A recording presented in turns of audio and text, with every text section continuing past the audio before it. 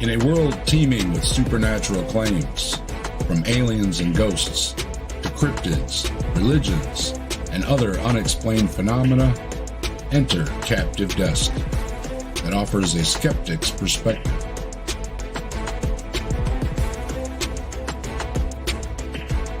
Join us for engaging discussions, opinions, scientific analysis, and a dash of humor as we delve into the unknown, unravel the mysterious, and confront the otherworldly as we seek to distinguish fact from fiction at the Captive Desk.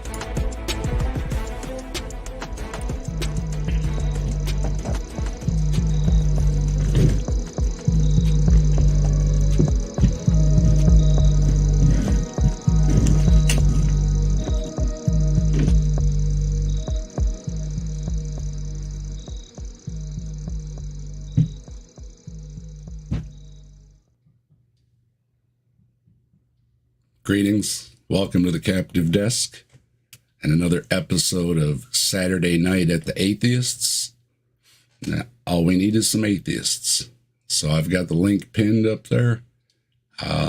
Atheists, let's hop on and take a look at a couple, well, this is a video, it's in a couple parts, and if we have time, there's another little shorty video from the same person. Thought we'd take a look at them and, do the Saturday Night at the Atheist review. Relaxing, having a good time. Nothing serious here, just having a good time on Saturday evening. I want to say hi. I see Logan. I see Tobin. I see Rochelle. Good to see everybody. And hope everybody's having a good one. Had a busy day yesterday, so today's a good day to take it easy. My son and I were out working hard, getting things done before the weather changes, so it's a good day to take it easy and relax. Enjoy the weekend a little bit here. Tilting Windmill, hello.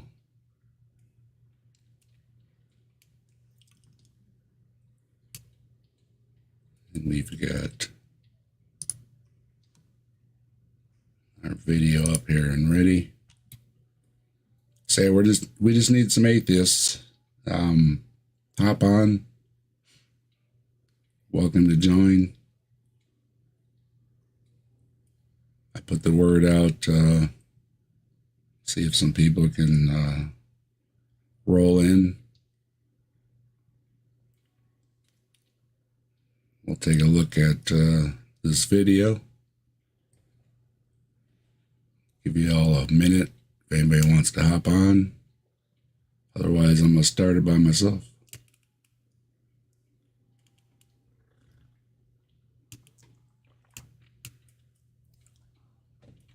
I know the notifications just going out and everything probably about now. Always takes a minute or two.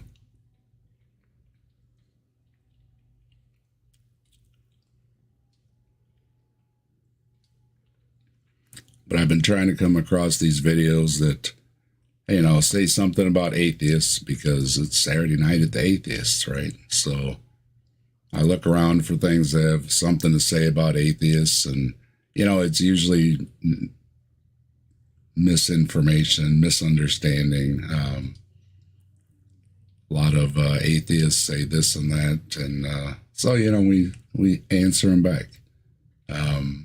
Yeah, you can leave a comment, but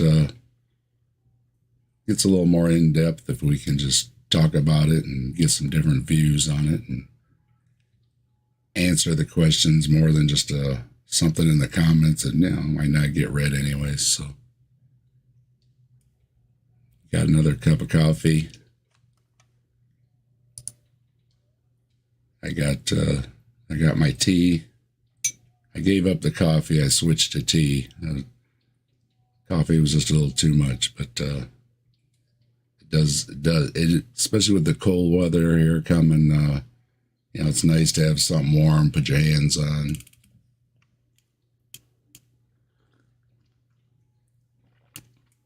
Hello, Al. How you doing?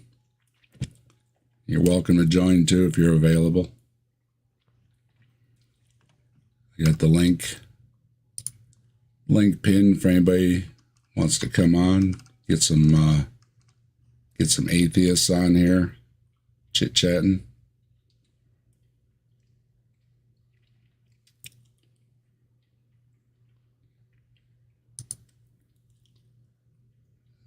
Scott, hello. How's it going, man? Good. How are you feeling? Is your head better? My head's pretty much better. Oh, sorry.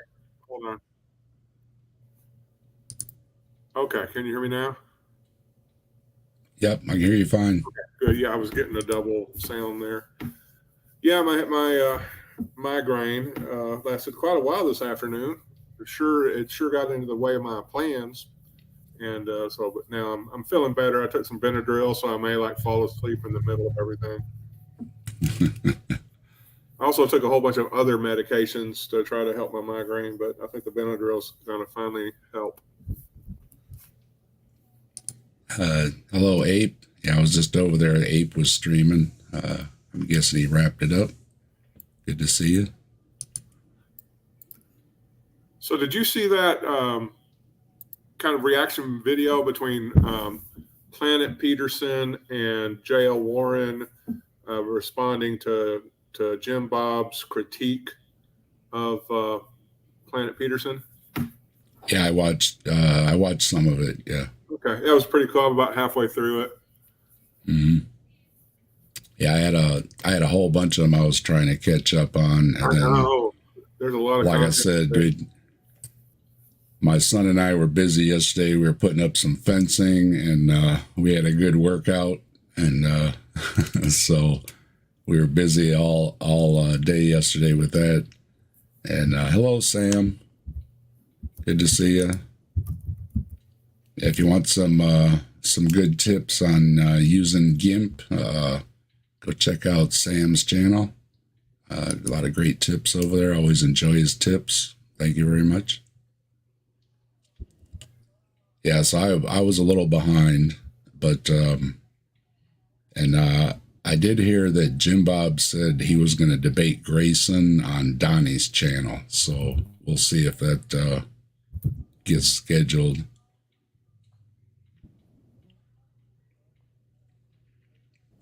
And what was the other one that was that you guys were sharing around too? The inspiring philosophy one too.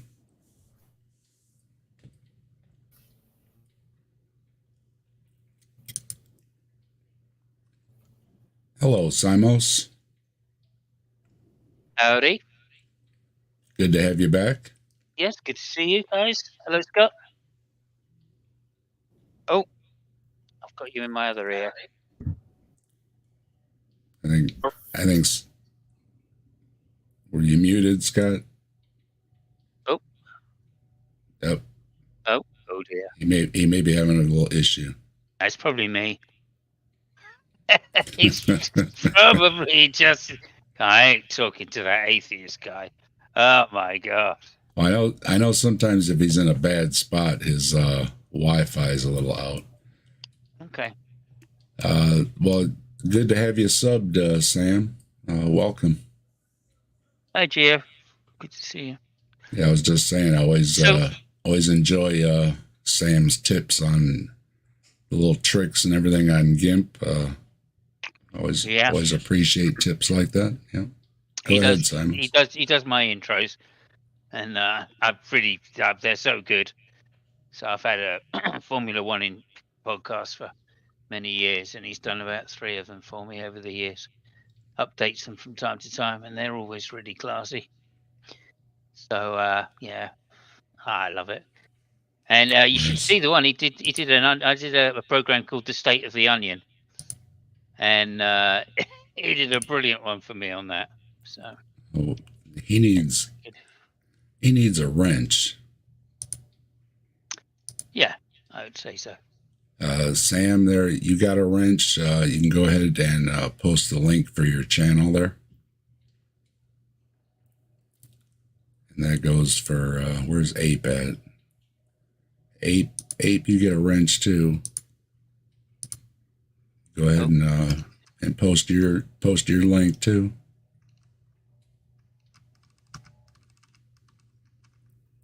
Oh, Scott says I may be back if that Simus is not going to stay on too long. I might have added a few words on that, but anyway, there you go. So listen, let me. There he's back. He's back. Yeah, sorry about that. My internet just leaves me at strange intervals. Okay, so it's not me then. No, you're great. Okay, thank you. We're drawing the demons. We're drawing the demons. You know. Speaking of great, Christopher Hitchens. I mean, you know, I think a lot of us came to the community because of someone like Christopher Hitchens, or even a Dorking, or even a Thunderfoot. In some cases, because Thunderfoot had a chat with Size 10 Brugenkate as well. Yeah, he had such wit. I mean, you can only envy that kind of wit. It comes along once in a generation, I think. Yeah, for sure. And I think going back on it, I still watch it from time to time. I'll watch a Christopher Hitchens video and go, oh yeah, I had no idea what he was saying that, you know, because I just misunderstood the joke or something, you know. Well, this gentleman is gonna misunderstand jokes and all the rest talking about Christopher Hitchens here. Yeah, and yeah, you're most welcome, Sam. And it's good to have you. Who's going up against Hitchens? This is just a gentleman from Canada, and he is pulling the clip from Hitchens and Turek, where I have the little famous clip of their "Where does evil come from?" and without batting an eye, Hitchens says religion. Yeah. And he pulls the clip of, I believe, what he says right after that. But yeah, I added that clip in because it's one of my favorites. So that's in the queue too. And yeah, he's not a small channel. I think he's got about 1,600. And I've been trying to look for the smaller channels, not covering the big stuff. Everybody covers the big stuff, right? So I've been trying to look for the smaller channels, and this is just a guy sitting on his porch up in Canada, talking about the Bible, and he's got a little series about atheists. He's got a series about Dawkins' book. He's got this comments about Hitchens. He's got some other ones in some different parts. So we may look back at it. This is a two-parter. He luckily he doesn't go very long. Unlike the gentleman last week we were covering that was kind of long-winded. This person's a little more concise, so it goes along a little quicker. And then if we roll through those, I've got an extra one where he has something about five things about atheists or something like that. It's all atheist related stuff, like I say, trying to keep the theme going for Saturday evenings here, and been trying to get started here a little earlier. I wanted to actually start about 5 o'clock, I think, maybe in the future. Little slow going today. Like I say, a little sore from all the work yesterday. So, but yeah, get shooting for around 5 o'clock because it's going to be dark here at 5 o'clock pretty soon anyway. So I think that counts as Saturday Night at the Atheist, right? Yeah. I've got to say I've been loving the amount of atheist butthurt, butthurt, theist butthurt from atheists that I've been seeing recently. It's been great, I've got to say.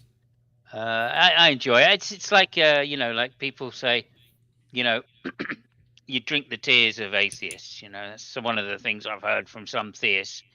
Oh, we like it because they whinge and they cry, and I think no, that's not how it works anyway.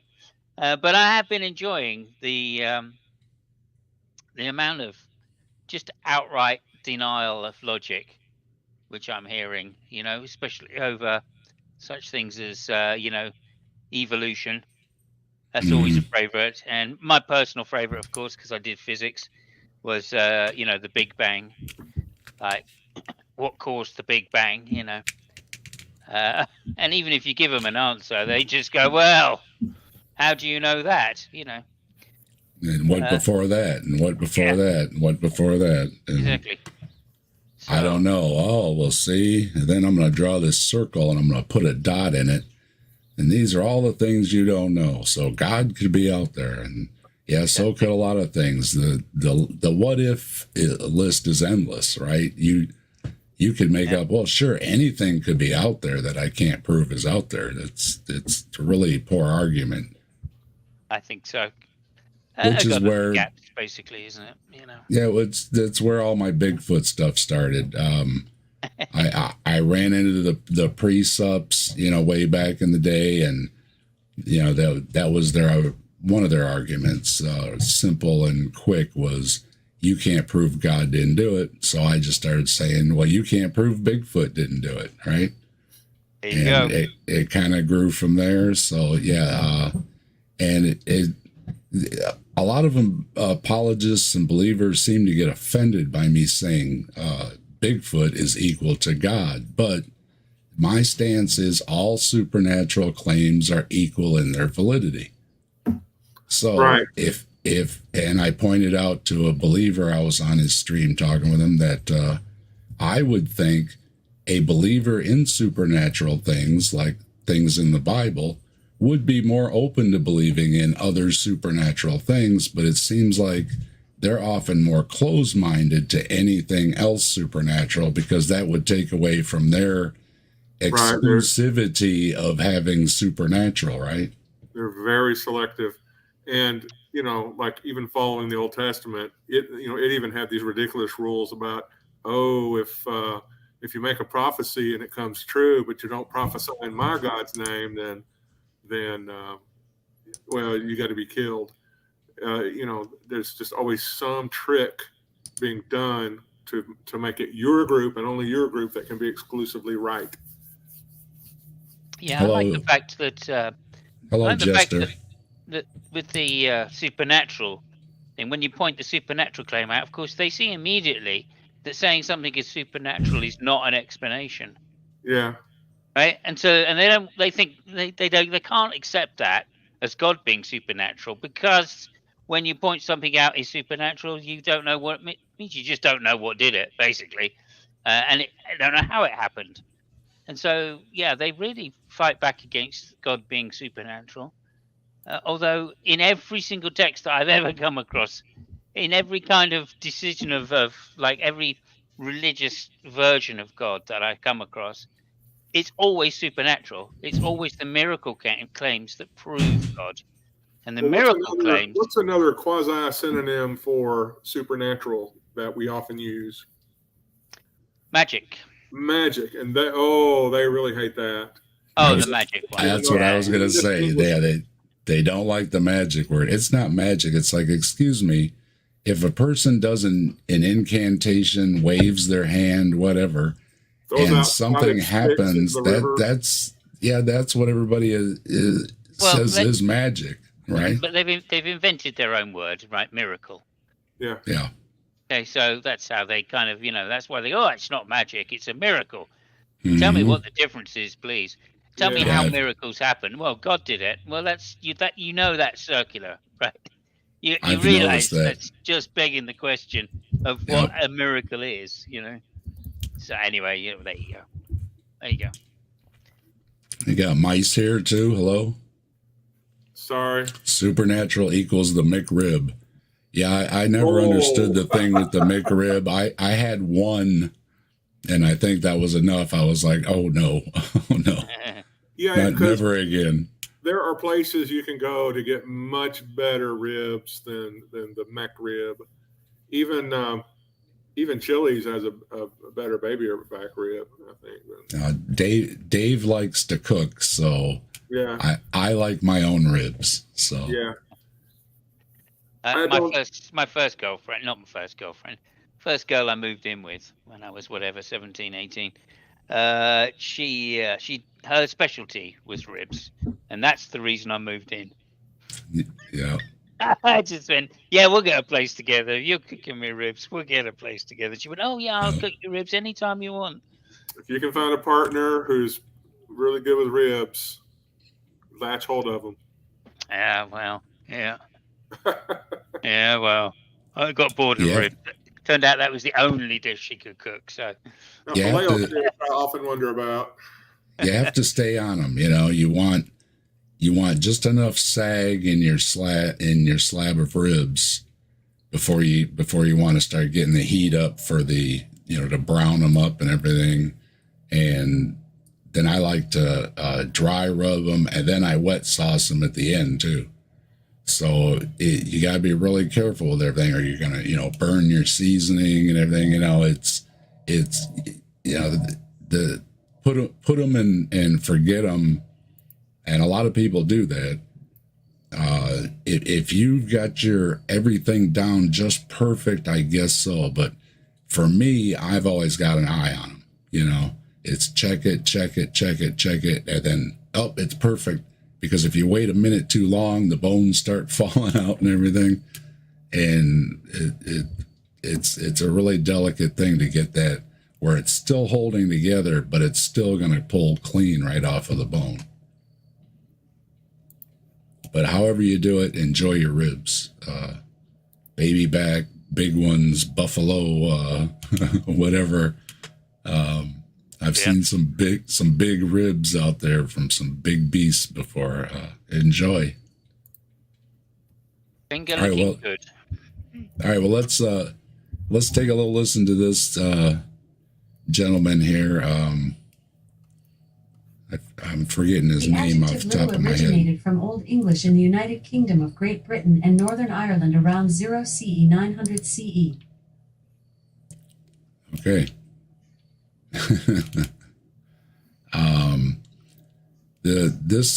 This channel, he's called Patrick Peace.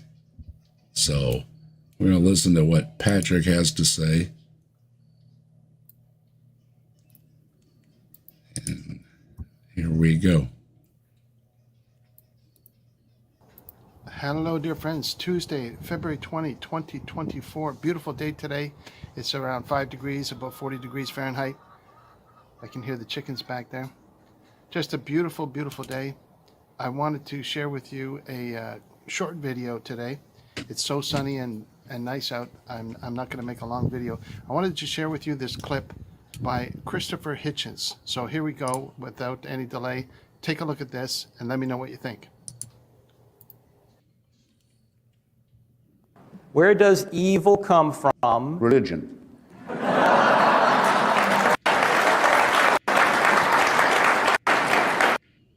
I'd say I added that in because he left that little part out. He's going to start right after that. But, you know, that's a classic. Without batting an eye, where does evil come from? Religion. You set yourself up when you ask past tense. When you asked Christopher Hitchens something like that, he's going to have a quick retort, right? Yeah, and also it's not just that it's witty, as if like our concept of wrong comes from religion, right? It's the concept of evil that comes from religion in terms of that name that we give to things that are wrong, morally wrong, you know, and that's different from just things that are morally wrong, right? So there's a specific type of definition of evil, which I think he's pointing out there, which is against God. And Right? Atheists don't call evil against God because God doesn't exist, right? Right. It doesn't apply, just like sin. Yeah. So I love it that Frank's got this. You know, he's going to try and get Christopher by saying, "Oh well, look, evil is just against God. So anything that's against God, like blasphemy, is evil." Right? And of course, Christopher's not going to agree with that. Of course, he's just going to turn around and go, "Well, blasphemy is not evil because God doesn't exist. So there's no such thing as blasphemy." Logan, it's peace, like peace, man. Peace, okay. Man. Yeah. And Joe's there. Hello, Joe. How you doing? You can hop on too if you want, Joe.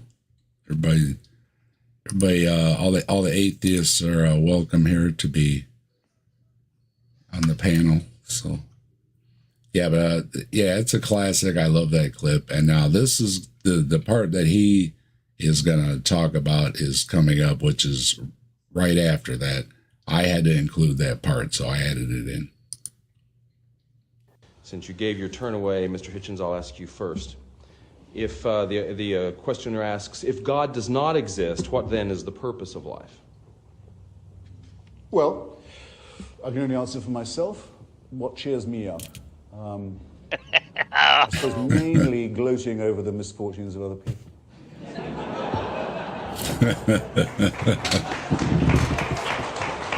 I guess that. And you say evil comes from religion, I guess that has to be. I think, yeah, mainly crowing over the miseries of others. It doesn't always work, but it never completely fails. And then, and then there's irony. There's irony, and which is the gin in the Campari, the cream in the coffee. Sex can have diminishing returns, but it's amazing. No, that's pretty much it, and then it's a clear run to the grave.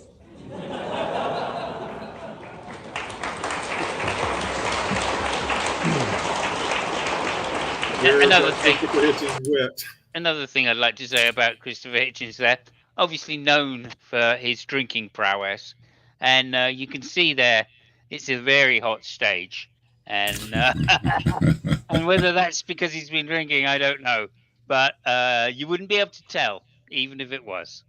Yeah, he was always on mark. So yeah, I never saw him where he was slurring or beyond that point. So I think he knew exactly how much he could have. Where the mark on the glass, right? This much and no more, right? Hello, Robin. Good to see you.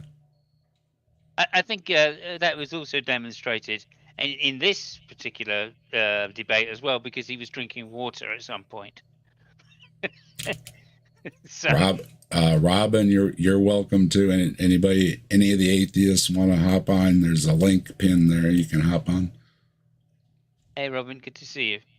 Now, this, like I say, is Simos was saying, and I agreed at the beginning that people don't understand Hitchens. You're not going to understand his humor here. Obviously, he's being sarcastic, and the comments section on this video was filled with, I don't think you understand Hitchens' humor or the sarcasm or, but we'll see here what he's going to say, and you can judge for yourself.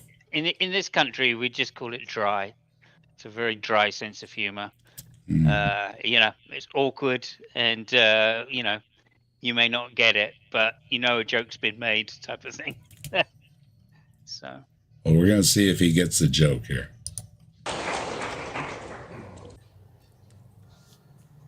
So there you have Christopher Hitchens. He's in this debate with somebody, I don't know who else is on the stage. This was just a video that popped up that was recommended to me by YouTube. This guy is asking Christopher Hitchens. Hang on. If he doesn't know Frank Turek? Apparently not. I caught that too. Yeah. What? Okay. Well, he's up there in Canada. How far north? Maybe he just doesn't get that far. He may not pick up Frank Turek that far out. Come on now. I mean, like one of the key phrases that we all know and that's been thrown at atheists every day is, "I don't have enough faith to be an atheist." Yeah. Right? That's your Frank Turek selling a book mark right there. That's his big catchphrase.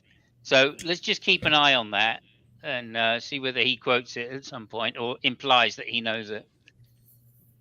Oh God, what is the purpose of your life? What is the purpose of your life? And Christopher Hitchens responds, well, he says, I can speak for myself. What makes me happy? Well, you heard what he said, right? He says he gets a kick out of the misery of others. He says he enjoys gloating over the hardships of others. Or what did he say? To crow over the miseries of other people. And this other guy that was on the stage gave him an opportunity to backtrack. He said, "And you say that religion is a source of evil?" And basically telling him, is this the result of your atheism, that you get pleasure out of other people's misfortunes? Well, I've got to say, yeah, again, it's not everybody enjoys certain kinds of humor. Okay. Some people do. Okay. And it is a form of humor. All right. These Joe, he obviously doesn't wish harm on people. Christopher was a humanitarian, right? It is obviously, there's a meme that goes around that Hitchens takes great pleasure in, quote, big mouths, especially religious big mouths, that get caught in compromising positions, and he takes great joy in hearing it come across the news, right? So that, I think Christopher was directing it at, you know, he takes great joy in the misery of certain people. Yeah. Right? Yeah, he was being obviously ironic. And, you know, I just kind of get some pleasure out of watching people not get obvious humor. But there's also another point I think he might be alluring to, which is a universal, as far as I can see, it's pretty much a universal human trait of, like, you know, when somebody walks into a lamppost, you go, ooh, and we feel it, right? And we have this sense of humor, right? That's what it is, because how else would we react otherwise, right? So there's a thing called a pratfall, which a lot of comedians use, and that's to kind of invoke this sense of empathy, right? Without actually, you know, passing on the pain, if you like. If somebody just walks into it's also called slapstick. Go ahead, Dave. Yeah, if somebody just walks into a pole or something, you know, it's not necessarily funny, but when you see somebody that was just flipping somebody off, you know, as they walked across the crosswalk and then they walk into a pole, yeah, well, you do derive some pleasure from somebody, you know, getting theirs, right? Yeah, yeah. So comedians use it all the time, as I say, you know, pratfall or slapstick comedy, you know. And hello, Joe. How you doing there from soggy Kentucky? You dried out? Yeah. How's it going? Good. Yeah, I was. I sent a text to Trees too because I was thinking, oh, he's down in that area too. So I checked on him. He said it wasn't too bad in his area.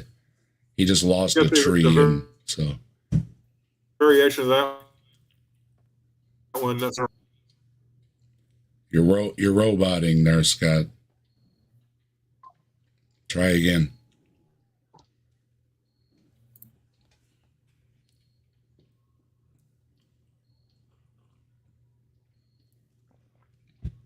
Yep, then maybe that's why. He tried too hard. Scott's in the great South, down there in Texas, and it's just so big. I think the Wi-Fi has trouble getting across it. Just like this, just like Patrick here is so far out or so far north that he hasn't picked up Turk yet. So I guess there's there's an internet problem in certain areas. Yeah, no, I do think also, like Christopher Hitchens' choice of words in that particular section is not the best chosen. You know, like I'm saying, I think in this particular debate, I think he was quite far along the path of inebriation, and maybe he didn't choose the words the best that he meant.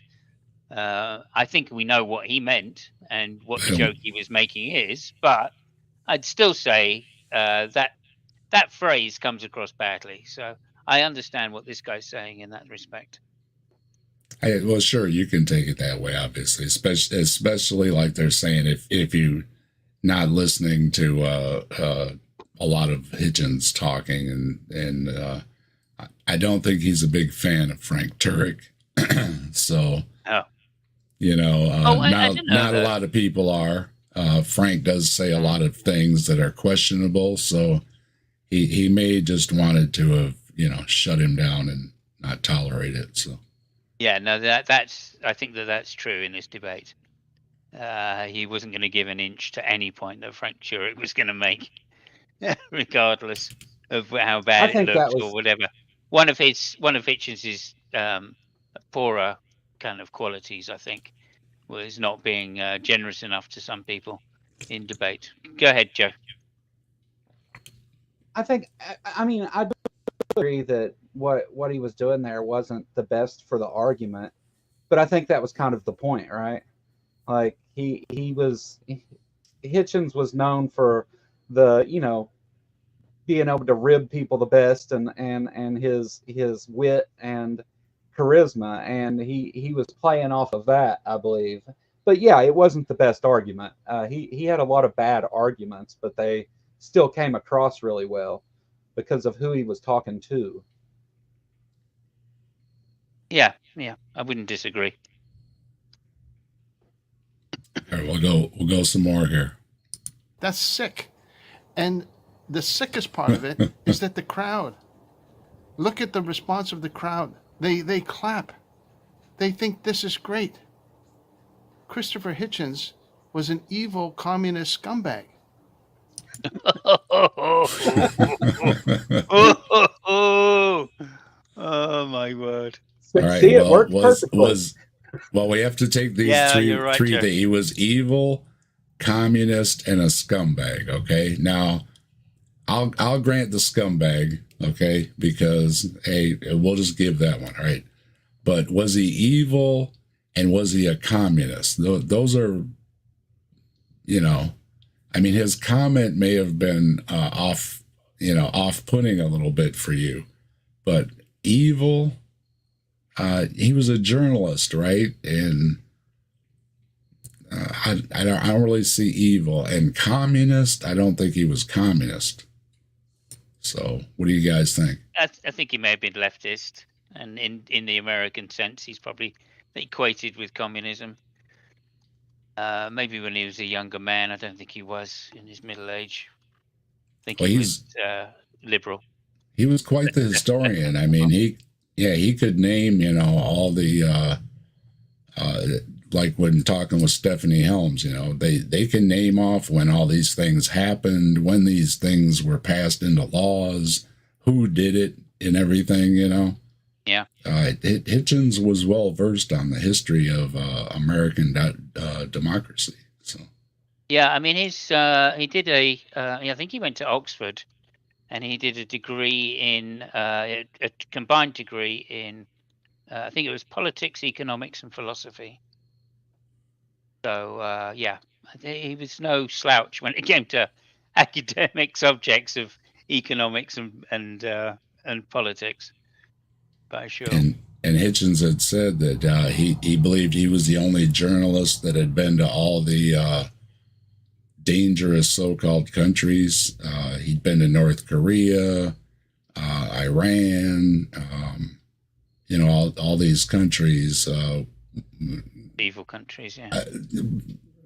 Call them what you will. You know, some of these places you can just be arrested for getting off the airplane there, right? So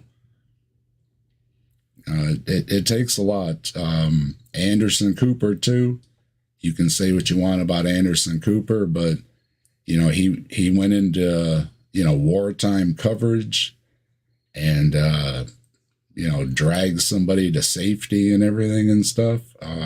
Takes a lot to do that. You know, that's another level of journalism where you'll put yourself in those dangerous areas.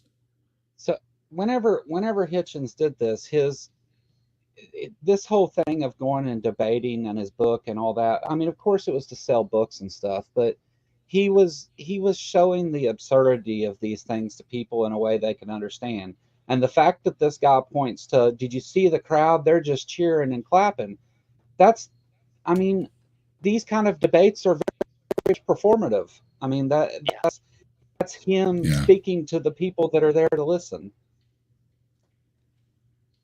And like there's another other thing, good clips from this. I think this is the same one too, where that one guy stood up and asked him a question, and he was firing back at him pretty brutally. I think that was in this one too. yeah, he also answered that question from his perspective. I can only speak for myself was the first thing he said. Mm-hmm. And what turns one person on, obviously, another. I think that is the first point and the salient point about purpose, right? Without God, that it's self-made, So Yeah. he answered the question perfectly acceptably from an atheist perspective, right? And the fact that everybody else or nobody else, nobody on the theist side, focuses on what the actual answer he gave was, and just the content of the answer, or not the content, but the the fluff around the edge, really, of what he prefers. That's not to say other people prefer that. So that's also quite interesting. But they just ignored the first part of the answer. Don't ask Hitchens a question you don't want him to answer, right? Yeah, exactly. Yeah. Brutally honest. Let's see what else. Yeah, you'll see. He's not a fan of Hitchens at all. And this is direct evidence. He was hateful. He was anti-human. And this is the truth coming out. And someone will make an excuse for him and say, oh, he was just joking around. Out of the abundance of the heart, the mouth speaks. The guy that he was on stage with gave him an opportunity to say, oh, I'm just kidding around. He didn't. He doubled down on it. And he expressed it with a miserable, And then what was the last part he said? And then a straight line to the grave. So he was rewarded for his own speech. Imagine, if he had died 1,000 years ago or something, or he was written up in history by some prophet saying that he spoke so much hatred against God that his own voice decayed and God smote him. And then people would blame God and say, oh, that was so terrible that God struck him down and he died at a young age. Yeah, see, that's the funny thing about how you write a Bible story, isn't it? Mm. Now, he's going to point out what Hitchens actually died from right here. Well, no, obviously he drank himself to death and smoked himself to death. No. Nope. There you go. So was that God smoting him, or was Hitchens saying, hey, I'm going to party because, I don't care, right? And I mean, obviously everybody knows the effects of drinking and smoking too much. And Hitchens was, every time you see him, he was pretty much chain smoking. So there's not like he was taking a break. He always had a cigarette going. And he drank. Yeah. Also, of course, the two together seem to really be a bad combination as well. They always are. But like I said, the question he just asked is rather fatuous because, of course, people that are theists are going to disagree with Hitchens, and of course they're going to say God gave him what he deserved, because that's part of the doctrine of believing in this particular God. Right? So what you just said is just nonsense. I mean, it's just absolute nonsense. From an atheist perspective, we don't care whether you think God gives everybody what they deserve, because we know that there is a direct conflict between mercy and justice. You can't have an all just and an all merciful God and expect there to be no contradiction in those two things. No. Right? So I'm sorry, mate. You're just talking nonsense right now. You're just reaffirming your own dogma, and that is not an interesting point to make.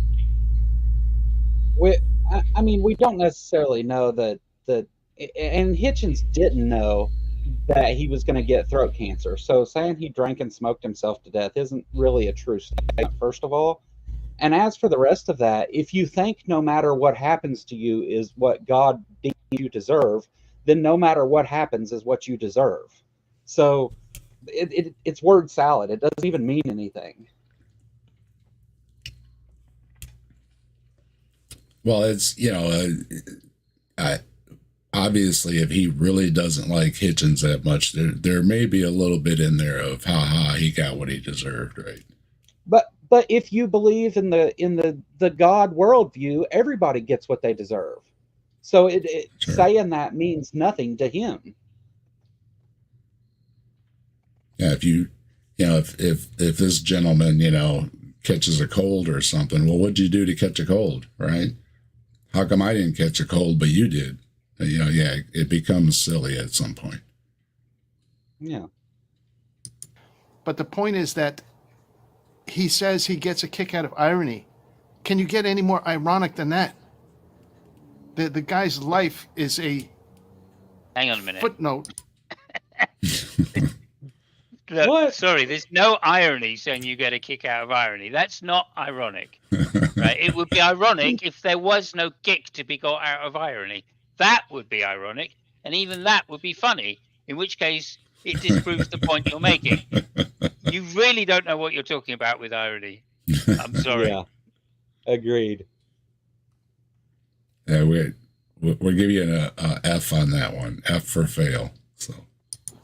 Of the irony of the futility of atheism. And the people that comment on my videos, 90% of them are scumbag atheists. Okay.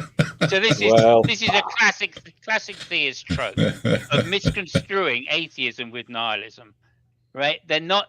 You just equivocated the two. They are not the same. Not all atheists are nihilists. Not all nihilists are atheists. I don't know what to say, right? But you don't know, once again, the meaning of the definition of atheist or the meaning of the definition of the word nihilist. Well, I'd say I'll grant, because a scumbag, looking it up here, just to be curious, a scumbag is a contemptible or objectionable person. Scumbag is a vulgar slang term with multiple meanings: a dishonest, unkind, or pleasant or unpleasant person. Yeah, Hitchens, you may say, like I say, I'll grant scumbag, because yeah, he is. You may not find him pleasant. Sorry. I think those amongst that counted him as friends always thought he was pleasant. He was a very good person to those that knew him. Yeah, apparently, he was the life and soul of the party. So to say he's a scumbag is just like, once again, going, oh, the atheist scumbag. If all atheists are scumbags. No, I'm just granting the scumbag part, where you could see him as unpleasant, right? I'll grant you that one. We'll grant you that one. But okay, I see what you're saying, Dave. Yeah, but it doesn't mean that he's going to take it as derogatory if he says, well, my Oxford Dictionary just says that you find me unpleasant. I can say the same thing at you. I find your beliefs unpleasant, right? So that's another one of these ones where you can just go both ways with it, right? Well, I wouldn't say that personally. I would say this guy is not unpleasant. He's just ill-informed. I think, though, if you look at what the people say who had the most fiery debates with Christopher Hitchens, Dinesh D'Souza, some of those crowd, if you look at those people, they all say that Christopher Hitchens was one of the nicest, most generous people they had ever met, and was just a kind person.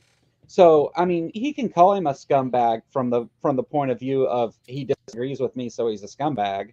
But it just doesn't match the reality of what other people experience. Yeah. Oh, absolutely. Yeah. And there was only a couple of people that Hitchens debated that didn't like him. Right, one of which I think Al Sharpton and Frank Turek maybe are the only two that come to my mind that have bad things to say about Hitchens. And even then, Frank Turek never said anything bad about him. He just never said anything good about him. We got scumbag atheist here. There you go. There you go. Welcome, scumbag. Good to have you here. least we know who he's talking about now. Because a genuine atheist wouldn't comment on my videos. I've met some genuine atheists that have. What? What are you talking about? Genuine? What do you know about the definite? You've just conflated nihilism with atheism. Are we not genuine atheists? Yeah, I never really went by atheist, but everybody tells me that I have to be an atheist by definition. So, am I not an atheist because I'm commenting right now? Dave, you can be anything you want in this modern day and age. It's whatever you identify as. The line for genuine is not commenting on his videos. He's got a lot of comment. I mean, if we wanted to, we go look. I was curious. I don't know. I didn't. Now, if he's deleting them or whatever, he says, that he must have a setting set where his the objectionable comments go into a review folder or something. So he had some reason that he didn't see those. Right. So that's on him. But from what I saw, I didn't see anything too nasty in there. Again, though, he might have deleted them. I don't know. So. But he did have a lot of comments. So. Absolutely no interest in anything to do with atheism, anything to do with God, because they're a blank slate there. All they think about is sports. And if I try and ask them about anything spiritual or God, they're like, it doesn't compute. That to me is like a genuine atheist. Now, let me backtrack. I have had some nice comments from people, thoughtful feedback, and for that I'm very thankful and appreciative. But look at the... Well, you're welcome.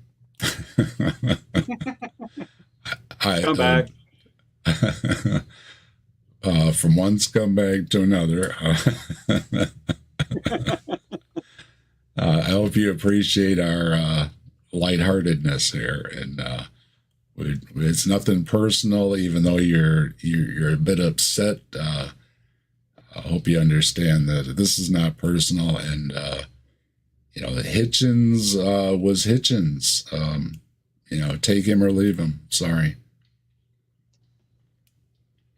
I want to say something for his. Go ahead. So what he's saying is that a genuine atheist has no opinion on this. That's really what he's saying. If you have an opinion, true atheist. You're not an atheist or you're a scumbag atheist. No true atheist. Yeah. We are suppressing the truth in unrighteousness. Yeah, I'm a true atheist because I've been to Scotland. So.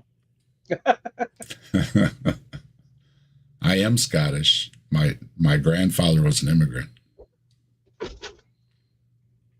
That's why my mother always told me I was a little hot-blooded. And after seeing Braveheart, and I'm like, yeah, I can relate. I can get that fire. I can get that fired up. I'm not even sure I know where to start with that. But yeah, okay. They're coming in on my channel.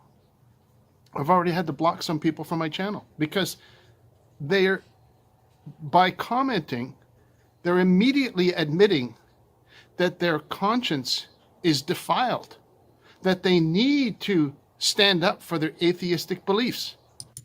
Well, first of all, I mean, if they're saying something really nasty or something that's, violating your rules, because if you have controls on, I believe a message comes up that says, please try again or something like that. And as to the people who are, just breaking TOS or saying awful things, well, that's unfortunate. And we don't endorse that here. You can make a comment without using certain words like that. That's not necessary. So we apologize for that one from the scumbags over here. Okay. Yeah, there is going to be that group. Yeah, but again though, there's always people that get upset when comments are deleted or the the social media company takes them down or whatever they do to punish them for breaking TOS. And I'm sorry, there's certain rules, so you can make your comment, and I don't always make kind comments, to Ken Ham and stuff like that, but yeah, I don't get vulgar or anything like that. Pointing out the errors in someone's argument or the harmful things done in the name of some ideology is not the same as being like engaging in ad hominem, like that's not the same thing. So, but he's trying to lump all those together, because if you comment, you're definitely one of those people saying this. It's like if it was an argument, I would say he was trying to poison the well here. Yep. And it's like, if it's your channel, you delete whatever you like. Yeah. It's your channel. You do whatever you like. If you don't like those comments being there, that's fine. You just go ahead and delete them. If somebody complains about deleting them, you just delete those as well. Absolutely fine. If you want to block people, absolutely fine. If you think they're stepping over the mark, absolutely fine. So, like, I wouldn't have any compunction about agreeing with what you're saying. If you're finding it for any reason, doesn't have to be a good reason, any reason you like, then just block and delete, and you don't have to listen to any criticism at all. And if you have listened to some criticism because it's been put in a way which you find acceptable, good on you. That's it.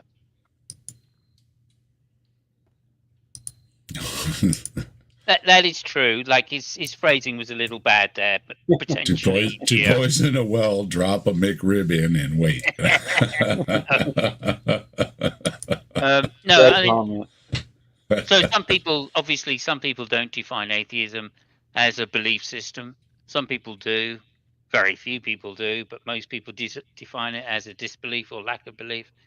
And so, yeah, I mean, but like that's nuance on our side. And this man has already conflated atheism with nihilism. So I'm not expecting that kind of nuance from him. I'm more the broad term. Just let it go. That's why I prefer skeptic, because I'm a broad term atheist. Like I say, I apply that to not just gods, but to ghosts and Bigfoots and everything else down the line. So I'm coming around to that. I prefer skeptic because, like I said, I try to give equal, credence or whatever you want proper word is to God and Bigfoot, right? Because lots of people say they see Bigfoot. Lots of people say they see God or Jesus or whatever their God is in different religions. So, okay, we've got a lot of people that say they've seen these things. Is there any difference between that? I don't see the difference. Nope. I'm not doubting that they had experiences. Maybe they saw something. Maybe they heard something. But I don't see what the difference is between one or the other. And if you're just going to accept everybody's claim that they saw something, that's a long list. Yeah. Right? I mean, a lot of people think they saw something.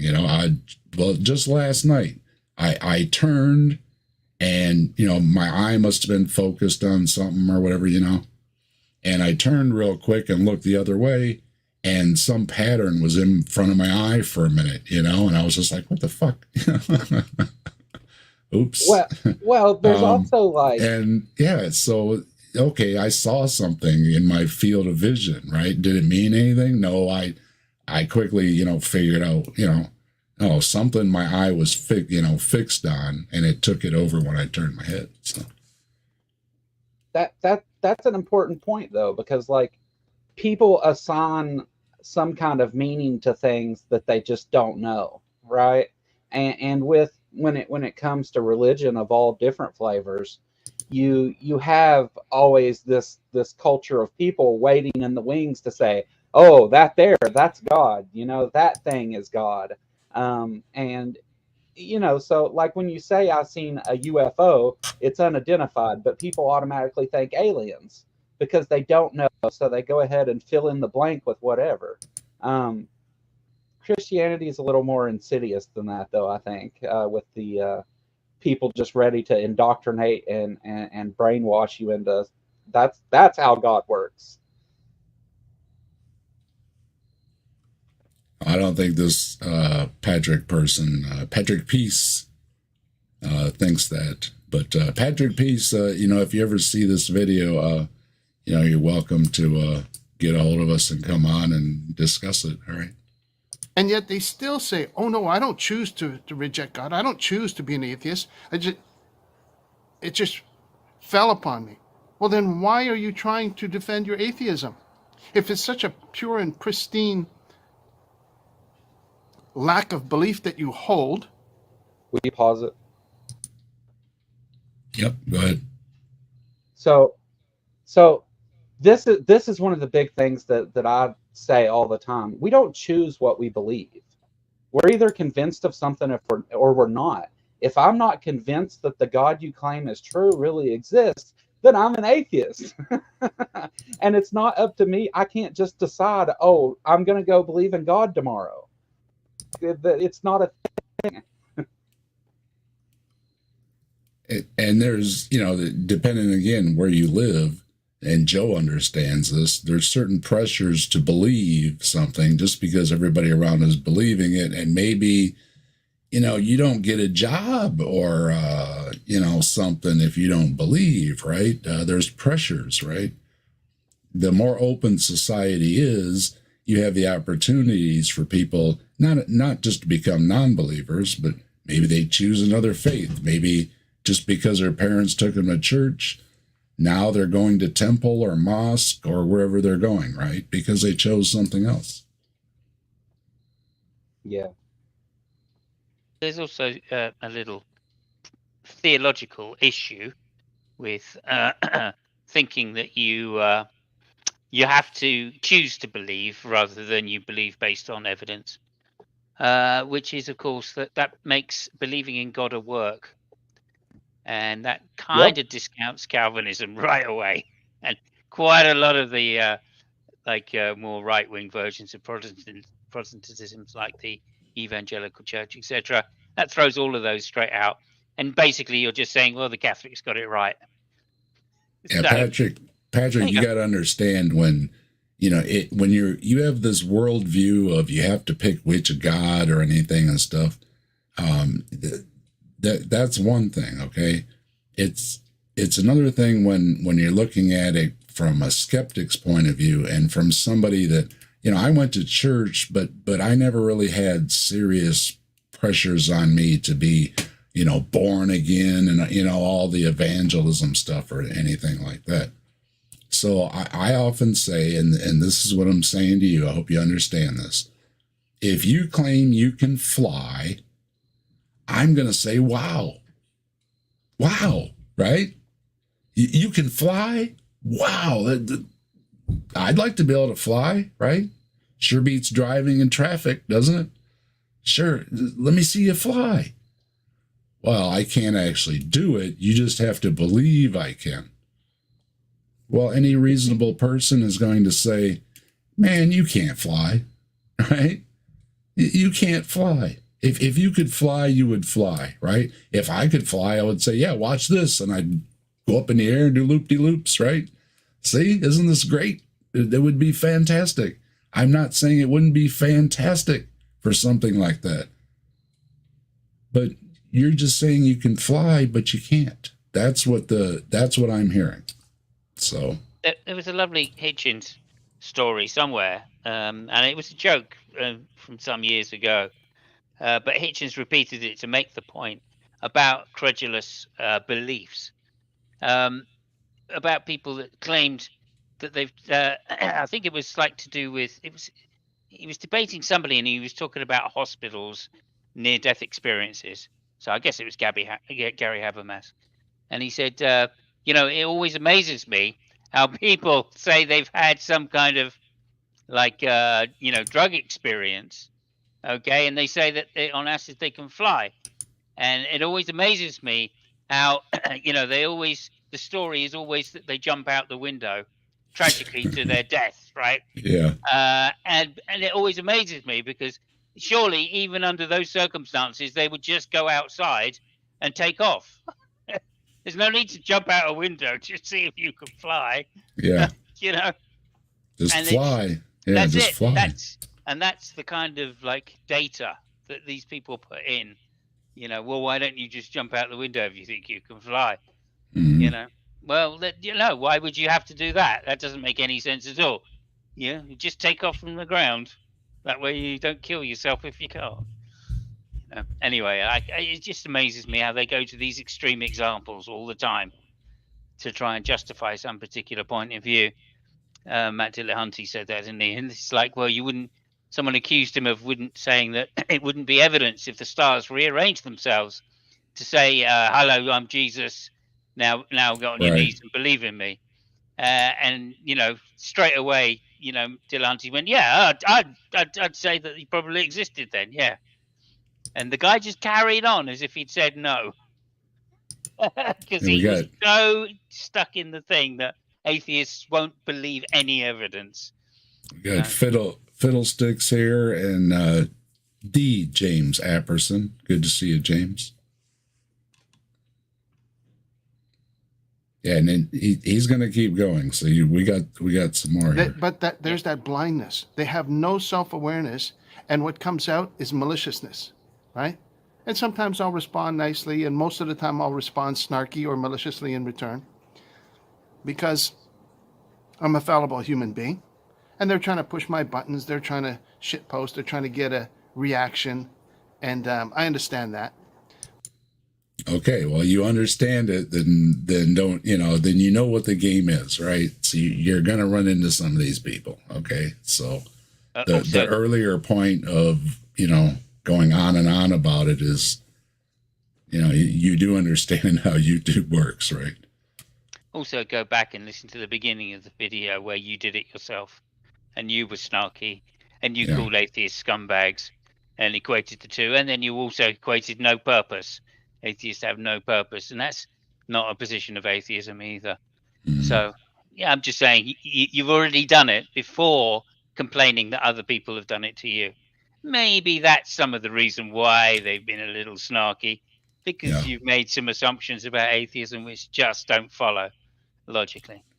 I was watching Modern Day Debate was it last night, I think? Max was on, so debating Sal, and so I was there supporting Max and everything. And of course, Sal was on, so I had to check it out. And Ryan is the moderator over there often, and Ryan said something about, this is the reason I don't do debates, is because I just descend and just, calling you names really quickly. I don't have a lot of tolerance. And I said, yeah. So some of the comments, I would have a hard time not saying something snarky back. Not everyone can, have a good comeback without, just telling somebody to F off, right? And I don't want to go there. Okay, I would rather not go there. I would rather have nice discussions and not engage with these people, because a couple of times I ran into these people, it wasn't even worth talking to them, right? There's not even a discussion or anything. It just, they just want to be snarky, as he says. So yeah, with people. I haven't debated Sal officially or anything, but we've had a few discussions, and one of the questions that came up. I think somebody else that actually asked it rather than me. But they said, well, how come, how come so many people are into young earth creationism? And like a flash, I did the Hitchens thing. Like a flash, I said, oh, well, that's education. Not realizing that I was in a room with Sal and Rebecca, both of which have degrees and both of which are young earth creationists. And of course they went, what are you talking about, education? I said, well, I'm sorry, but that's just my view. It's like you're uneducated if you think that the Earth is 6,000 years old. There's too much scientific evidence against it now. Oh no, there's not. No, there's not. I'm a fan of Peter Atkins too, and he's brutal. When somebody brings up, well, this scientist believes that Noah's Ark or something like that, and he's just brutal. He says, no, they're not a real scientist, right? Yeah, absolutely. They can call themselves whatever they want. They're not a real scientist. So that's his opinion. He just discounts them. And I can understand, like I said, running into Jim Bob and, oh, you dummy, you don't know nothing. You believe all this nonsense and everything. And it's like, don't you believe in Noah's Ark? Well, yeah. And it's like, well, Okay. then I don't really care what you say. You believe in the magic zoo boat. So I have a hard time taking anything else you say seriously, right? Yeah, absolutely. I mean, also, look, I know this is just another aside, so I'm sorry. The magic zoo boat is a great phrase, okay? But I did a debate on it, not a debate, but I did a chat on it, like whatever.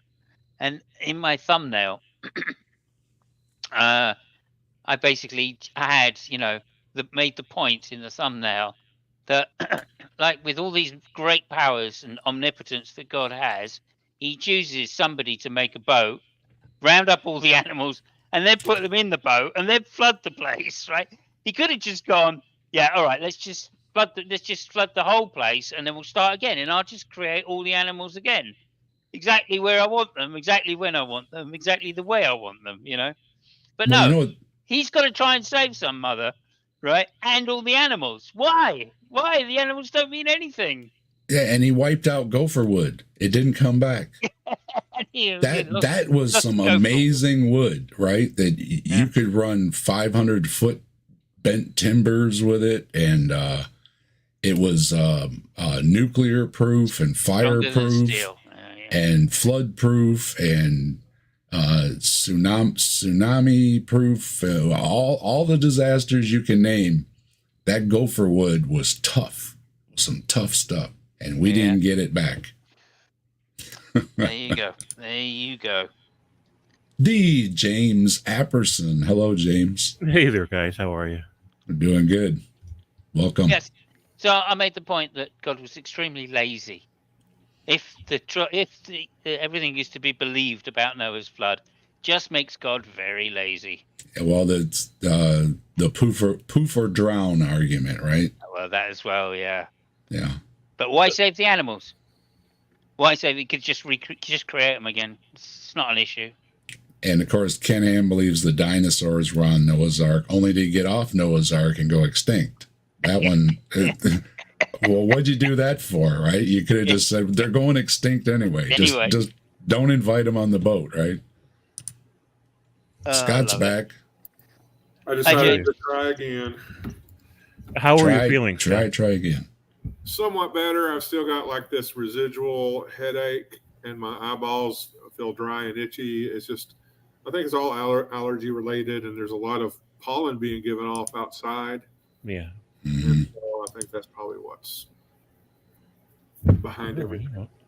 Hopefully you're not allergic to bullshit, because we're about to listen to some more of that, I think. We got lots of bullshit in the yard too. Let's see. That's fair. Let's see what he's got here. But I think any form of engagement is good to expand the reach of the points that I'm trying to make. I am trying to express a point that atheism is running rampant today.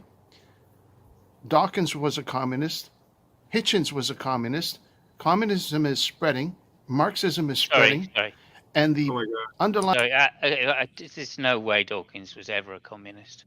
Hitchens maybe, because he was into politics at university. So chances are, a lot of young people dabble with communism until they find out what they really want out of politics. But there's absolutely no way that Dawkins was ever a communist. I like how he's conflating atheism with communism. Yeah, gotta do that real quickly there, don't they? It sounded awful lot like our right-wing politics here, real quick, coming from the Great White North here. Well, there are some goofballs in Canada, I hear. I don't want to be inflammatory towards our neighbors to the north, but everybody's a communist and a Marxist and just you know, I don't want to say the other thing, but I'd like to know what he thinks the difference between Marxism and communism is. I guarantee he doesn't know. Yeah, They never know. Absolutely. yeah, they're talking points, and that's why I said as soon as I heard that, I was like, "Are you sure you're not from the U.S.?" Purpose behind Marxism and communism is the destruction of society so that... There you go. The purpose of Marxism and communism is to destroy society. Now, I think he's conflating that with anarchy. Yeah. Yeah. Again, nihilism, atheism, communism, anarchy, all the same thing. Yeah, just because they have a bad idea doesn't mean that they wanted to have good intentions with the communism. That it could be a failed system. Yeah, it could have been a failed idea, but it doesn't equate necessarily that it meant that they meant to do bad with it. And hedonism, that too is atheism. Oh, thank you. Yeah. We'll take that one. Yeah. Party. Also, just as a political point of view, back in the day, people thought that tyrannical systems were better than democracy. Some Greeks genuinely thought this. Romans genuinely thought this. Right? Democracy had a very bad name, and basically, a lot of people espoused for tyrannical regimes because it centralized power. Just to say, that word has changed its meaning depending on the society we're in, and the same with communism. Back in the late 1800s, when capitalism was rampant, and there was no such thing as a social state, right? Then, it literally was, Victorian kids up chimneys, right, and dying of cancer at 25 or something, because there was nothing to stop employers using the cheapest form of labor possible, which quite often were kids. So that's why the infant mortality rates back then was so high. If you go around like graveyards around where I live, most graves are have multiple children in them from one family. That's still the most common of the older graveyards that you go around. Yeah, that's one of the disturbing things I hear every time people talk about not wanting to get a shot or something. It's like you need to go visit some of those cemeteries. Oh, I love the name too, Captain of the Magic Zoo Boat. That's great. Magic Zoo Boat. That will go down. I will use that in future debates. Well, I won't even get to the Magic Zoo Boat because you have to have a flood first, and I just go right to, we have core samples from around the globe. Doesn't show one environment in any of them. They're all different. So you can't get to Magic Zoo Boat without the flood. So I've tried to be snarky and say Magic Zoo Boat because come on, you don't have a global flood to begin with. So. But I think Patrick here does believe in that. So I think that I watched a bunch of his videos, so I'm not sure if it's in this one or not, but I'm pretty sure he mentioned something about the flood and the animals getting off and everything. That the workers of the world can unite and take over into a communist utopia. It never works. It never has worked. It never will work until Christ comes back, perhaps. So communism will work when Jesus comes back. Yeah, no chance. I mean, like when Christ comes back, the whole world's fucked. Yeah. And he's just pointing out that it didn't work. Well, a lot of things don't work, okay? There's been a lot of political systems and ideals that came and went, laws that have come and went, governments have come and went. yeah, so not everything works good. I want to know where the dividing line is between works and doesn't work. Like, where is this magic cut off? Where's the delineation? I don't know. Because if we look around at capitalism, even though there's good things about it, and even though we're not waiting in long line for a bowl of rice, I think it's too much credit to give to capitalism, or at least a free market capitalism, to say that it's working, quote unquote, because an awful lot of people get shred underneath the wheels of capitalism. So I don't know, how good is it really working? I'm not saying I'm not advocating for communism or Marxism or anything when I say these things. I'm just pointing out that, man, this whole works versus doesn't work thing is kind of nebulous. And America, I don't know about every country, but here we're supposed to have the blend. That's what's supposed to work. We're a democratic republic with some federalism, right? We have a mix of capitalism with enough socialism where, okay, yeah, you can, be the great success story, but, let's maybe ask for some taxes to pay for, the bridges and the roads and the rail and everything that you're using, at your large, huge corporation to make all the money. And it's just fair that it goes back in and around the system. And hopefully that helps, give that edge and, helping out people, the seniors and everybody else that needs a little hand up, because with all the money rolling around in society, why shouldn't we?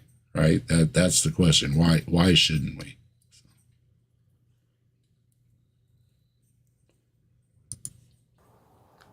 It's a dark, futile way of thinking. It ends up in the worst atrocities of the history of humanity. So I believe the points that I'm making that are against atheism are important and valid and should be considered. Well, again, it has nothing to do with atheism. The communists, the dictators running it, there's a lot of problems there that you can point the fingers at, but I don't see where it relates to atheism, because as we said at the very beginning, we can point out a lot of Christian atrocities and other religious atrocities through time as well. So atheism makes you bad, well, then religion makes you bad, because religions have done bad things. It's not a good argument. But people use atheism as an excuse to avoid responsibility, an excuse to allow them to be mean and hateful and nasty. I just addressed being mean, hateful, and nasty. If you want to be that way, you can be that way. But being an atheist doesn't mean that you have to be mean and nasty. Yes, you're going to have mean and nasty atheists. There's also some mean and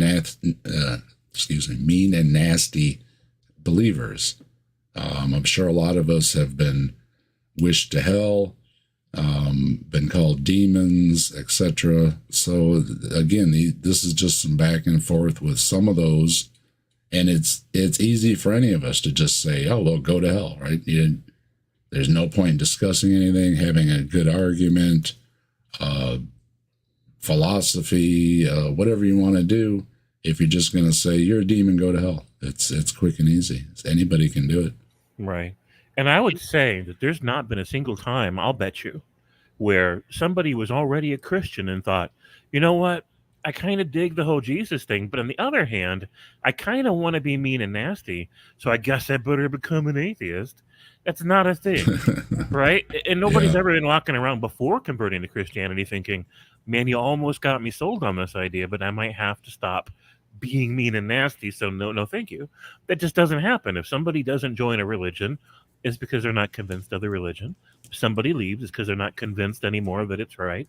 And you can be as mean and nasty as you want to be and still be a Christian. In fact, most Christians will openly admit to this. They'll say, hey, as long as you believe Jesus died for your sins, you're in, period. We would like it if you didn't go around being mean and nasty, but it's not a condition to getting into heaven, right? So his worldview in terms of who's on which side of the line and why they're on those sides of the line is completely nonsensical. It doesn't even come close to mapping onto reality. Also, just to point out, somebody called me a scumbag earlier. Yeah, we're scumbags, remember? Yeah,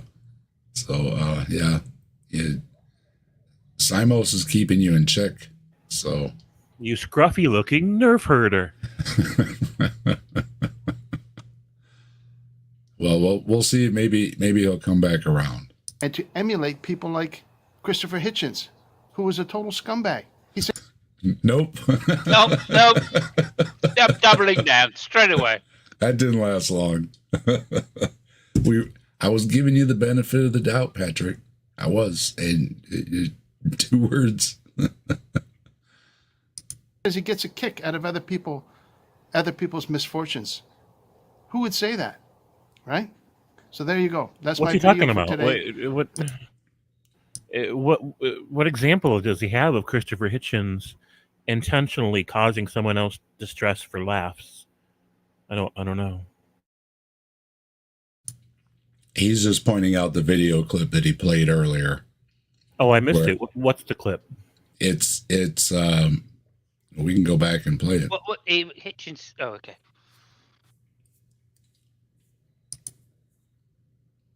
Stage. I suppose mainly. What then is the purpose of life? Well, I can only answer for myself. What cheers me up? I suppose mainly gloating over the misfortunes of other people. Right. So we know that he's being sarcastic. He's just, right. It's, he's just being funny. This guy think, oh, really? Hitchens just goes out and gloats over the misfortunes of other people. He can't honestly think that Hitchens was being serious there. Where's my? No, he does. Yeah, he's really been bent on Hitchens just being evil and awful and everything because he said that. Wow. And I've watched the rest of that clip before. I'm familiar with it, right? It's, which position's evil? Yeah, the atheists who, for the most part, minus stray individuals, want to help make this world a better place for everyone. They want, social equality, social equity. They want a healthy society. They want low crime rates, low disease rates, high educational standards, right? These are not the ambitions and the collective efforts of people who just want to tear society down. In the meantime, Hitchens made the point right there in that interview, right there in that question, that one of his primary motivations is because the religious, especially the Christians, want to see the world burn. They literally want to see it destroyed as a fulfillment of prophecy so that they can go in heaven, right, and then just look down and laugh at the wreckage that they left behind. And Hitchens is like, that's not okay with me. How's it okay with anybody that we have this religion with billions of people in it? And not all Christians want to see the world burn, but surely most of them have this eschatology, right? That it is going to burn, that it's supposed to burn, that it'll be a good thing when it burns, right? This way of thinking does not help us build a well-structured society. It de-incentivizes people to be part of the project to try to help make the world a better place. So this guy has the opposite view of his own religion than what his own religion's history and doctrines really are. It's like he's living in some kind of bizarro world where everything is the opposite of what it really is. And I don't know what causes that kind of mental dysfunction, but it's troubling. But he also said that when Jesus comes back, everything will be peace. And again, it's just bizarre to me that a Christian would say that, having read Revelations, because I'm pretty sure the world goes to hell in a handbasket first for about 1,000 years, and then, right, there's so few people left, they haven't got a choice anyway, Right. So, I mean, I'm just saying, I'm not sure he's fully on board with theology, part of his religion. I don't think he knows anything about anything. He doesn't know about atheism. He doesn't know about communism. He doesn't know what his own book teaches. He doesn't know what Christianity believes in. Like, he literally knows nothing about anything that he talks about. Oh, I hope you can understand why I made this AI for the thumbnail. You know, Hitchens is taking great joy at watching the world burn. Oh yeah. As he's having a drink, right? You know, so now I don't think that Hitchens is actually, like I said, I think it's targeted at certain people that he takes great joy in their misfortune. But Patrick, in case you don't get it, this is a joke.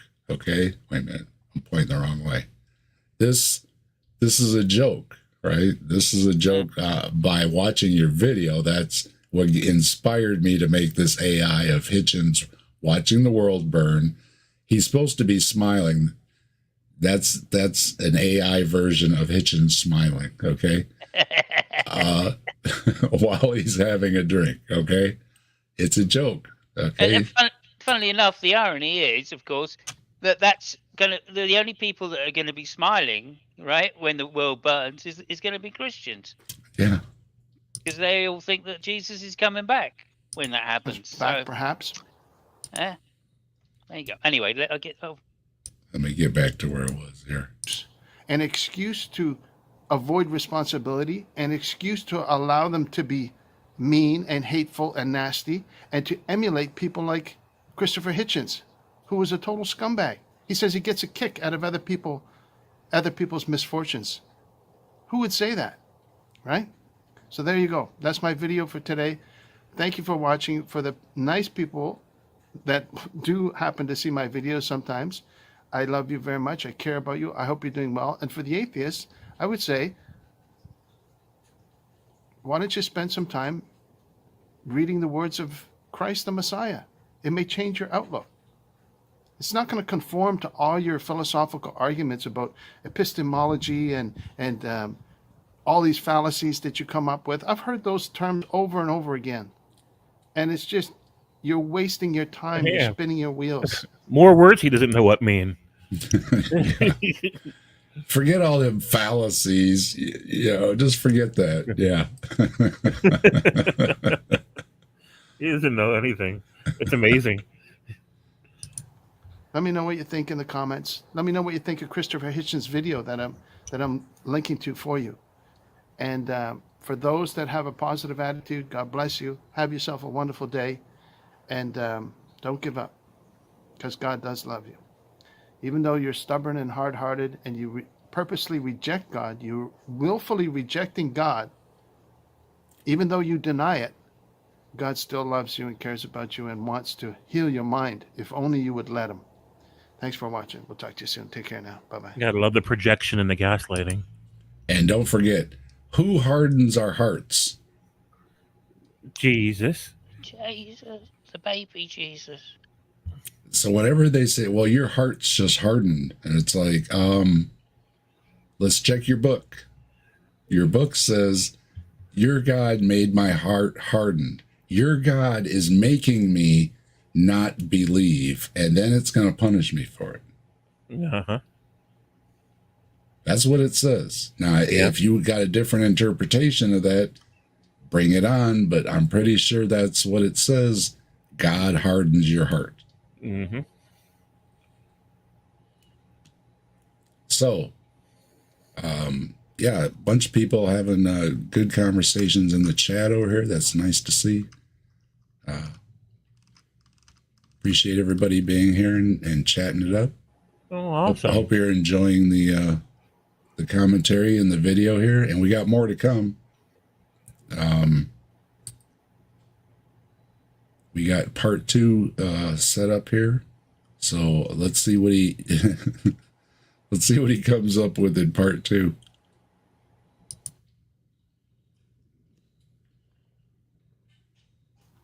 Hello, dear friends. Patrick here. February 2028, a beautiful sunny day. And did he say 2028?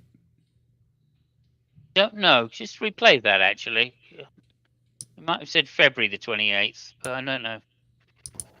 Thanks for watching. We'll talk to you soon. Take care now. Bye-bye. Bye-bye.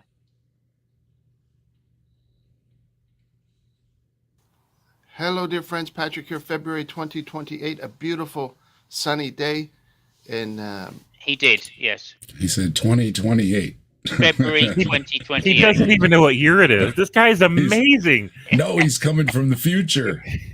This is perfect. This is perfect for my channel. This guy is posting from the future. Awesome. Obviously, it was a slip, but it's it's worth a chuckle. Canada here. It's around 3 degrees, about 37 degrees Fahrenheit, something Oh, like that. Canada. Well, there's a One- time difference. There's a time difference between us and Yeah, Canada of at least a few years. Oh, you might have missed it earlier, James. He didn't know who Frank Turek was. And Oh, yeah. apparently Frank Turek hasn't reached that far north yet. So Oh my gosh. Well, then where are they getting their bullshit from? I wonder. Share with you a clip that I found, another clip I found of Christopher Hitchens that I'm going to splice in here shortly, where he's being asked if he believes that Jesus ever lived, if he was a real figure in history. And I want you to watch closely how subtle he is with his lie. At the end of the clip, the person... all right, he's calling him a liar, that he's gonna lie. So we'll see if he's gonna lie. Poisoning the well. asks him Yep. point blank, so you don't believe that Jesus ever lived? And he says, no, I don't believe there's reason to believe that he ever lived. You see the difference? How subtle that is? See, if he were to get up there... No, that's just saying he could have existed, but like a lot of us think, the stories may have been based around somebody, but we think the stories are greatly exaggerated. Yeah, also, there's the same difference of doxasticism that he's bringing up, or brought up before, about choosing to believe. If Christopher Hitchens said, no, I don't believe, that would have been a perfectly fine answer, but it actually wouldn't have got at what the guy was asking. So when he says, I don't believe, no, but because there's not a reason to believe, what he's saying is, belief just follows from evidence. And if there's no evidence, then you shouldn't believe. Right? And there's just a longer way of answering, or a more full way of answering the question. So again, I don't think this guy really gets the nuance of involuntary doxasticism. But there and say, I don't believe Jesus was a real person in history. I don't believe he ever lived. He'd be laughed off the stage. Well, he probably wouldn't be, because people will fall over every word he says. But anybody that has any scholarly knowledge of history would say, no, that's a lie. He was a real figure in history. That's been proven over and over again. Again, though, proven that there was somebody, there was a lot of somebodies that were preaching around in that time. And, it could be an amalgam of those people. So it's really splitting a hair here, when sure, there was a lot of preaching going on. There was a lot of people that had beliefs in a Messiah coming, and different. Jesus wasn't the only one. There was other ones that were thought to be messiahs as well. So, also to point out, there are no eyewitness accounts during the lifetime of Jesus as to his existence. And a lot of people say, well, what about other people in history? Well, a lot of other people in history have at least eyewitness accounts from the time which they lived. At least a lot of major figures do. If not, they have a lot of archaeological evidence to show that they existed. And that's something which, this person is just not grasping again, because of cognitive bias. That's all it comes down to. Right. The Gospels are not eyewitness accounts. Paul's letters are not eyewitness accounts. In fact, there are no eyewitness accounts from Jesus' lifetime. So to say it's an irrational position to say that Jesus didn't exist and is mythological is just simply the case. It's not irrational. It's rational. Whether it's true or not is another matter. Right. I think it's important to note two things here that stick out for me. One is that he's conflating the Jesus of his stories with the Jesus that scholars think probably existed. These are not really the same figure. Wonder Woman as a character was built around the idea of two actually existing women that were the polyamorous love triangle of the guy that created the Wonder Woman character. Santa Claus was based on Saint Nicholas of Bari. Dracula, of course, based on Vlad the Impaler. But nobody claims to be a historicist about Wonder Woman, Dracula, or Santa Claus, right? So, Right. they're not, these apologists and the people who echo the apologists are not engaging with the material in good faith, ironically. And then the other thing to note here is that Christopher Hitchens has gone on record to say he thinks there was a guy. Christopher Hitchens was not a mythicist in the Richard Carrier sense of the term, right? He says, I think there was a guy because the stories are so cobbled together. They're so strenuously patched together in this desperate effort to make the story come right. Whereas if you were just creating him cold cloth from out of nothing, you wouldn't need to piece together stories to try to squeeze them around and bend them around to make them seem like maybe they're almost right. You would just make a story from the beginning to the end where everything flows and there's no contradictions if you're making up a story from scratch. This is why Christopher Hitchens was pretty sure there was really a guy lost under that avalanche of bullshit. Mm-hmm. And I'm willing to grant it, and a lot of us are. That sure there could be somebody, but that doesn't mean that they were God incarnate. That's and what you're saying was Simos or James said earlier. What about other historical figures? Well, again, you're on another level when you're claiming to be God. Okay, right? It's a different level than somebody writing a book a long time ago versus writing a book that claiming that you're God. We're going to ask for just a little more evidence, right? Did Plato exist or not? Did Shakespeare exist or not? Does it really matter? No. Did the Son of God walk around on the earth? Well, maybe that matters a little more, right? Right. Right? Right. And hello, Tobin. How you doing? Good evening. Hello. And I'd Good like to to see add ya. that Jesus could be very well just a story, because there were other people or characters that were made up that had similar dying and resurrecting stories, like Inanna. Inanna Ishtar from the Mesopotamian, a goddess that died and was brought back to life. And right. Well, even in the Bible, it's not unique. Other people, were brought back to life. So, Jesus is not unique. It seemed to, I think Hitchens said it as well, seemed that everybody was getting resurrected, So it doesn't really make him too special, right? Right. There's nothing in the stories that's unique. Nothing. I mean, they might have arranged the pieces in a unique way, but the individual pieces they got from other cultures, other literature, and even just the Gospels taking heavily from Homer's works, right? Like the Iliad. Like this is just knowledgeable stuff for anybody that knows the material. But this guy doesn't know. I'm really. What's this guy's name again? Patrick Peace. Right. Now, maybe he's a nice guy. Maybe he'd give you the shirt off his back. But I'm just really impressed about how he doesn't seem to know anything about anything. So yeah, I'm just going to defend him for a brief moment, which is to say, obviously we're in a particular community which has an interest in this type of stuff. Sure. And therefore we've gone That's the why extra we're here. mile. That's why we're here. Exactly. And we've gone that extra mile to find out and try and garner at least some perspective on the different claims and how they can be adjudicated.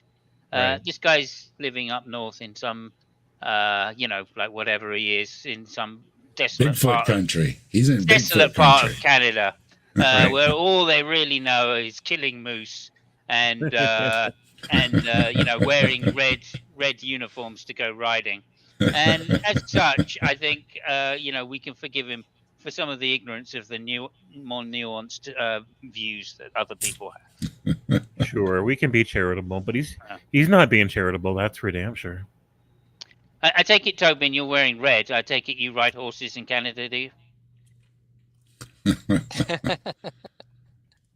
Just checking. I'm just checking. It's okay. No, he's on the other end. He's in the big Texas land down there. Oh, are you? Oh, okay. Yes. Right, so you do ride horses then? I Okay, haven't rode a that's horse fair enough. in a long time. Okay. No 10-gallon hat. No. What about those massive combs? Like in the 70s, when I visited Texas, every single shop on the side of the road was selling these combs, which said everything is bigger in Texas, and they were like the size of like somebody's arm or something, Man, you just flashed me back. I haven't seen one of those in a long ass time. That's funny. I remember seeing those at like Astroworld. There you go. The four Gospels, it makes sense that they have contradictions because when four different people are trying to tell the same story, that's what you would expect. No. Not if it's God's word, you wouldn't. Right, not if it's God's words. I've heard this argument, and again though, it's this: you're seeing the Son of God, and four different people. Actually, well, there's more if you add the women in there, but four different people saw the Son of God and wanted to write it down, and it's different. Well, Bigfoot stories are different.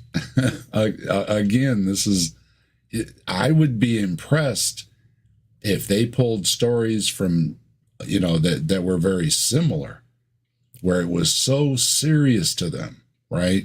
They made sure these stories were right. This is about God walking the earth. But he just seems to brush it off like, well, it's just like anything else. Everybody saw something different, who knows, right?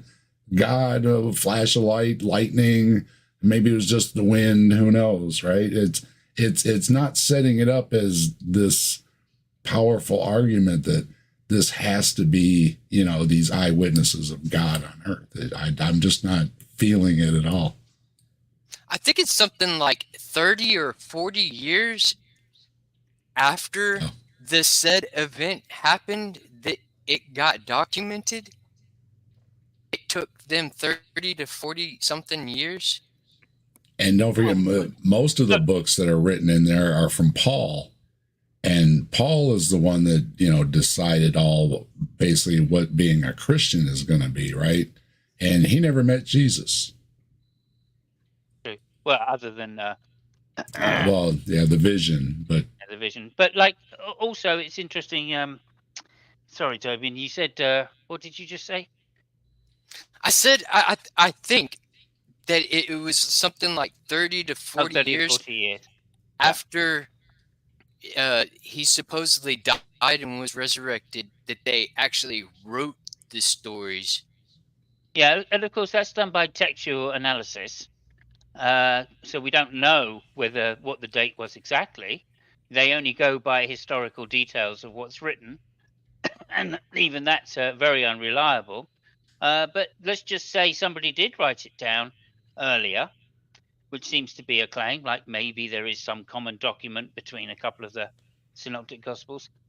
It just goes to show that, once again, the ruler of the universe, the Lord God that's all powerful, can't hang on to the original manuscripts. Mm-hmm. I mean, it just reminds me of Woody Allen's famous quotes, the universe is a very big place, especially if you've lost your keys. Well, didn't God write it on stone the first time? Oh, there you go. There's the Decalogue. And then Moses broke But then them the because he reason- got so upset. Yeah. But then the We had to reason go about write 'em again. Jesus is that, well, they wrote it on papyrus and it didn't last very long. It's like, well, maybe they should have put it in stone, right? Maybe it would have lasted a little longer. Just saying. All-powerful God, could just etch it right in, just saying. He could have made the freaking internet from the very beginning and just like had it fully documented so everybody could experience this thing. Yeah, well, remember the church fought against people even reading the Bible, remember? They only wanted their interpretation from their priests reading it their way. So, Right. I mean, there's an endless amount of things they could have done if there's an all-knowing, all-wise, all-powerful being that wants us to know certain things happened. They could make sure that everybody knows it happened, right? There's still people on this earth who have never even heard the stories. Meanwhile, his favorite people, his fan base, can't even agree on what exactly happened, how it happened, why it happened, what it means for us, what we're supposed to do about it. They can't agree with each other about anything meaningful, right? So, the creator of the universe is the worst communicator in the entire history of ever. So whose fault is that? I don't think it's mine. Also, the worst designer in history. Right. But surely he could have made our hearts a little bit bigger, so he could have written more than one line on them. Could have written a whole book on our hearts. Right. But no. Hello. All we get is treat other people like yourself. Hello, Pixie. Good to see you. Always good to see Pixie Storms. But yeah, imagine writing it in the sky. And in a language that everybody knows because it's written into our DNA. Right? And so you don't need a translator. The words, the meaning of the words don't change. Everybody can look up there and see it written right in the sky. And remember, the spirit is what guided these people when they were writing it, supposedly, right? Right. So you have God, Jesus, Holy Spirit controlling the person's hand as they're writing, giving 4 different stories. Right. It's not just putting it on the people. These people are supposedly have the spirit helping them record this wrong, or at least 3 of them are wrong, I guess you could say. Right. I think would be an even more amazing story is if they nailed Jesus up to this cross and he hung there, and then he got bored and pulled himself off the cross, got down up off the cross, and continued living to tell us the story, and could still be here because he's an immortal God, and I could share coffee with him. Let's go one further. Let's just go one further. They nailed him to the cross, and he's still there, just telling people, I'm a God here. It's not out of it a few thousand years, right? Out of a whole eternity. It's not much, is it? Really, No. A couple of thousand years here and there. He could be up there singing. He could be up there whistling and singing a cool song about it. There you go. What is that song from Monty Python? Always look on the bright side of life. Yes. Oh, and we get to it here too. This gentleman sings a song at the end, so let's see if we can get to that. Right? But he says, no, I don't believe there's any reason to believe that he lived. This is the subtlety of the lies of Satan that say, yeah. No, it's not Satan. wouldn't Satan? Well, I never get why Satan is doing all these things anyways. It seems that if God is hardening our hearts, it's God that's responsible, not Satan. What is it? Does Satan harden our hearts more? Right? I know, and Satan's like this bad guy who's supposedly down in hell punishing other bad people, and that makes him a bad guy because he's punishing bad people. And why I would don't he know. punish people? Those are his people. Yeah. Yeah, he's partying with us, absolutely. Well, Simos, I think, mentioned Revelation, the end, when they have the big battle. Well, that's Satan's armies against Jesus' armies, right? Yeah. So, those are his troops. Yeah, so it gets really confusing, doesn't it? And that's why, it's funny, okay? Because when you're talking about it like this, and it's kind of silly and it's kind of funny, and he may get offended that we're laughing about it, but I mean, listen to what we're saying. Doesn't that sound a little silly to you?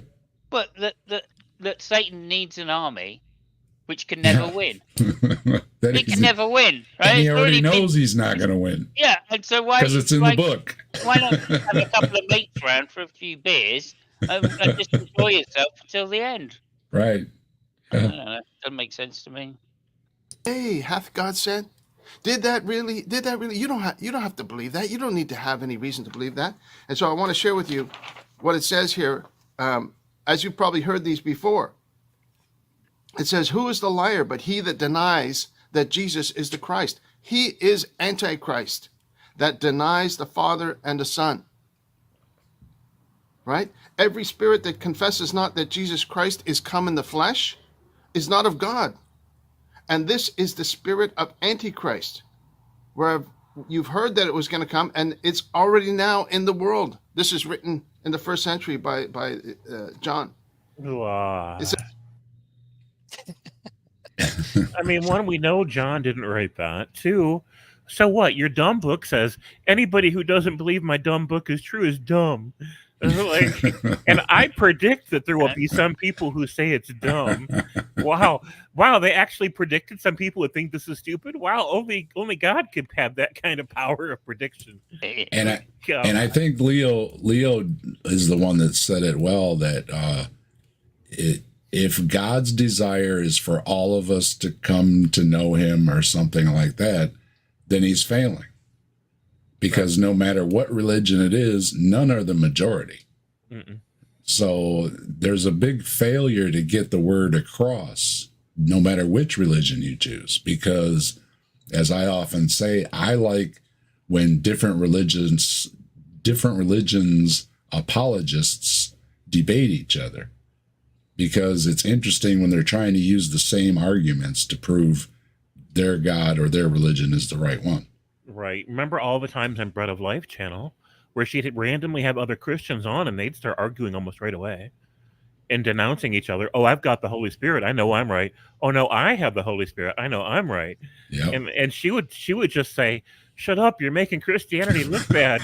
Yeah. She shut a couple of those down pretty quick.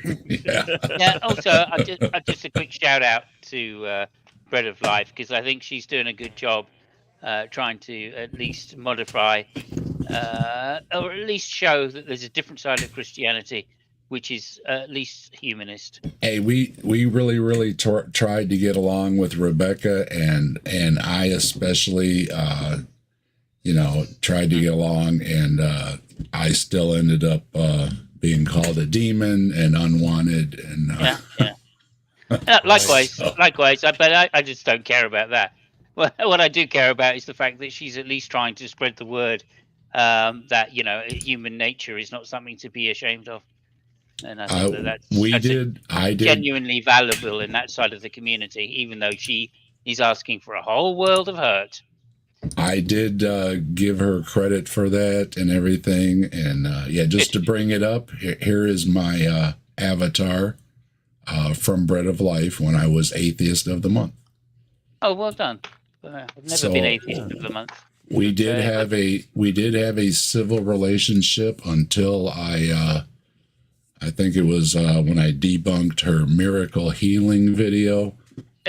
And her and Sal both put me on a list after that. So no, I don't think I was ever going to be favorite once I told her that she wasn't educated enough.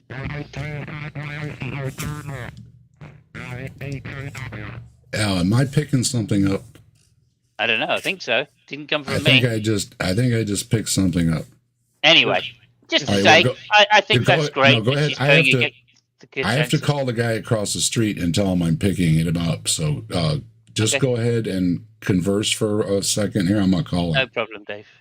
Right.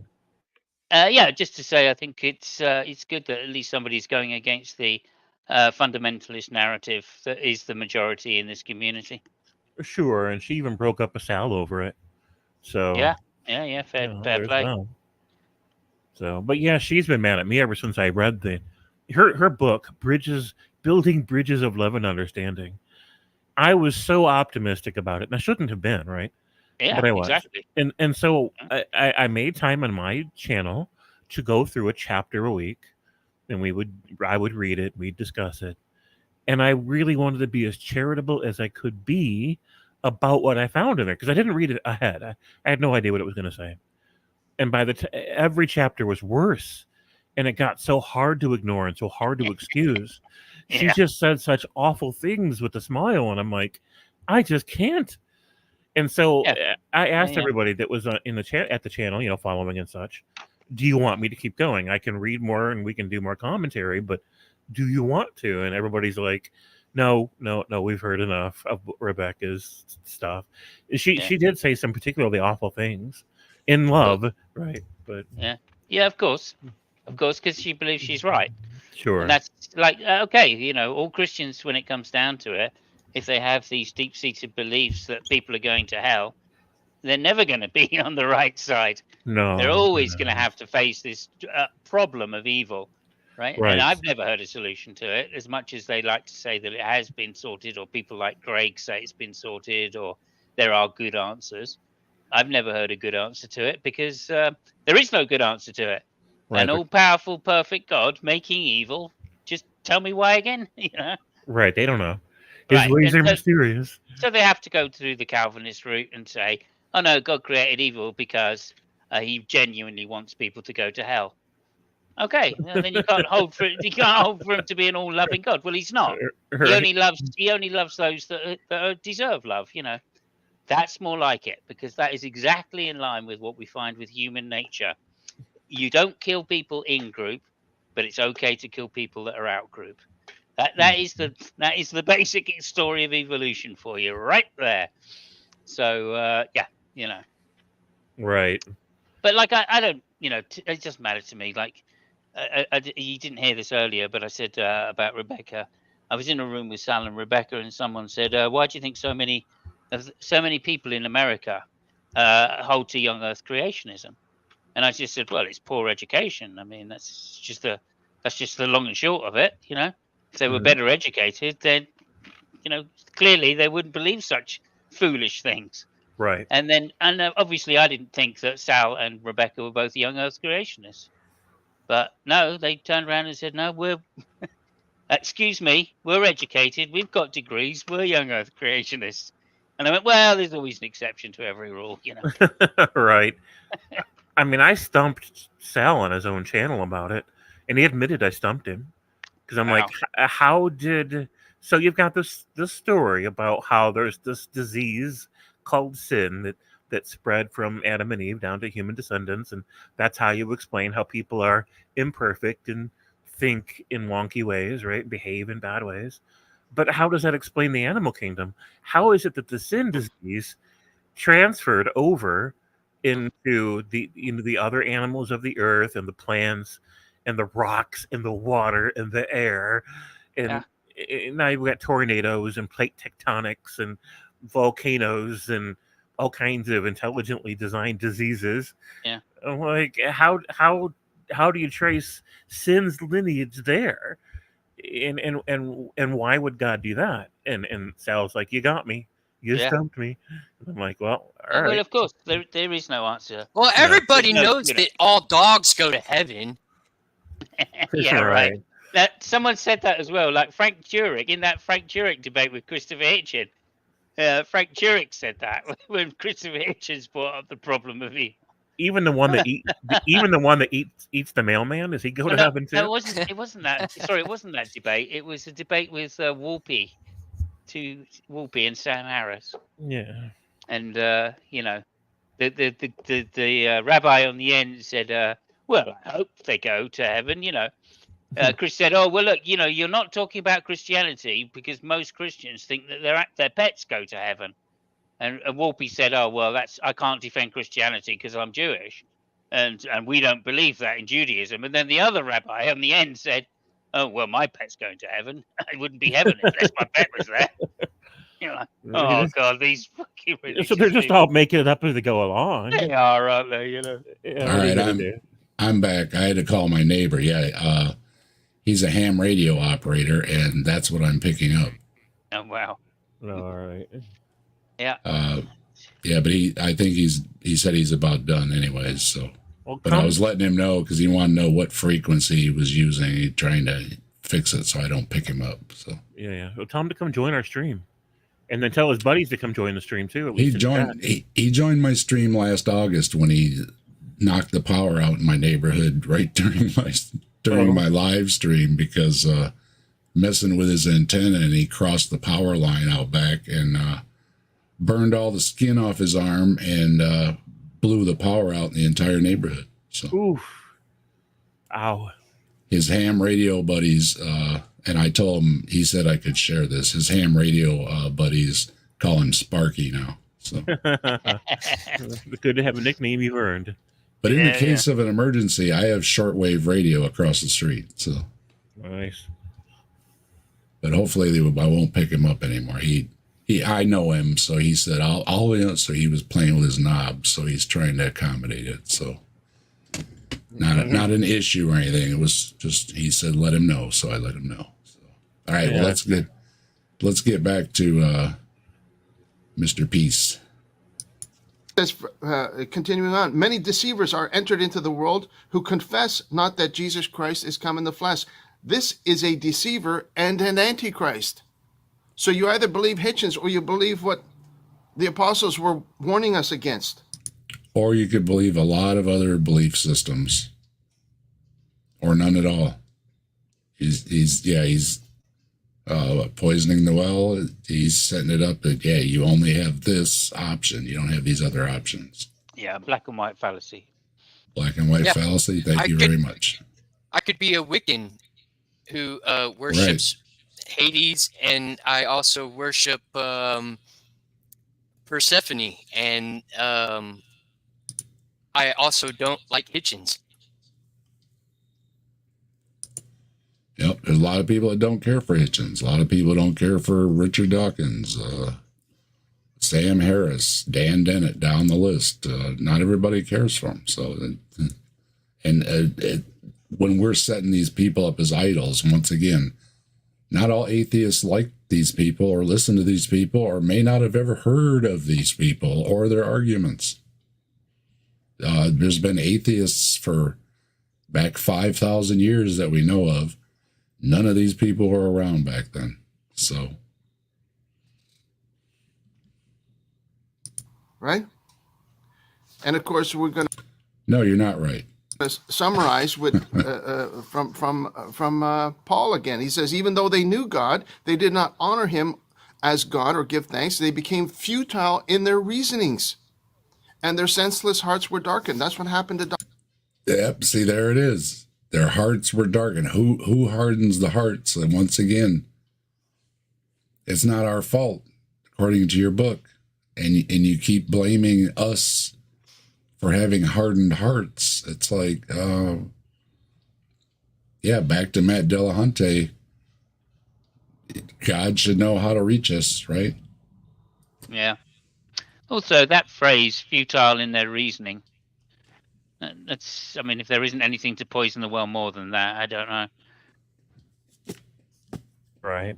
It's amazing that a phrase which is trying to accuse people of not being reasonable is in itself not reasonable. I mean, right. That's irony, okay? Just to say, that's an example of irony. He got the explanation of irony wrong last time. But, yeah. Well, he's consistent about getting things wrong. I'm going to give him credit. Yeah, it's certainly irony. That's for sure. So in the meantime, I just want to, I'm preaching to the choir. I know that. Maybe he'll see this later. If I were walking down the street, and I think this is true of most of the people here, maybe all the people here, I don't know, and there was a house fire, And whether I knew it was his house or not, I would quickly call 911. I would quickly try to get into the house to see who I can save. I would risk my own health and my own life to do it. If if he needed me to keep him alive, I would do whatever I could to keep him alive, right? It's this idea of demonizing all critical non-believers is people that have no good within them, that they're completely vacant in their moral character and their basic human decency, is just so unfair and untrue that it just boggles my mind that anybody can think that. And I know I shouldn't be offended by it because it's not personal, because he's not talking about me in any personal way. He's never met me, right? But to put this energy out into the world, to the collective consciousness, to spread these ideas into the world that, hey, if you guys know any non-believers, they're evil, just so you know, right? These people have no good in them. Yeah, literally, as an atheist, I was eating dinner with some people, and I looked over, and the woman was turning blue, and she was like choking. She had taken some medication that had made her really drowsy, so she basically fell asleep eating, and she was choking. And I did the Heimlich. Is that where you go around the back of somebody and then you do the? Yeah. I made her cough up her food, and I saved her life, literally. Good job on that. Well, sorry, Tobin. You're extremely evil because God may have wanted her dead there. So I'm very sorry. But, I gave my father mouth-to-mouth resuscitation, and my father was a man of few words. But when we were back, this was when we were on vacation, and when we got back, he said, "Hey, David," called me over to the kitchen table. I can still remember it. He stuck out his hand. I shook his hand. He said, "Thank you." So I remember that moment.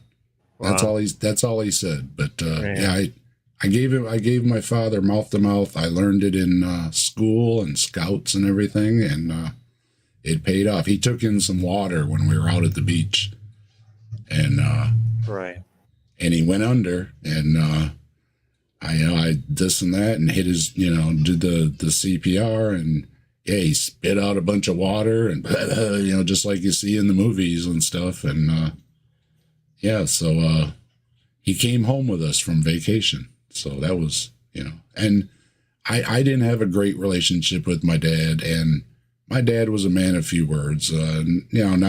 He wasn't a bad dad or anything like that. Great provider, family vacations. We just weren't,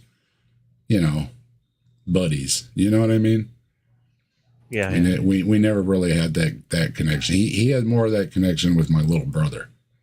They were buddies, but we had a different kind of relationship. But there are moments though that I remember, and I can picture it. The kitchen table, and he's sitting there with his coffee and his cigarette, and stuck his hand out and said thank you. So those are the kind of things burned in your brain, Yeah. But anyway, good for you, Tobin, too. It's great that we can know these things and help somebody out.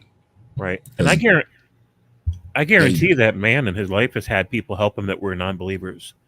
Could have been doctors, nurses, people just passing by to stop to help with broke down at the side of the road. He doesn't know, because whenever somebody stops and helps you, you normally don't say, "Hey, by the way, do you believe in Jesus?" Right?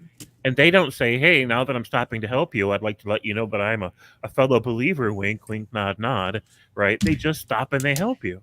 So a big part of the problem is these believers just assume that everybody that has a positive interaction with their life, their journey, must have been a fellow believer, right? And this is the way that they create a narrative about their experiences that they're making guesses about that seem real to them.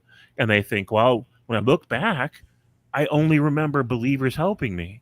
But the reason that's the case is because they assumed all those people believed the same thing he did, and I guaranteed a lot of them did not. Absolutely. I wanted to mention on that when Leah was on, I was interviewing. They used to work at Ken Ham's Ark Park, and when Leah had some car issues, the person that stopped to help was a non-believer, and that was one of the moments where Leah had that realization that, wow, this person is being nice to me, that, you know, they had been taught didn't have any reason to be nice, right? And here's this person helping them to get on their way with their automobile. And they were not, but, you know, obviously they were chit-chatting on the side of the road. And, found out this person was an atheist, but that was the person that pulled over and helped out.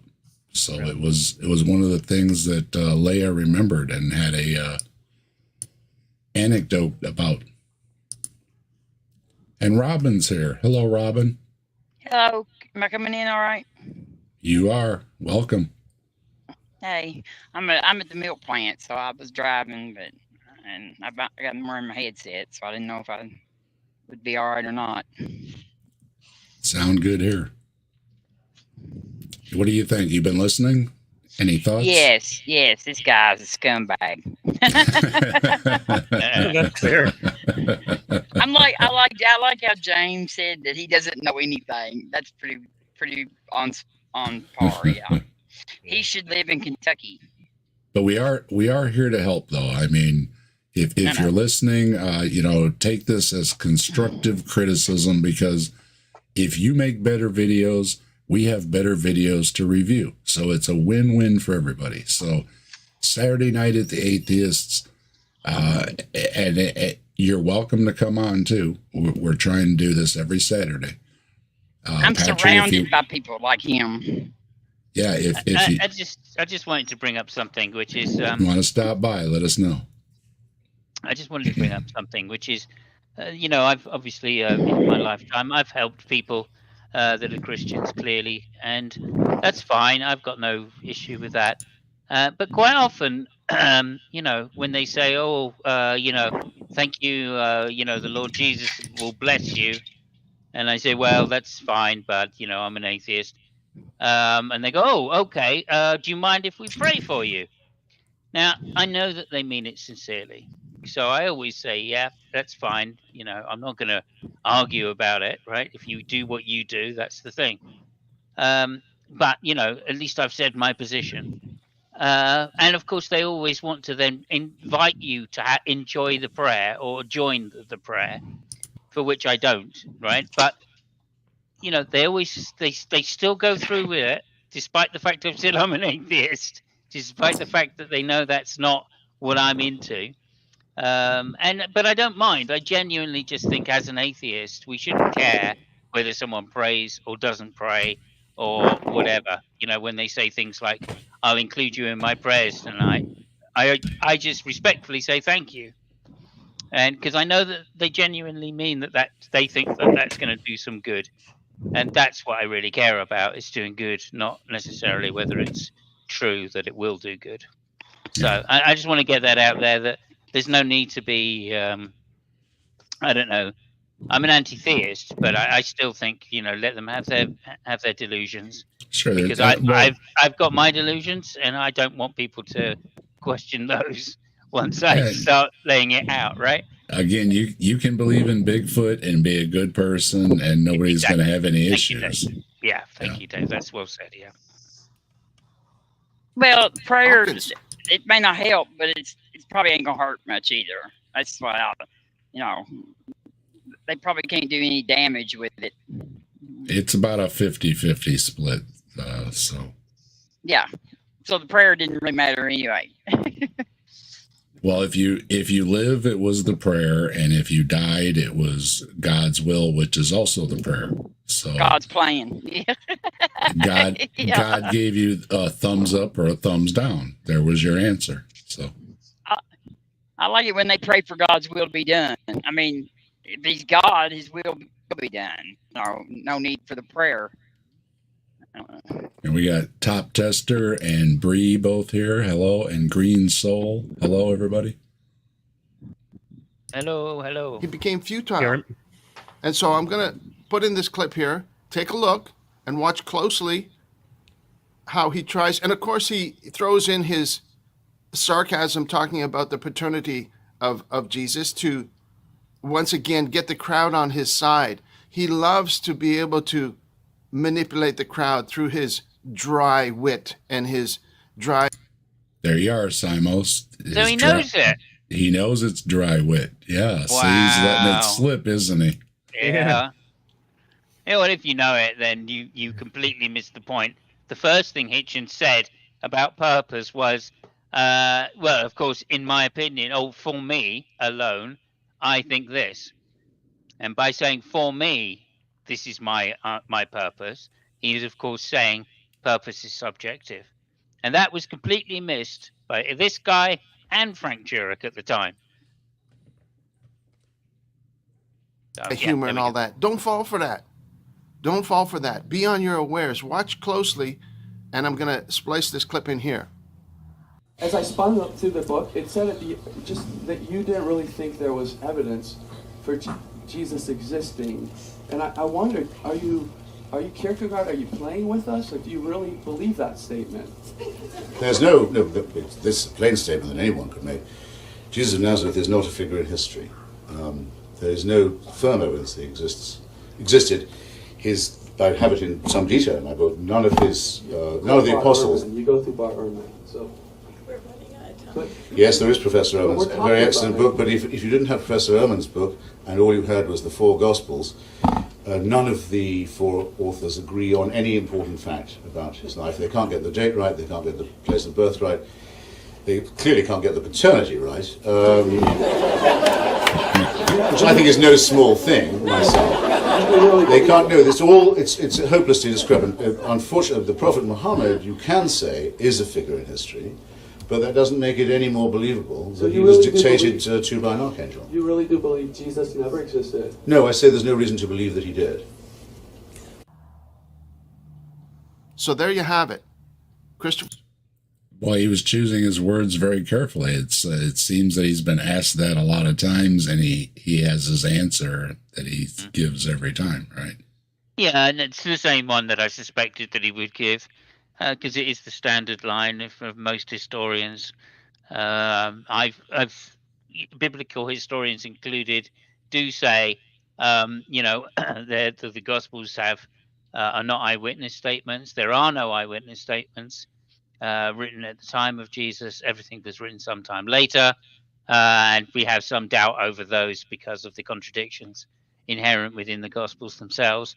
And also, just to point out, it's alleged in the Gospels that there were 12 disciples, not 4, or even 2, depending on which ones of the Gospels you think are disciples of Jesus. If you think that they are eyewitness statements, we don't even have the 12. So just to say that, why think he's historical for that reason? And a compendium is probably a more accurate, a compendium of identities of different people at the time is probably more likely explanation for the contradictions than just some people have a different opinion and witness the same thing, but just some got it wrong. And they were expecting a Messiah, and they wanted a Messiah bad enough, so they made one out of Jesus, even though the prophecy doesn't match. He didn't do any of the things that the prophecy says. So then they put it off on, well, when he comes back, he's going to do all those things. But then that takes away from the part of the prophecy that says, no, the Messiah will be a man, not a supernatural being. Well, then, so Jesus is not a supernatural being. He can't be the Son of God. He was just a man. So either way, the argument shoots itself in the foot. Hence the idea of the Trinity, which is illogical at best, and downright contradictory at worst. I mean, it's just nonsense, of course. That's what got me blocked on Jim Bob's channel. I kept asking him, where does it say in the Bible there's a Trinity? You're dumb. I'm blocking you. Yeah, no, there is something in there that says that mentions all three in one breath. You know, he told me to read the Bible. It turns out that that's an accretion to the Bible, and it wasn't part of the original or the earliest documents. He said read the Bible because it's all in there, and it's like, okay.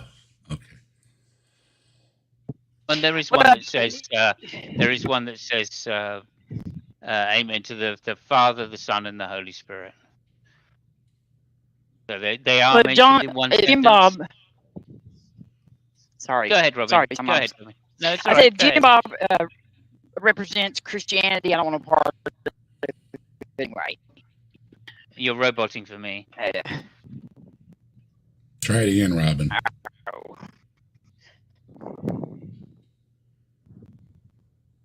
Can you hear me? Yep. I said if Jim Bob represents anyway.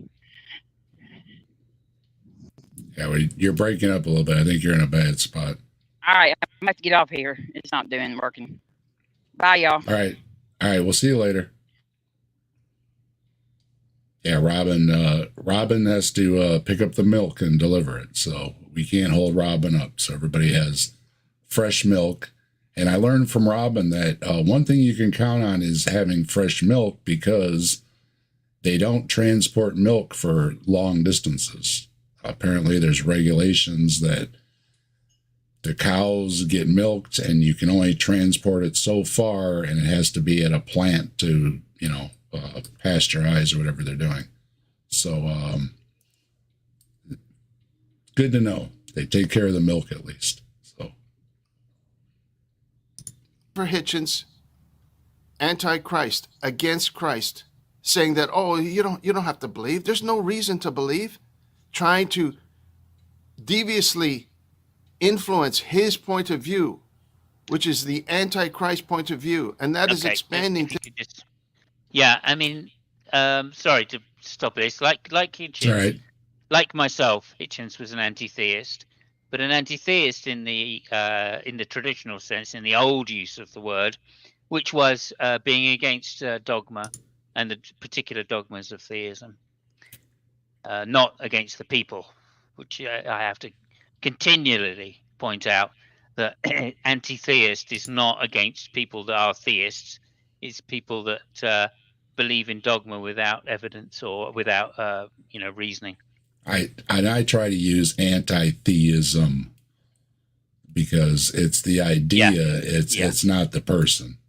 Yeah, but when you refer to yourself, see, this is where the confusion comes, because I'm an anti-theist because I'm a person, and which means I believe in anti-theism, which is against religious dogma. I tried. Because we all know that a believer can become a non-believer, and a non-believer can become a believer. So today, in my last video, I posted Christopher Hitchens was being all smarmy and being cynical, sarcastic. And sorry, can I stop you there? Yeah, all that is Christopher Hitchens is being British. That's all that is. That's what he means. Let's face it. We all know it. Okay. Go ahead. I gotta look up smarmy. Smarmy, yeah. Insincere. Okay. Smarmy is insincere. All right. As a Brit, that's what we get accused of quite a lot. I said people are going to say he's trying to be funny, but the fact was the words that he spoke, and that was the point I was trying to make. I know he was trying to be sarcastic and flippant and all that irony stuff, and it's obvious it comes out in what he's saying. But he had the opportunity to say, "Look, I'm being that," and he didn't. Right? He kept pushing his lie, which. So a lot of people freaked out. Oh, you don't understand irony, and you don't know this, and you don't know that, and you're not being sincere. No, I'm being sincere because I'm telling you what he said, right? Whether he was being ironic or not is beside the point. And now we have this second clip that I'm including for you where he's being asked point blank and he's telling you that he is an antichrist.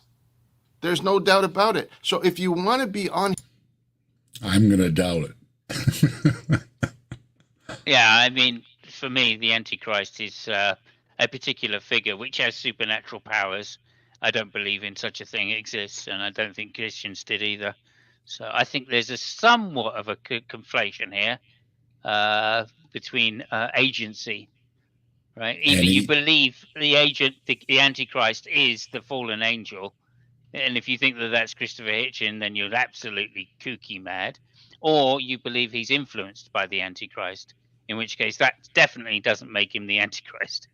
So well, and I guess the lie is that he says there's not good evidence for Jesus of Nazareth, which is basically, like we were saying, the Bible story about Jesus. Yeah. That's not a lie. I don't see how he's lying there. I think he would be like a lot of us. Well, if you had better evidence, we would say, oh, okay, Jesus was a historical figure. But the historical part is a supernatural story. It doesn't seem to be, written as a historical account at all. It's written as a supernatural story from start to finish. So you got to, Bart Ehrman brings up this point a lot, that there's a difference between a biblical scholar and a historian. Because, of course, the biblical scholar is going to accept that these things happen and try to interpret them in a different way, where the historian is going to say basically what Hitchens is saying. Well, seems to be this person that existed because a lot of people, wrote about this guy. But what actually happened, that's where it starts to fall apart. And I am the one that I'm not a mythicist either. I will grant that Jesus existed because I think that things were bad and they were looking for the Messiah, and Jesus was close enough. Just to say a point that's exactly a point that Bart brought up when he was in a debate with a guy called Peter J. Williams on Unbelievable. And Peter J. Williams started saying these things that are supernatural historical events. And Bart pushed back straight away, saying, no, that's not historical, that's theological. Mm-hmm. Right? You are putting forward a view which is theological. I'm here to talk about historical facts. Right? And again, this guy is just conflating the two things and saying, look, here's all this theological dogma that comes out of the Bible. It's historically true. That just doesn't follow. You need to understand what the difference between historical perspective is and a theological perspective. And the reason, of course, being that we can't include supernatural claims as being historical, because there are so many books in history which are have supernatural claims in, and if we accept one, then we accept them all. Exactly. There's no oh, this one is true and that one isn't. Let's pull out the Book of the Dead and exactly. Or Achilles. So right, Achilles couldn't be killed except through an arrow into his ankle. Is that what we're saying here? Is that true? Yep. What about Hercules? Anyway, there we are. His side, if you think that Christopher Hitchens is this great hero and he's such a champion of logic and reasoning, then you are also joining in your mind and heart and spirit to be an antichrist. You are. Tobin, are you an antichrist? You said you've been studying the occult. Have you achieved the status of antichrist yet? I have.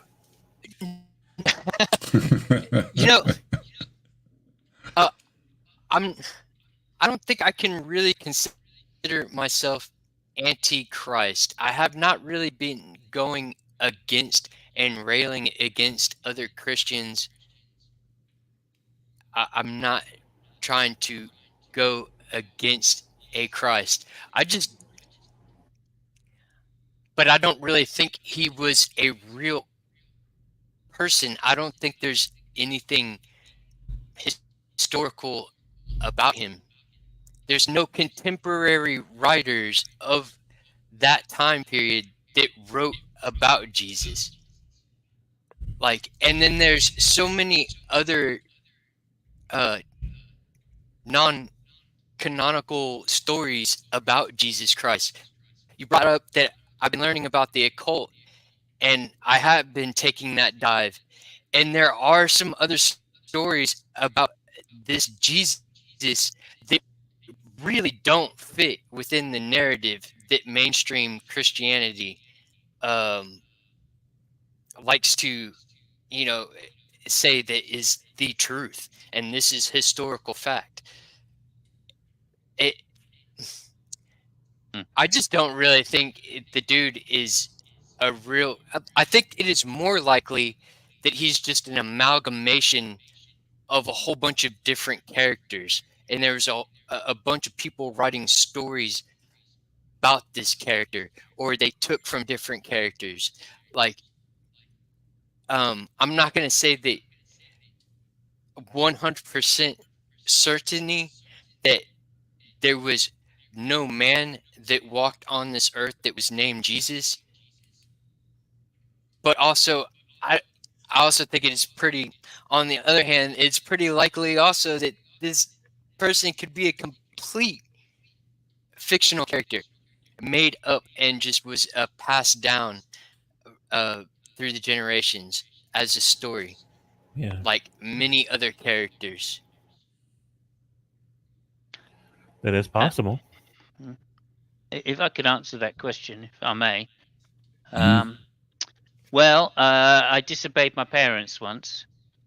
So that straight away, I felt I was probably the Antichrist. And then getting into my teens, I had sex quite a lot in my later teen years. I wasn't married.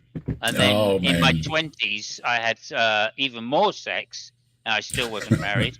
In my 30s, I really ramped it up. And I had as much sex as I did in my 20s and my late teens in my 30s. But I wasn't married. And he still wasn't married, but some of the women were. Yeah, now in my 40s, I really knuckled down and tried to be a better Christian. So I only had like half as much sex as I had in my 30s. In my 50s, I kind of increased the number again because I realized I was getting quite old and I wouldn't be having sex for too much more. So I just really went to ham on it. You were set up to fail, weren't you? So I feel that I've done my best to be the Antichrist, and I've succeeded. Anyway, I don't know, like this flexible term Antichrist that he uses of anybody who is disagreeing with his position of the Almighty. Now, if we were to turn it round and say, did you ever disobey your parents? Right? Have you ever had sex outside of marriage? Right? How have many of these laws? I'm getting a Ray Comfort. I'm getting a Ray Comfort flashback. There you go. Yeah. Sucking on it. Have you ever sucked on a banana? Yeah. There you go. I mean, I'm just saying. There's a certain sense of. Did you notice that it fit perfectly in your mouth, like God intended it? Yeah. Yeah. Anyway, I've always thought there was a brilliant one. Just bringing that up with Ali G, with I think it was Kent Hovind on his show, and Ali G said, one of the guys said, "So humans, where did they come from?" And one of the atheists said, we evolved, ... And Kent Hovind went, well, he's welcome to believe that his granddad came down from a tree or something like that, was a monkey and came down for a tree. And Ali G said, what? You don't believe in evolution? Oh, what? Started taking the mickey. And the guy said, he said, well, we've got this prize. We give $1 million for anybody that can prove evolution. And Ali G, quick as a flash, turns around and goes, oh, you've eaten a banana, haven't you? And he goes, there you go, give me some money then. And he goes, well, that doesn't prove that we were evolved, Goodness. Anyway, there you go. That's a good story. I like it. Doesn't the Antichrist fit some certain criteria though? Like the Antichrist was a certain character that was supposed to bring the end, like the start the apocalypse or something like that. I think the Antichrist comes first and deceives a bunch of people to follow him, and then the Christ comes. So if you weren't deceived, you were the smarter one or something like that. There's a brilliant book called Good Omens. If anybody's read that, it's a brilliant book. It's also, they made it into a TV series or a mini film in the States, and it's brilliant about the Antichrist growing up and realizing he is the Antichrist. And there's a lovely bit where on his 5th or 6th birthday, he gets a dog, a puppy, and of course the puppy turns out to be the Hound of Hell, but at the beginning it's just the puppy of hell. Which I always thought is such a great, the puppy, great kind of image, of this kid walking around with a puppy, and the puppy's so powerful that it can destroy, virtually anything. Kent Hovind, Ken Ham, same person, same mold or something, but they don't mention each other a lot. They had a falling out, so if you I might notice, have got the one mixed up, yeah. Yeah, if you notice, Hovind and Ham don't. Well, Eric Hovind is friends with Ken Ham, but Kent is not. So, and that just again, when they talk about creationist models and all this nonsense, the creationists can't agree with each other either. You go across the different creationist organizations, and they have different stories, so they can't get it together either. So back to, I think James said, the Christians all disagree all over the place. So do the creationists. They can't agree either. Against Christ. And if you accept that and you're willing to live your life that way and meet eternity that way, that's your choice. But at least you know what you're facing. And people say, oh, you have no evidence for God. You see, I sought God because I saw the hypocrisy in these TV preachers that say, oh, I was talking to God this morning and he told me what suit to wear, and on and on and on. I lived through all that hypocrisy of the 80s, and it disgusted me. And I sought God, and when God showed up, after 3 days of fasting, if you want to have evidence for God, find your own evidence. You didn't eat for 3 days. Right. Oh. Hallucination, anybody? And then you had a hallucination. See, I'm sorry, okay, but my skeptic kicks right in when I hear you influenced a hallucination. There's also indications that this might have been the way they were doing it in the Bible as well, because it speaks of fasting a lot. If you're fasting, for me, my blood sugar gets a little out of whack in one day. If I get busy doing something, and my wife will testify, she's always telling me, have a sandwich or something, because she knows I get busy doing something and I don't eat because, I'm almost done, right? Well, almost done is another hour or so, right? You know how it goes, right? Oh, I'm almost done, right? And then all of a sudden my eyes start getting all buggy and I start getting a little dizzy, right? Well, that can be interpreted in a lot of ways. Why are my eyes funny? Why am I seeing all of a sudden everything moving and the lights are funny? And is it God? No, I didn't eat and my sugar dropped.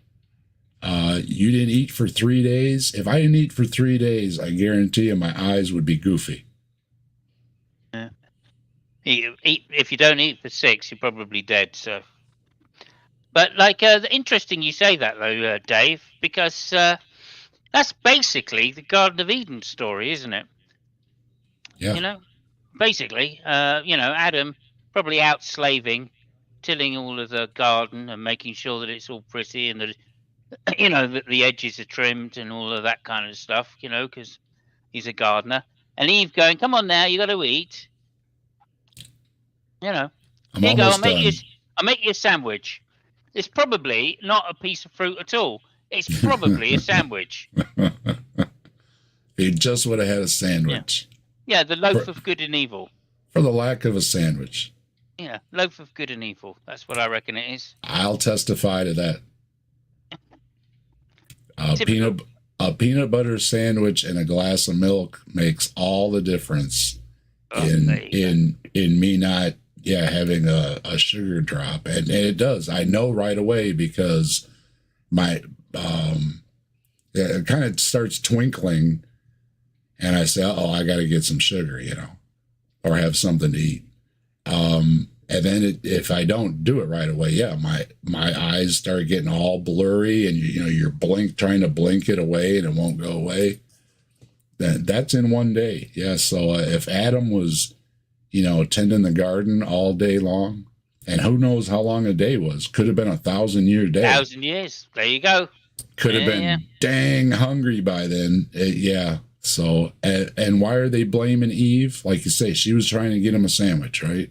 Exactly. So quit blaming Eve. It was us stubborn men that couldn't take time to forget a sandwich because we swear we're almost done. Yeah, that's it. He almost managed to trim the entire garden and cut the grass and everything. God would have been so proud, but he didn't quite make it. I love also just another mild story, which is there's a Dave Allen sketch. Everybody look up that Dave Allen, Garden of Eden, and it goes on about God telling Adam and Eve, not to, or tells Adam, don't eat of the tree of knowledge or whatever it is, of good and evil, and then the next day he tells. He makes Eve and then tells Eve, don't eat of the tree of good and evil.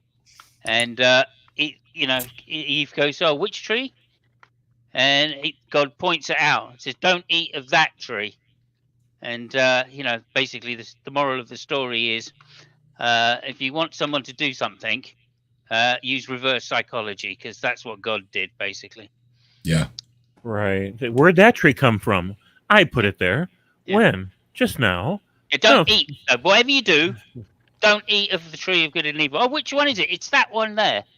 Just don't eat of that tree there, okay? Don't go near it. Right in the middle of your garden home. Oh, jeez. And it's probably glowing and blinking, and it's very shiny and has a wonderful aroma and. Exactly. Like fresh baked pie or something, right? I noticed bread, and you're just floating. Yeah. In the cartoons where they just start floating on the scent waves. I noticed this. Go ahead. Well, when you tell kids, don't do something, the first thing they're going to do as soon as you turn your back is whatever it is you told not to do. That's just human nature, right? So. Sure, within limits. I mean, I noticed he didn't say, do not eat from the dung pile of good and evil. yeah, there you go. There you go. That could have helped. That could have helped. Find your own evidence. It says, those that would please God must believe that he is, and he is a rewarder of those that faithfully, diligently seek him. Jesus said that a wicked and adulterous group of people ask for a sign, and no sign will be given it. Except that the fact that Christ was in the belly of the earth for 3 days and 3 nights, he said Jonah, because in his day that was the sign that happened many, many, many years before, and people wouldn't believe.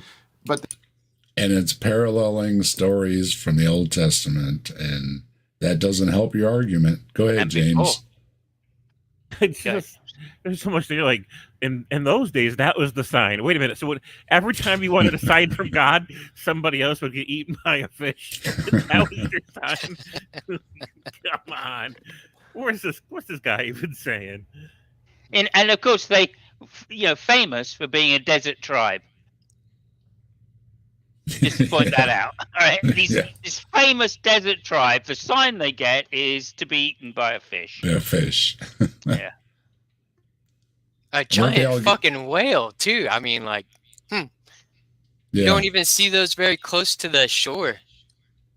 Well, now CMI's argument, and I don't know about other creationist organizations, CMI has taken the position basically that it was a sea monster. That the word for the great fish can also mean a great beast.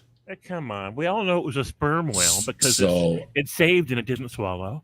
so that so when you go to the Bible, what's the sea serpent? Leviathan. So the great fish that swallowed Jonah must have been Leviathan. That at least that's the CMI interpretation I heard. So that's Creation Ministries International, CMI. Yeah. Okay. Obviously, desert tribes famous for making ships. Well, that explains the whales in the desert, because the creationists want to know why there's whales in the desert. Those were the desert whales that were swallowing people. The dune worms. Yeah, that's the reference I was thinking of. Thank you. Yeah, Yeah. the dune worms. Oh, so Tremors from the 80s movies is actually like Jonah. telling some real stories there, huh? That's your Jonah story. That's right. And what didn't Beetlejuice get swallowed by one of those too? Yeah, that's right. Man, they See, prophesized in all kind of movies. The Christians should love that movie then, because the sand whales or the great beast sandfish whales that swallowed Jonah also got Beetlejuice. So there you go. And if you could follow that, I'm sorry. Now you know what's waiting in the bushes of love. They repented when John the Baptist told them about Jonah, right? Yeah, I guess. Did he? And it's the same today. No. Well, seriously, somebody tells you that somebody was swallowed by a fish or a whale or whatever and was inside the belly of the beast for 3 days, and then it swam up on shore somewhere and vomited you back up and you were perfectly fine. Who would say, oh, yeah, that sounds, like it happens all the time, right? It does. That's the sign. That was everybody got that sign back then. So, well, apparently these things do not have stomachs like all other animals do, with digestive juices. And that's if they swallow you whole and didn't have teeth to swallow you in chunks. right. It's just one big long throat, and at the end of that throat is a butthole. That's the whole And there's thing. no air. Yeah, there's no air. I mean, if anything, there's methane, and there's nothing to breathe. But for 3 days, you're just fine. Like a butterfly in a cocoon or something. All snuggled up. Oh yeah, sure. That happened to Joe just the other day. He was just telling me about it. Right. I don't see where people would just shake their heads and go, oh, yeah, it sounds right to me. Swallowed by a fish for 3. Yeah, okay. Here's your sign. But it's not silly. All right. I can't go, that's silly and have a chuckle. I'm not allowed to do that because Patrick here is going to get upset that I'm being smarky. Smarmy, yeah. Or Smarmy. at best, you're an antichrist. So. I'm an antichrist and a scumbag. And Yeah. Go have a marmalade sandwich, you atheist. I mean, yeah. I mean, what was that magic duet? Roy and Siegfried and Roy. Yeah. Yeah, there you go. Siegfried and Roy. Just to say Antichrist, Hey, pardon me. It's the same today. People refuse to believe. And there's Jesus even gave a story of a guy who said, he ended up in Hades, a place of torments. What? After Hades? he died. And he said, Hang on, Hades? That's Greek. Yeah. Oh, he ended up in Hades. Enter Okay. the confusion. Is it Sheol? Is it Hades? Is it Gehenna? Which one is it? Oh, well, it depends. What do you mean it depends? Well, this story says this and this. Wait a minute, the stories don't match. Oh. Coincidentally, I've been in all three, mainly because they're the names of previous girlfriends. And And Patrick asked that we need to go read it, right? Well, I've read it. Okay. I'm, now chapter verse is not me, but there's different versions, and that's why there's such the confusion of even what hell even means in the Bible. So, Patrick, yeah, I appreciate, and I agree. If you have questions about the Bible, read it. Okay, you can probably get a copy for free, or it's free online. Every version, you can read all the versions online for free. Go read it. Absolutely. I remember Lazarus. Go ahead. The first video that you had reviewed earlier, he was saying to read your Bible. Yep. I did that, and that's what got me to where I'm at today, where I'm like, I think this stuff is a bunch of hooey. Mm-hmm. Yeah, absolutely. That's a classic meme. Absolutely read the Bible. We need more atheists or something like that. Yeah. Nothing will turn you to an atheist quicker than actually reading the book. Mm. I mean, I think that was known. Right? That's why the Catholics didn't want people to read the book, because they realized that the pagans would never accept it. Or you're going to Christianity if they actually were able to read the book. Yeah, or you're going to have to go moderate, and you're going to have to see it as, these stories had meanings. They're not all literal and all that. And that's, again, the powers that be don't want you to go too moderate, because you're going to say, well, and you're going to start discounting too much of it. And then you're going to discount, well, I don't have to tithe.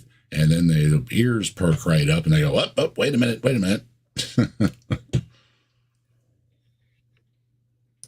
To go talk to my brother so they'll believe. And Abraham told them, even if somebody rose from the dead, you still wouldn't believe. You still wouldn't believe, because... Now, I have problems with Abraham. Now, Abraham was going to do what to his son? And then you talk about what is it? The awkward walk back down the hill when you're Abraham's son, right?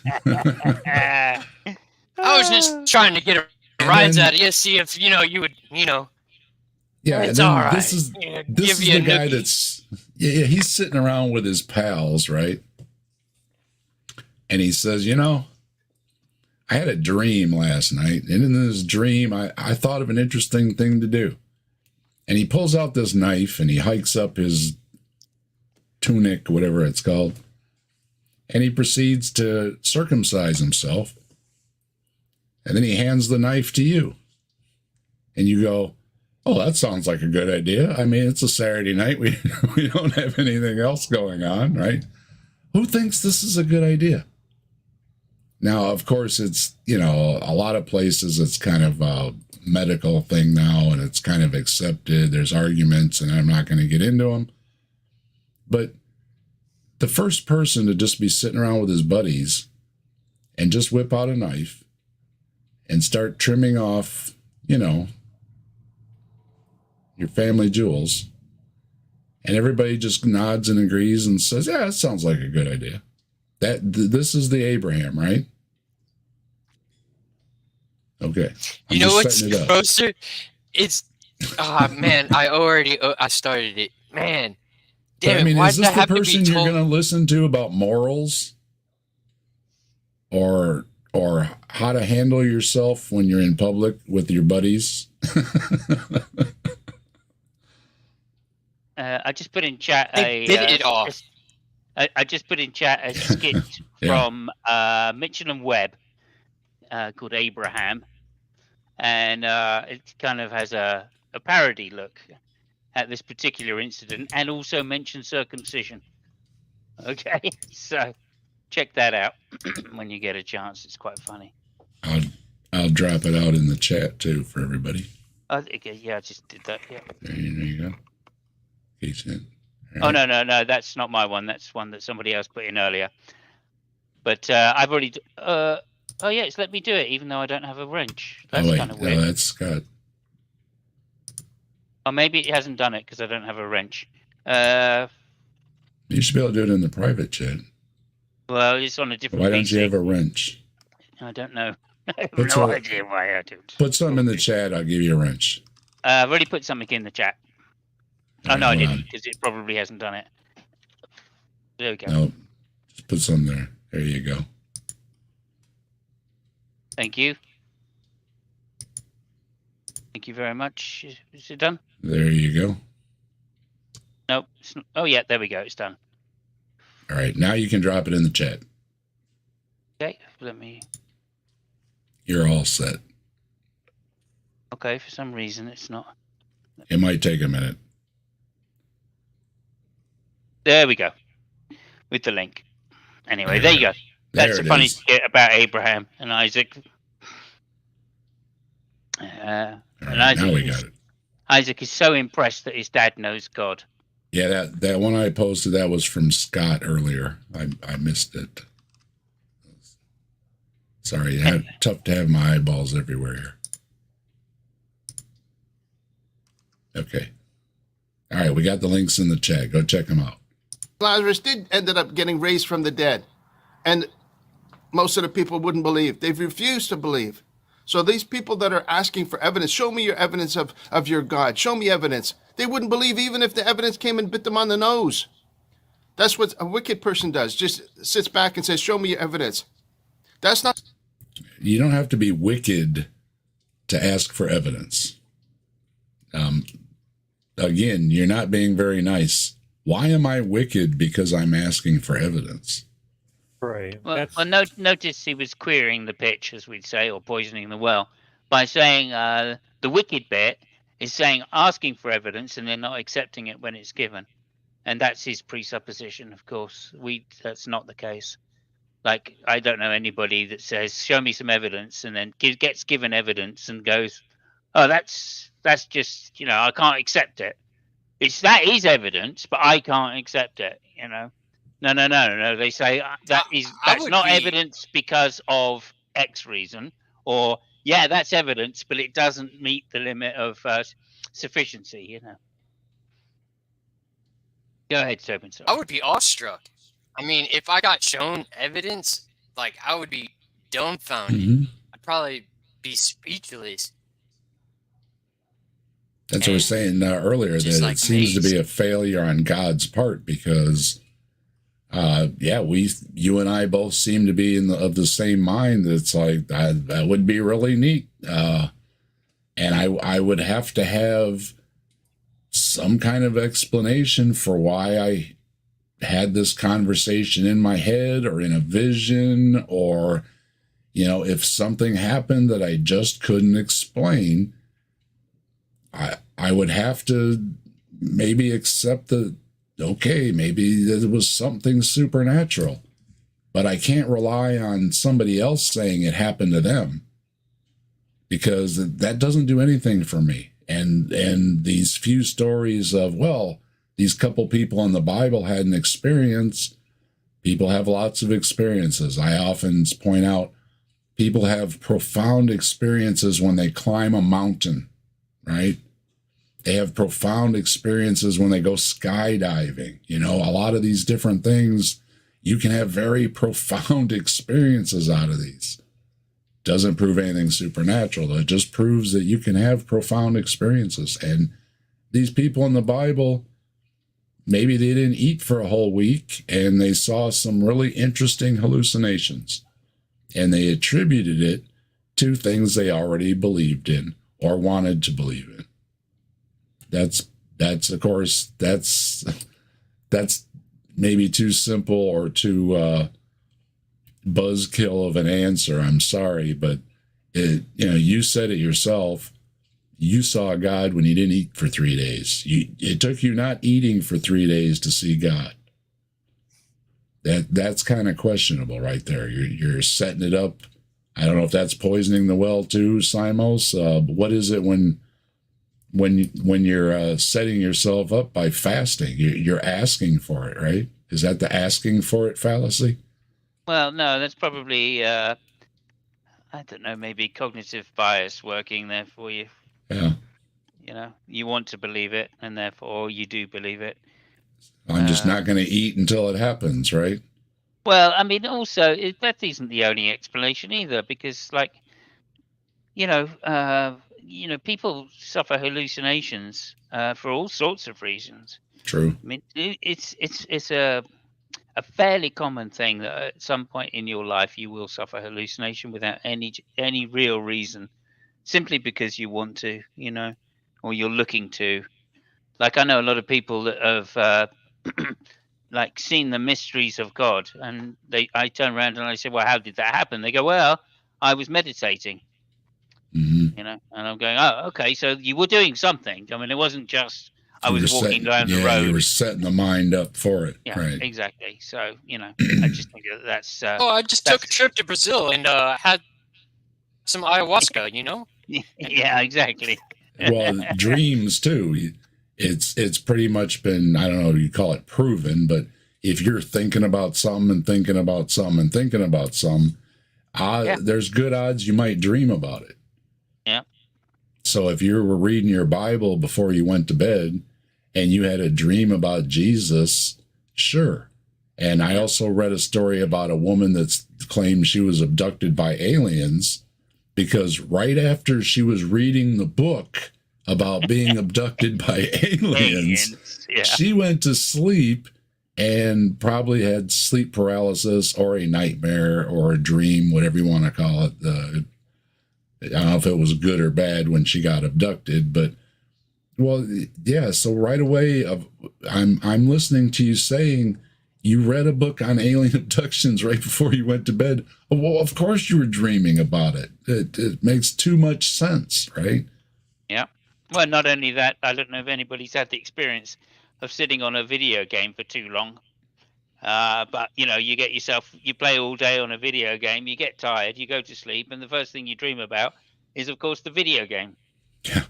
When I had an opportunity to buy a car. My dad found this really clean car, but it was a manual transmission. I didn't know how to drive one. He said, well, if you want to go get the car, you buy the car, you better learn, right? Well, my girlfriend in high school happened to have a Volkswagen Bug. So she took me out and I went hard, right? All day, all night, because I wanted to go get this car. I got to learn how to drive this thing, right? So I'm, bouncing it and trying not to stall on a hill and doing all the things, you know what I mean? Crash coursing myself, learning, right? Well, sure enough, I went to bed and I kept waking up cold because I was hitting the clutch and kicking the blankets off of myself. That's a good one. But that makes too much sense. Obviously, it was a demon pulling the blankets off me because it wanted me to be cold. That makes more sense, I guess. But no, it's probably Jesus saying that you shouldn't drive Beetles. I don't know. I'm just guessing. And how did Jesus know to make sure I had a girlfriend that already knew how to drive a stick shift and had the vehicle and could take me out day and night to make sure I could get that car? It's truly a miracle. It's truly a miracle. Yeah, it's truly a miracle. Yeah. Well, my parents flat out said, I don't remember how. They did back in the day. They had stick shifts, but it had been so long. They honestly just told me, I don't remember how to do it. Wow. Just wow. Yeah. Not going to please God. That's not going to let God show up for you. So the point of this video is to let you know that you have made your choice, that you are an antichrist. If you want to see somebody that gives glory to God, I watched a video yesterday by Nayib Bukele, the president of El Salvador, who just got reelected. And he says he cleaned up his country, got rid of the globalist forces, got rid of the gangs that were destroying his country, and put the country back on solid footing, that now it's prospering and people are happy again. And he said, you know what he said in his speech? He said, I give all glory to God. That's a real leader. You can see that he's speaking when he's... So he did things himself, but he gave glory to God. I'm sorry, but this reminds me of a football game where both teams pray beforehand, and one of them is going to win, and they're going to give glory to God. And the ones that lose never say when the microphone is given to them, man, God gypped me, right? No. Yeah. No. I was thinking of other leaders that have given glory to God, such as Torquemada or Vlad the Impaler, or I don't know, several other people I could mention. It's in Mein Kampf, doing God's work. But yeah, there you go as well. Hitler gave glory to God. Well, yeah, I suppose so. I mean, that's the words that came out of his mouth. Well, yeah, God's maybe. But either way, I think Torquemada is enough just to say he was literally doing God's work by torturing people. It's mentioned in God on Trial. You can watch it on YouTube. They're having God on trial, and they're talking about God making covenants with different people. And this is during the time these people are in a prisoner of war camp. I think it's Auschwitz they're at. So they're primarily Jewish, and they're putting God on trial and said, well, wait a minute, God made a different covenant with different people. Who's to say he didn't make a covenant with the horrible man with the little mustache? You can't know the mind of God, right? So it's a powerful movie. If you haven't seen it, you should go and watch it. You can watch it pretty much. I think it's free on YouTube. God on Trial. Go check it out. If you're sensitive to that kind of content with the Auschwitz and everything, maybe not watch it. But it is a good, powerful movie. Go check it out if that's your interest. Yeah, the whole scene is on YouTube for free if you just want to catch that scene. Yep. But yeah, throughout Mein Kampf, in his plan, he mentions God Almighty having a plan for him. The belt buckles on the SS uniform said "God with us," right? This is, and he was a creationist. He was a creationist as well. And every time somebody had a failed assassination attempt, he would say that this was further proof that God Almighty was on his side and had a plan for him. Who does that sound like? Yeah, every time. Is it Ray Comfort? He had Bishop on his part of his. No, you're thinking There's of Banana also like Man. I'm thinking of Cortez Orange Man. in the Seminoles, like the Floridan Indians, like they were completely slaughtered, and like I can't remember if it was Cortez or which Spanish explorer came over there and then posted a sign up saying something about like God's will being done or something, like by exterminating all those people. And Montezuma's still having his revenge. But there's also another famous one of a bishop saying, kill all the heathens, kill all the pagans. And they go, well, which one's the pagans? We don't know. And he goes, oh, well, kill them all and let God sort it out. Yeah. I used to have that on a T-shirt. Okay. when I was a teenager and rebellious, yeah. Yeah, okay. Kill them all, let God. I can't remember which bishop it was, but he was definitely one of the bishops said that.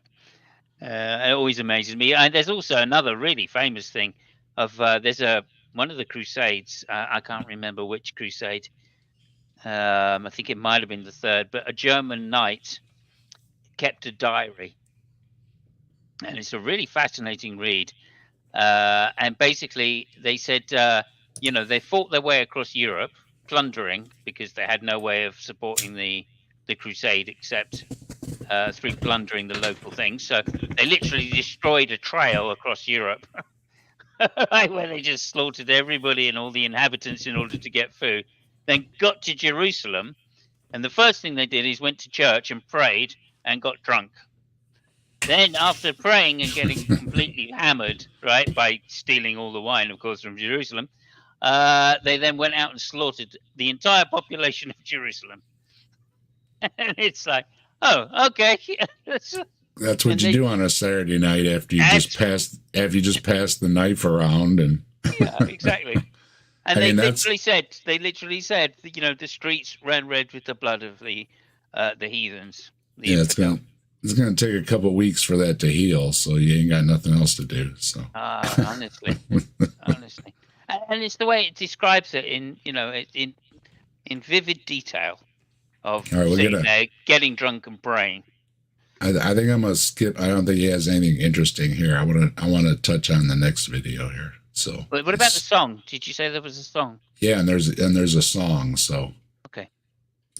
Speaking from his heart and truth, the perhaps just like it was for us today, and he still intervenes on behalf of people today. That he still answers prayers. It's funny he mentions, Muhammad was a real figure in history, and the prophet that they have, even Jesus. I hope you get a chance to see that clip. I'm able to splice it in. And if you get a chance, check out what a real leader looks like.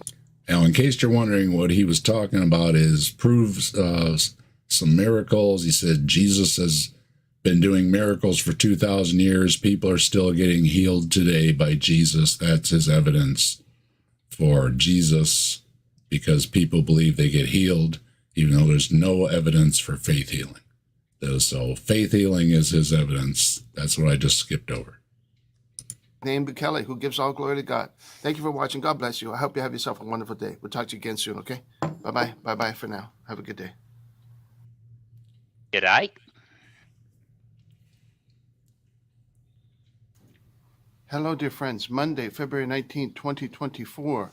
How are you doing today? I hope you're doing great. I want to really thank the people that have been commenting on my videos, the atheists that have been commenting on my videos. We really appreciate that. Wow. I'm absolutely stunned by the beginning of this video.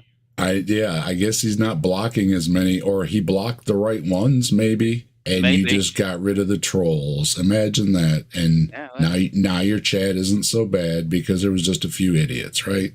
Okay. Yeah. What's with this hat? Is that Korea? South Korea hat? South Korean hat. It doesn't look like that, doesn't it? Yeah. Kind of weird. Don't know. Christian country, so fair enough. Yeah. Maybe he went on vacation. The last video I posted had over 200 comments, so unfortunately I won't be able to. That's pretty good. 200 comments. That's pretty good. Yeah. Reply to all of them. It would just be too much, but I decided to try and categorize the different groups of atheists so that I would be able to address each type. And I kind of already realized that is going to be extremely difficult because he's gonna group us into 5 types. So we're all gonna find out what type of atheist we are. Can I be type 2, please? different categories. Anyway, I'm going to take a shot at it. And you can let me know which category you think you fall into. And that would kind of provide an answer to some of the comments. And sometimes it does, sometimes it doesn't. But let's start off with the 5 types of atheists. So number 1, the first type, I call the scoffers. These are the ones that just attack me directly, right? They'll say, you don't know what you're talking about, or this is not worth my time, or it's kind of like a you suck kind of comment. And for these, I'm very thankful because it says, woe unto you when everybody speaks well of you, right? So this is kind of like an honor to be maligned in this way, as they said. Pardon me. I'm just trying to keep warm here with. Now, mind you, okay, it's kind of an honor to be picking on somebody. Well, wasn't that what Hitchens was doing? Very true. Hitchens was definitely a scoffer. Yeah, so you should be honored. I have a feeling I may fall into all 5 of these categories, by the way, now I've started. Yeah, I'm a scoffer. I have to. Are we all scoffers? I have scoffed. I'll be honest with you. I think we're all scoffers. Yeah. We'll give you the scoffer one. The morning I definitely scoffed at. So I'm thankful for that. And they scoffed at Jesus, and so it kind of puts me in good company. I kind of feel, a little bit of Good. You're a victim. Well appreciation for done, that. you. And Jesus did a lot of things that I agree with, like speaking out against the class system, speaking out about helping the poor and the needy. And, there's a lot of things that Jesus said that, should be followed when anybody says them, because they're just good things to say. I mean, I understand that not every country has it like that, but there's a lot of prosperous countries in this world where there's no reason that somebody should be hungry, right? There's just no reason for it. So I can agree with Jesus. Heck yeah, the person's hungry, give them a sandwich. Gee whiz, right? I want to hear about, it's going to cost me a penny out of my taxes or some nonsense. Hook them up with a dang sandwich. I mean, gee whiz. So sure, I can agree with things. And I also disagree with things that Jesus supposedly said. So again, this is not a win-win for you. These include the antagonistic type, the rude type. So there's going to be subcategories in each of these categories. So that's the first type, the scoffers, the person that just says, this is, nonsense, and they'll respond that way. The second type would be the demanders of evidence. These are the people that say, show me proof that God exists. You say that God exists, prove it. They demanded proof from Jesus in the first century as well. They said, show us a sign and we'll believe. Jesus said, an evil and adulterous generation wants to see a sign, and they won't have any. Well, isn't that convenient? Yeah, absolutely. Once again, I can fly, and a person claims they can fly, and I say, wow, you can fly. Wow, show me you can fly, right? And then they say, well, you're just evil if you don't believe that I can fly. Okay, I'm going to use that, right?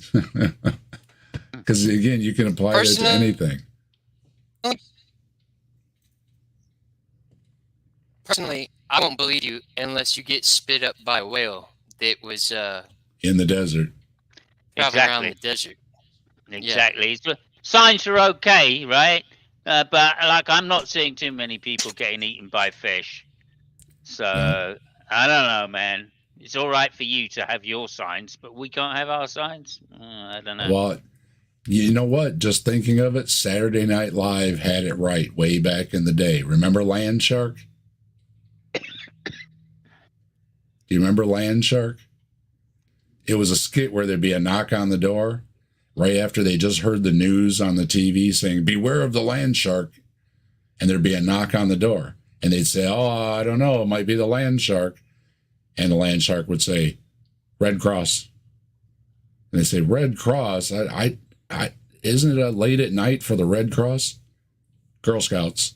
And it would just keep saying things until you opened the door, and then this shark would go, big stuffed shark, costume, and would swallow their heads and stuff. No, don't remember Land Shark? Okay. Look up Land Shark. I missed that one.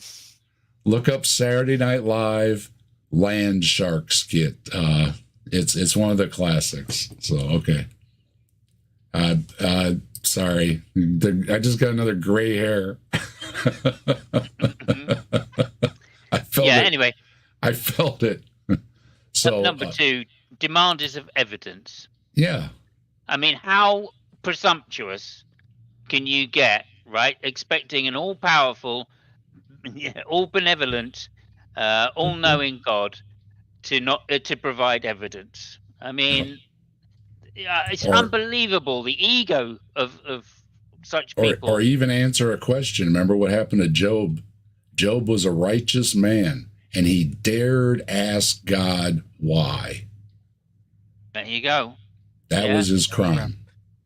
Yeah. I mean, if I was God, I would have got a fish to eat Job as an answer. Land shark. Yeah. There you go. I expect everybody to look up Land Shark, and I want you to send me a message in the comments later saying, ha ha, now I get the joke, okay? Anyway, never demand evidence. I already got it pulled up here. Yeah, that it's perfectly reasonable to demand, or not demand, but ask for evidence. Demand maybe not the right word, but when you're being persistent that saying, well, if you don't believe you're going to hell and everything else, then I might be a little, demanding and saying, well, where's your evidence, buddy? Right? And the irony is, like he said, I didn't believe in God until I fasted. Yeah. Right. And then got evidence. Just say you Candygram. demanded evidence. He himself demanded evidence before he believed. Mongo gets a candygram. Sign of the prophet Jonah. And we can apply that to the generation that we're in today, right? An evil and adulterous generation wants to see the sign, but there shall be no sign given to it but the sign of the prophet Jesus. Just as he was 3 days and 3 nights in the belly of the earth, right? So we have the first century, they rejected Jesus. They repented at the preaching of John the Baptist. Yeah, no, that's a good point. People in the time of Jesus rejected Jesus. Yeah. Right? That's what he just said. There were people that were there that was saying, hey, wait a minute. He palmed the card. Right? My cousin Vinny was in the audience saying, wait a minute. He palmed the card. I saw it. Right? Yeah. I think you shouldn't use that one at all, because you're pointing out people that were there didn't believe, but I'm supposed to 2,000 years later. That's pretty weak, I would say. But they rejected Jesus. Don't forget that, right?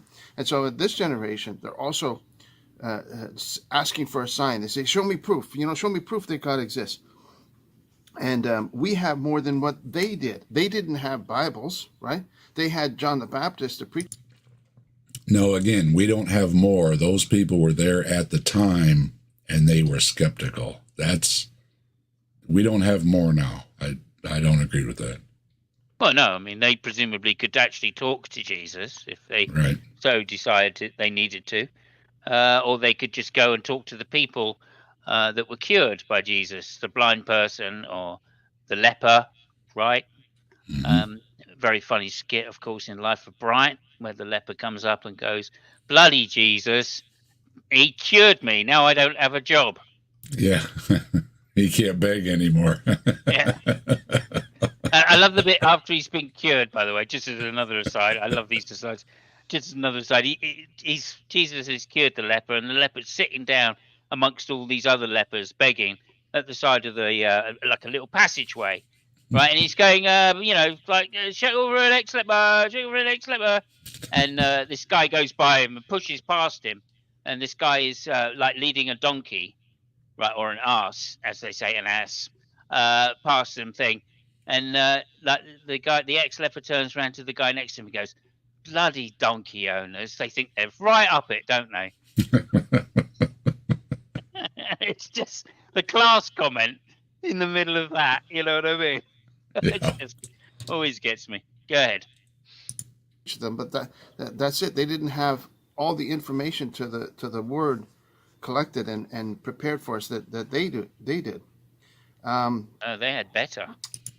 Yeah, that's one of the things Bart Ehrman points out is that the Bible collection that we have now is about 800 years after the fact. It took them that long to actually put it into the form that's similar to the book that you have now, right? About 400, I think. Yeah. About 400. Yeah, in Greek. Yeah, so there again, you have how many centuries of translations from which copies did they translate from? These are problems, and it's legitimate to bring them up. As again, this is not Shakespeare or Plato or any of these people, Homer or any of them. This is God incarnate. I'm sorry, but it's reasonable to ask for another level, especially if you're saying you're claiming is true, that my internal soul rests on this. You should have a little better arguments or evidence, or, you know, if God really wants these things to be something more a little apparent, and especially like we could point out, how many religions? There's like 300 practiced today or something, 400. Oh, thousands, 40,000. I mean, to 4,000 or something. But all the denominations and sects and everything of those. Tens of thousands. Yeah. Again, we can just as easily say that God seems to be failing at getting the word through, even if the God is communicating and all these people are hearing from God, they're not getting the same message. And also, like, just to point out, that version, the full version of the Bible, is in Greek, not even in the original language that the Gospels were written in. So, just to point that out. I mean, you know. And with the Hebrew too, a lot of the stories where people like Ken Ham want to take things literally, you have a simple language that the words can mean so many different things and how they're used and in context and everything. That one of my favorite lines was Walter Kaiser, who's a Christian, but he's a Jewish historian, something like that. He looked right at Ken Ham and he told him, "You don't understand ancient Hebrew," which is true. And I don't think anybody really can, which is why you have to take these stories very loosely and not literally, because it's just a matter of the language is so simple. One of the examples they like to use for marriage is they will cleave together, right? So that means to bind together tightly. Well, that sure sounds like marriage, right? Well, cleave also means to separate, as with a sharp knife. Yeah. Same word. Yep. Complete 180 on their meanings. Also, just to point out, the one I heard recently was the word heaven has been translated, and original Greek or Hebrew could be sky. So it could be, in the beginning, God created the earth and the sky. Hello, Stephanie. Good to see you. Oh, hello, Missing Rod. Can I just ask before you go, Toby? Go ahead. So, are we all demanders of evidence? Because I am. Yep. Yes. Yeah, you can put me down, check mark for both the scoffer, demander of evidence. Yeah. Okay, jolly good. James, if you're there. Yeah, I'm still here. Have you demanded evidence at all for the existence of God? You know, before I could get around to demanding evidence, I happened across a whole bunch of atheists demanding it and noticed that the Christians weren't able to provide any. And you guys stole my thunder. You never gave me the opportunity to demand any. The whole thing played out before I had a chance to open my mouth. So you just default to one every time, do you? You just default to scoffing. I mean, the Christians had already lost the argument as I was approaching, so I didn't get to have fun with it. Fair enough. Well, Simos, you're 3 out of 5. 2 out of 5 so far. We're on number 2 so far. Yeah. I thought that was 3. Okay. No, that's number 2 still. Okay, so all right. So I've got number 3 in the barrel right now, ready to type it out. Here we go. So let's move on. Let's try and get through this quickly because it's a lot of information. The third type of atheist, the fairy tale atheist. I was surprised at how common this is.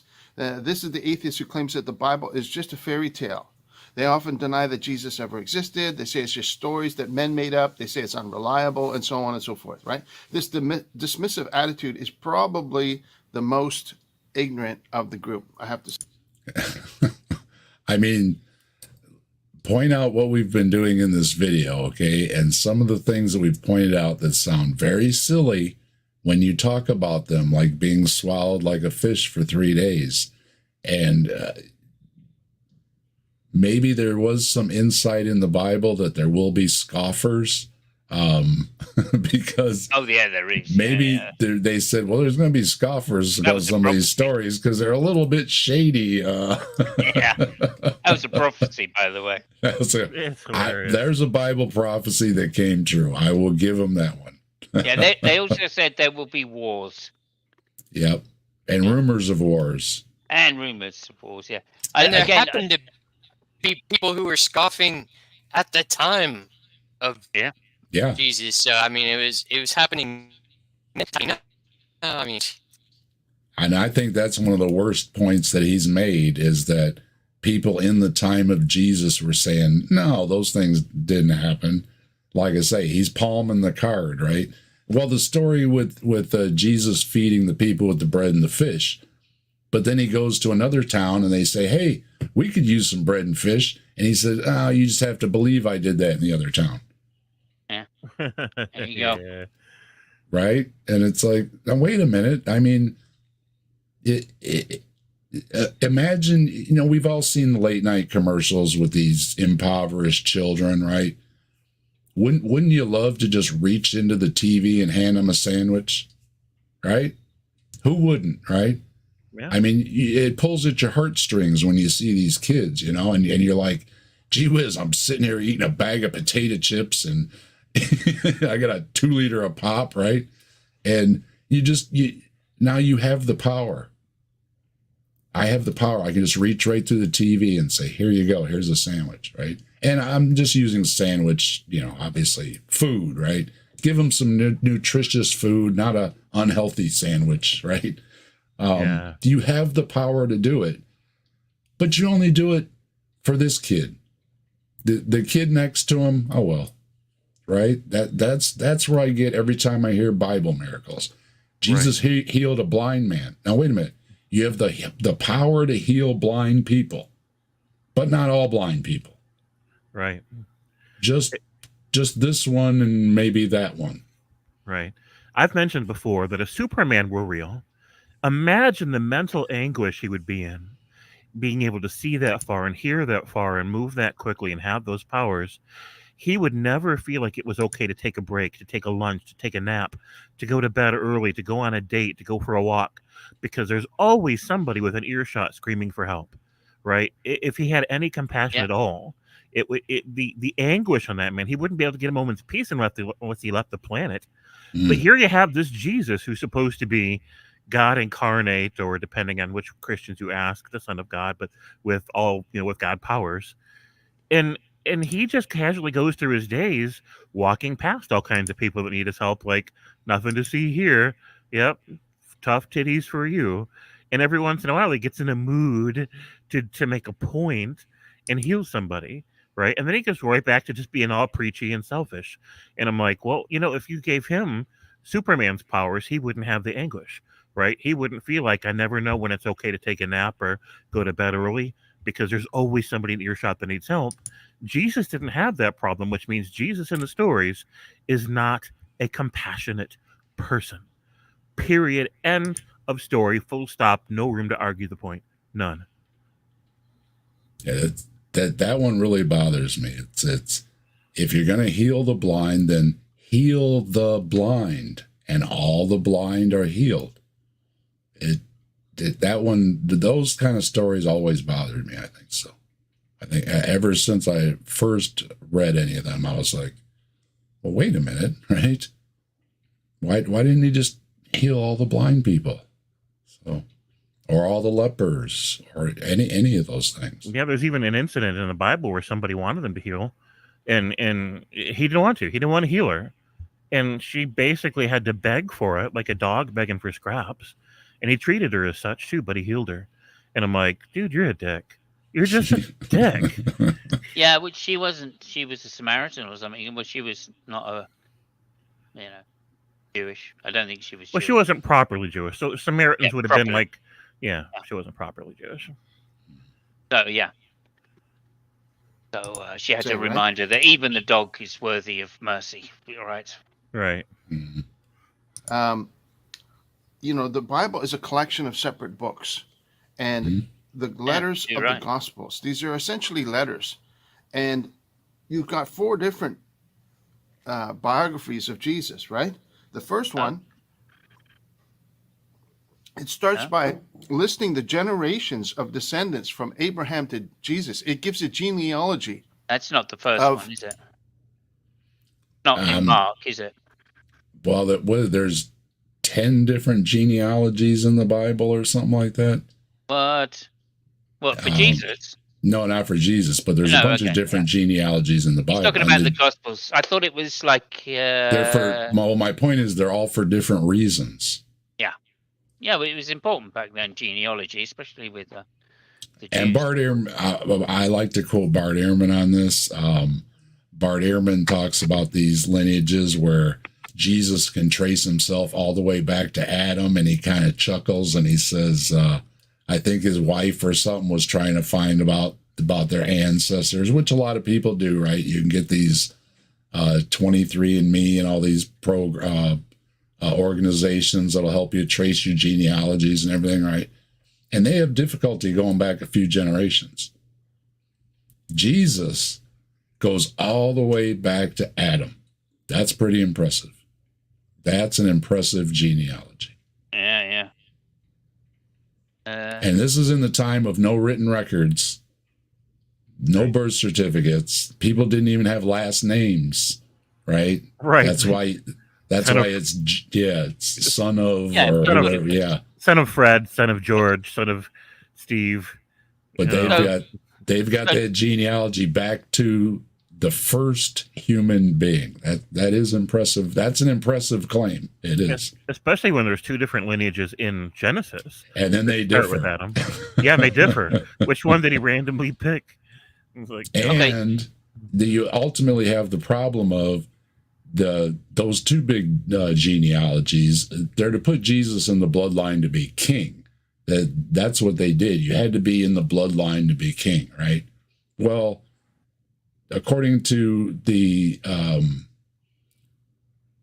impregnation of Mary, who was the father? Where's the bloodline come from?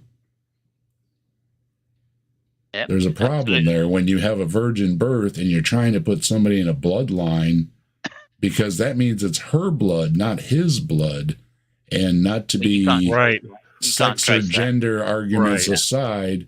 Back then, the male line was it, right? Oops, Jesus, I'm sorry. We accidentally wrote you out of the story, but we'll fix it later in edit. Okay, so two things. Firstly, they say that there's two lineages in the Gospels, one in Matthew, one in Luke. Neither of those are the first Gospel. It's Mark that's the first Gospel. So he's wrong about knowing the Bible again. And secondly, they say one of them is Mary's lineage back through David, or from Abraham to Mary, I should say. And the second one is back from Jesus to Adam, which is in Luke, which is even later. That's the third Gospel. So, I mean, he's just factually wrong on all the different points here. And they say that one is Joseph for whatever reason. Yeah. So, just to say that they can't get their own theology right on these So, points. Joseph, you are the father. Yeah. Yeah, stepfather apparently counts as a lineage. Yeah. Okay. Jesus' ancestors. I always thought it was. This is not. Go ahead, Tobin.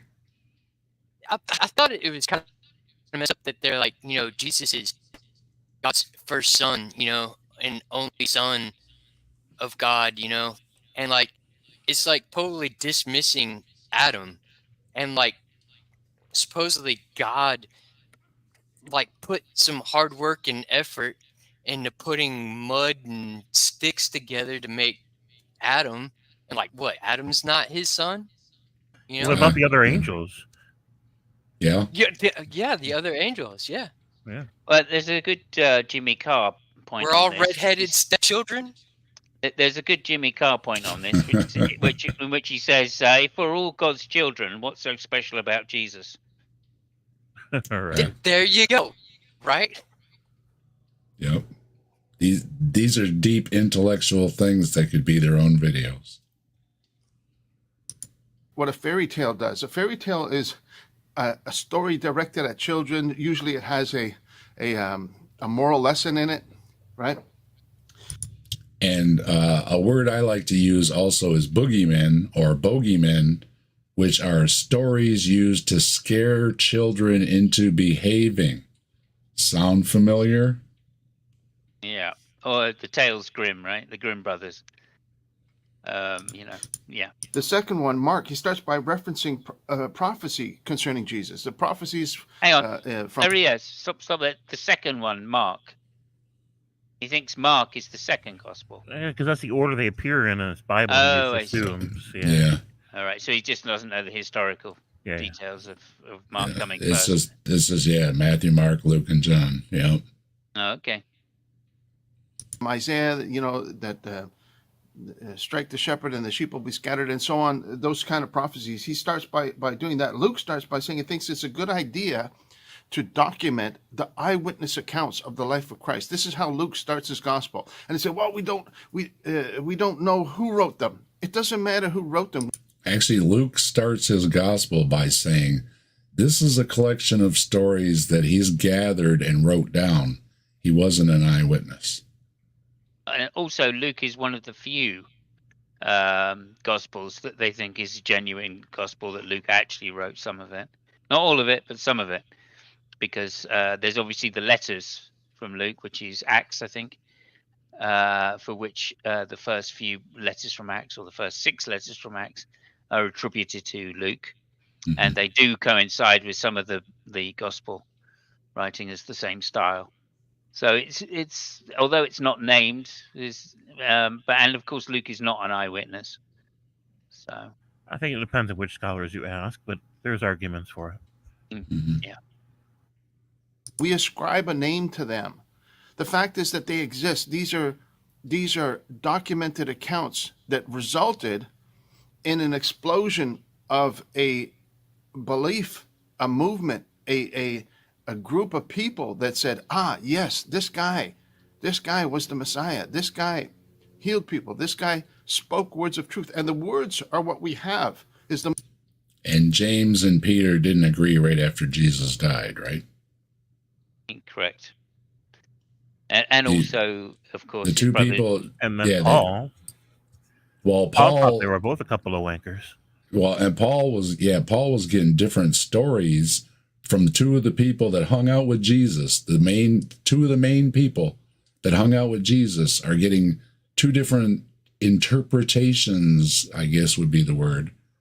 And then Paul is deciding which parts of each that he's going to take for his own versions of the story.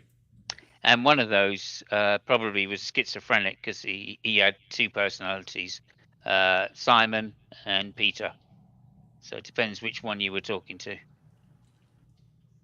So right off the beginning, there's problems. There's, again, this talking about now is better. No, then you had people that were not convinced Jesus was either the Son of God or the Messiah, or that he just didn't do magic or miracles or whatever the claims were. And then you also have the problem of, what was I going to say? It slipped my mind. Anyway, it'll come back to me. B.S. Lewis is here, though. Good to see you, B.S. What was he just saying? He's now talking about it's fairy tales. Yeah. Oh, anyway. Or how we all think it's fairy tales. Yeah. Well, yeah, no, and it is. These stories, when you're talking about all these supernatural things, and look at all this. I think there's a dozen supernatural beasts that are in the Bible. Right. That's fairy tales, right? They have those things in them. So it's. I'm sorry, you have to. This is just one of those words where it can be applied to your stories. And the other thing, that goes to what this dude is talking about right now, is the atheists who are pointing out that the book is a book of fairy tales.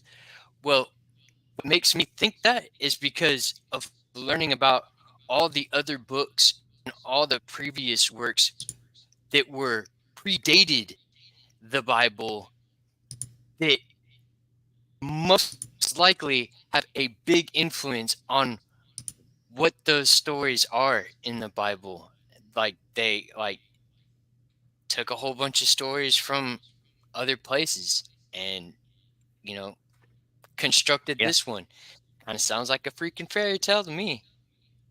Yeah, and also to point out that although there is not a necessary connection between atheism and naturalism, there are some naturalists, or there are some atheists that are naturalists, and that's also where the claim that the Bible is a fairy tale, because clearly the Bible is not a book of natural truths, if there are truths there, I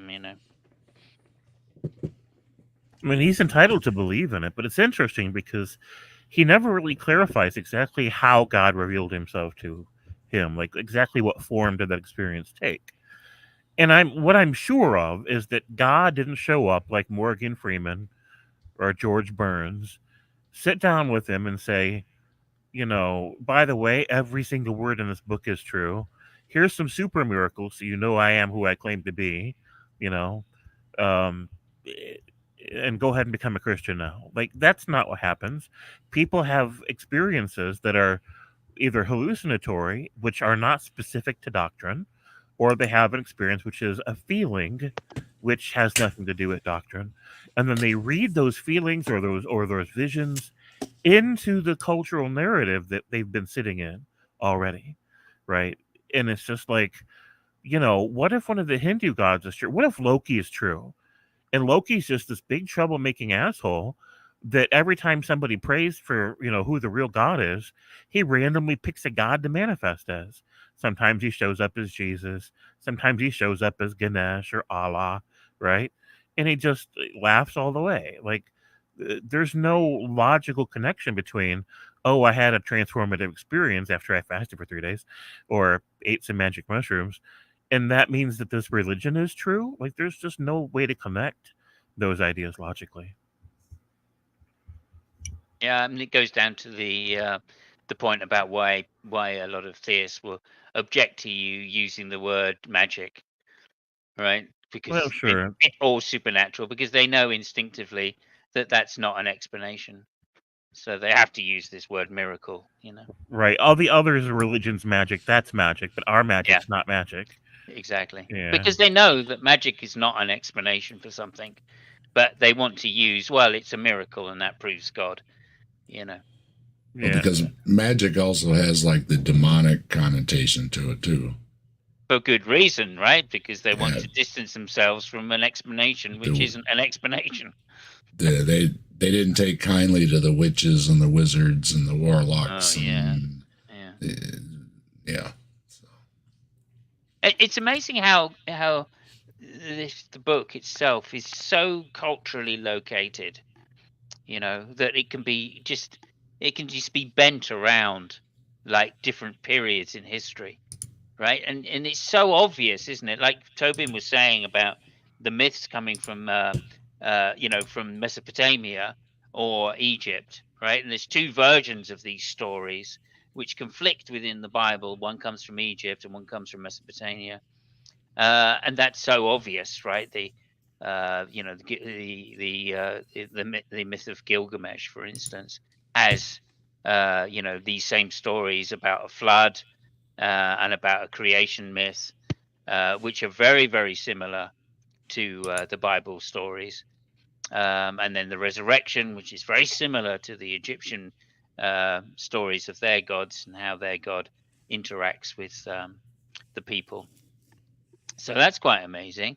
And then you go later on and you've got this indoctrination of the pagans and the problem with trying to conquer Northern Europe, right? Which are all pagan and all like witch believing and superstitious, right? So that all of a sudden there's all of these stories in the Bible about superstition and how bad it is and what kind of like false gods that they talk about, right?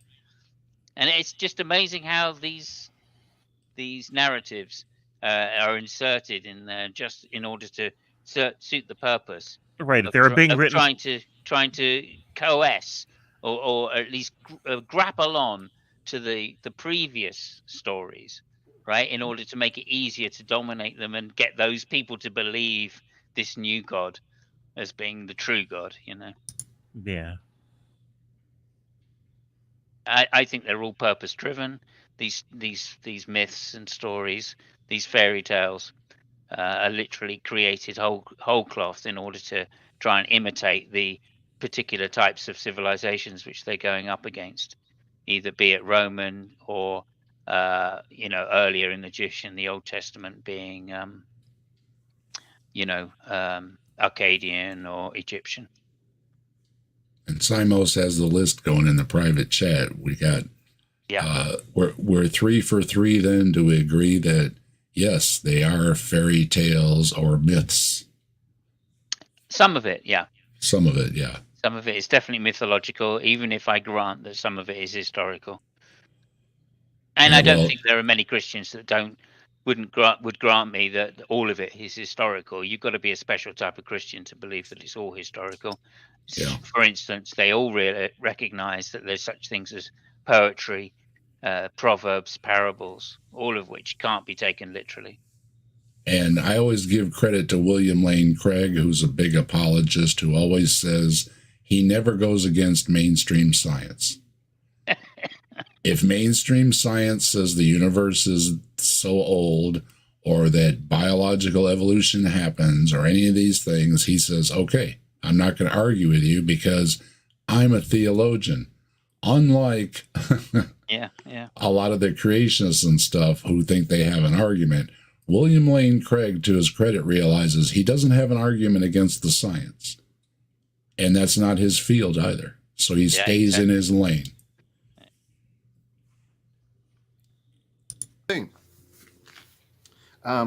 John starts his gospel by creating a parallel to Genesis chapter 1. And these 4 gospels give reference to historical individuals and events. These gospels talk about the census of... Well, yeah, if you cited something from the Old Testament, that's what does it even mean to give historical reference? I mean, like the classic example of... well, just because New York exists, do we believe Spider-Man is real? Right. Yeah. If I say New York, then anything else in that sentence is automatically historical. No. Quirinius is a historical event. You can look it up, and this is actually no. They got the history on that wrong too, because Bible stories say that Quirinius was governor of Syria at the same time that Herod was king, and that's not true. Herod had died several years before Quirinius became governor of Syria, and there was never a census as described in that part of the world, nor would it make sense for there to be one. So he's sitting here saying, look up, this story is true. And I'm like, dude, no, it's literally not true.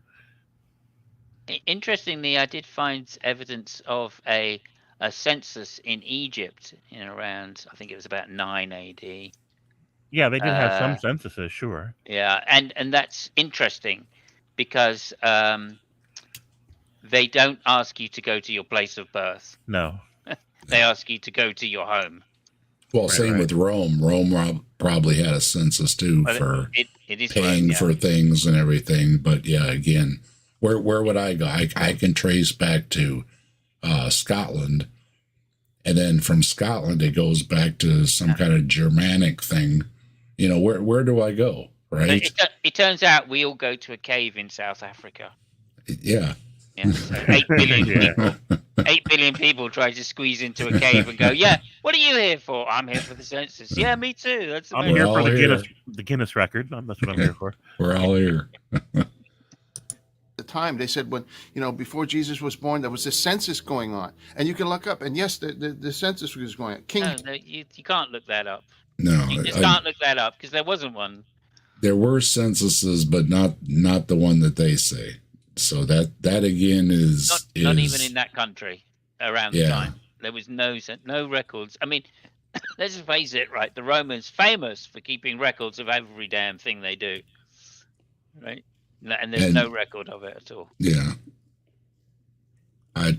this is one of those things that, yeah, you can pick something out somewhere, and somebody wrote a blog about it or something.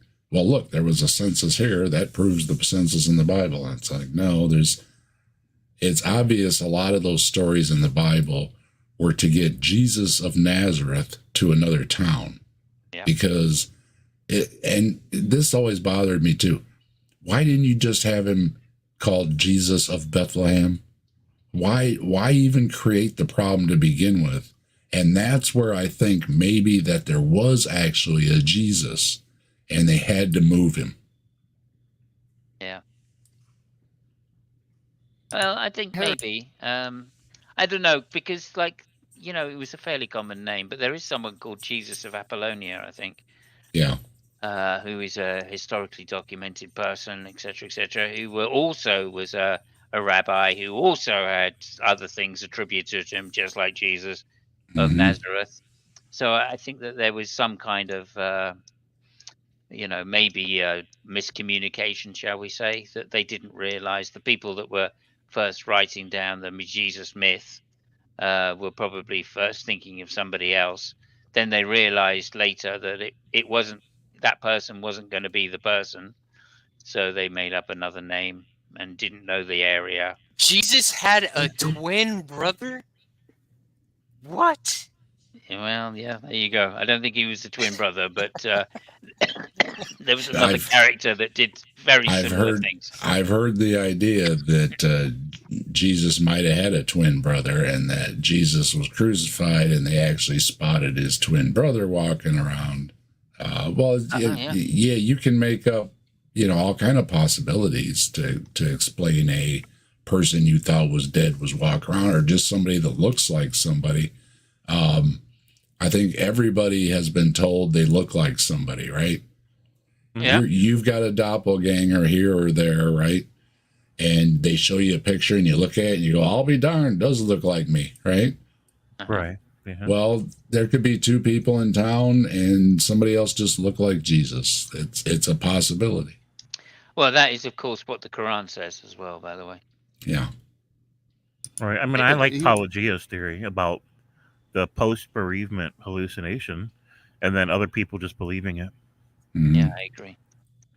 Irving Finkel talks about that. If you don't know who Irving Finkel is demand. He can read cuneiform. So I tend to listen to the guy. And he said back in the first century through whatever period of time, it wasn't uncommon for people to see their dead loved ones. However, they weren't saying that they actually left the grave. They were still in the grave. They just stopped by to say hello. And it's reasonable to understand, too. You're married to somebody for 50 years or plus, and they pass away, and you walk into the living room. Of course you expect to see them sitting in their favorite chair, reading, knitting, whatever they're doing, right? Yep. And sure you could see that. Yeah, sure you could see that.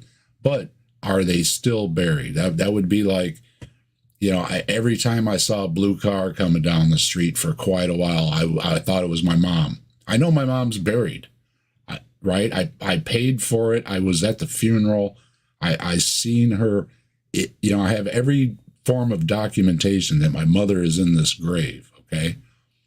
But yet, every time I saw a blue car come down the street for like the first year or so after she died, it immediately in my brain, oh, here comes Grandma, right?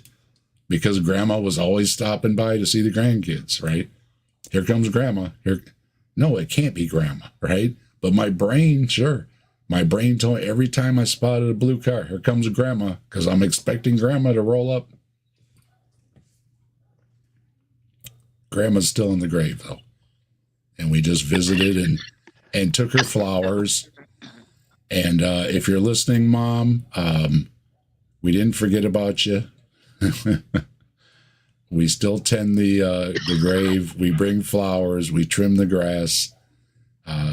She was worried we would forget about her, and I promised her I wouldn't. So does it mean anything to me? no, my mother's gone, but it means something to me that I promised her that I would bury her, I wouldn't cremate her, and that I would, come to the cemetery and bring flowers and trim the grass back. And so it means something to me that I made that promise to her. That's all it means.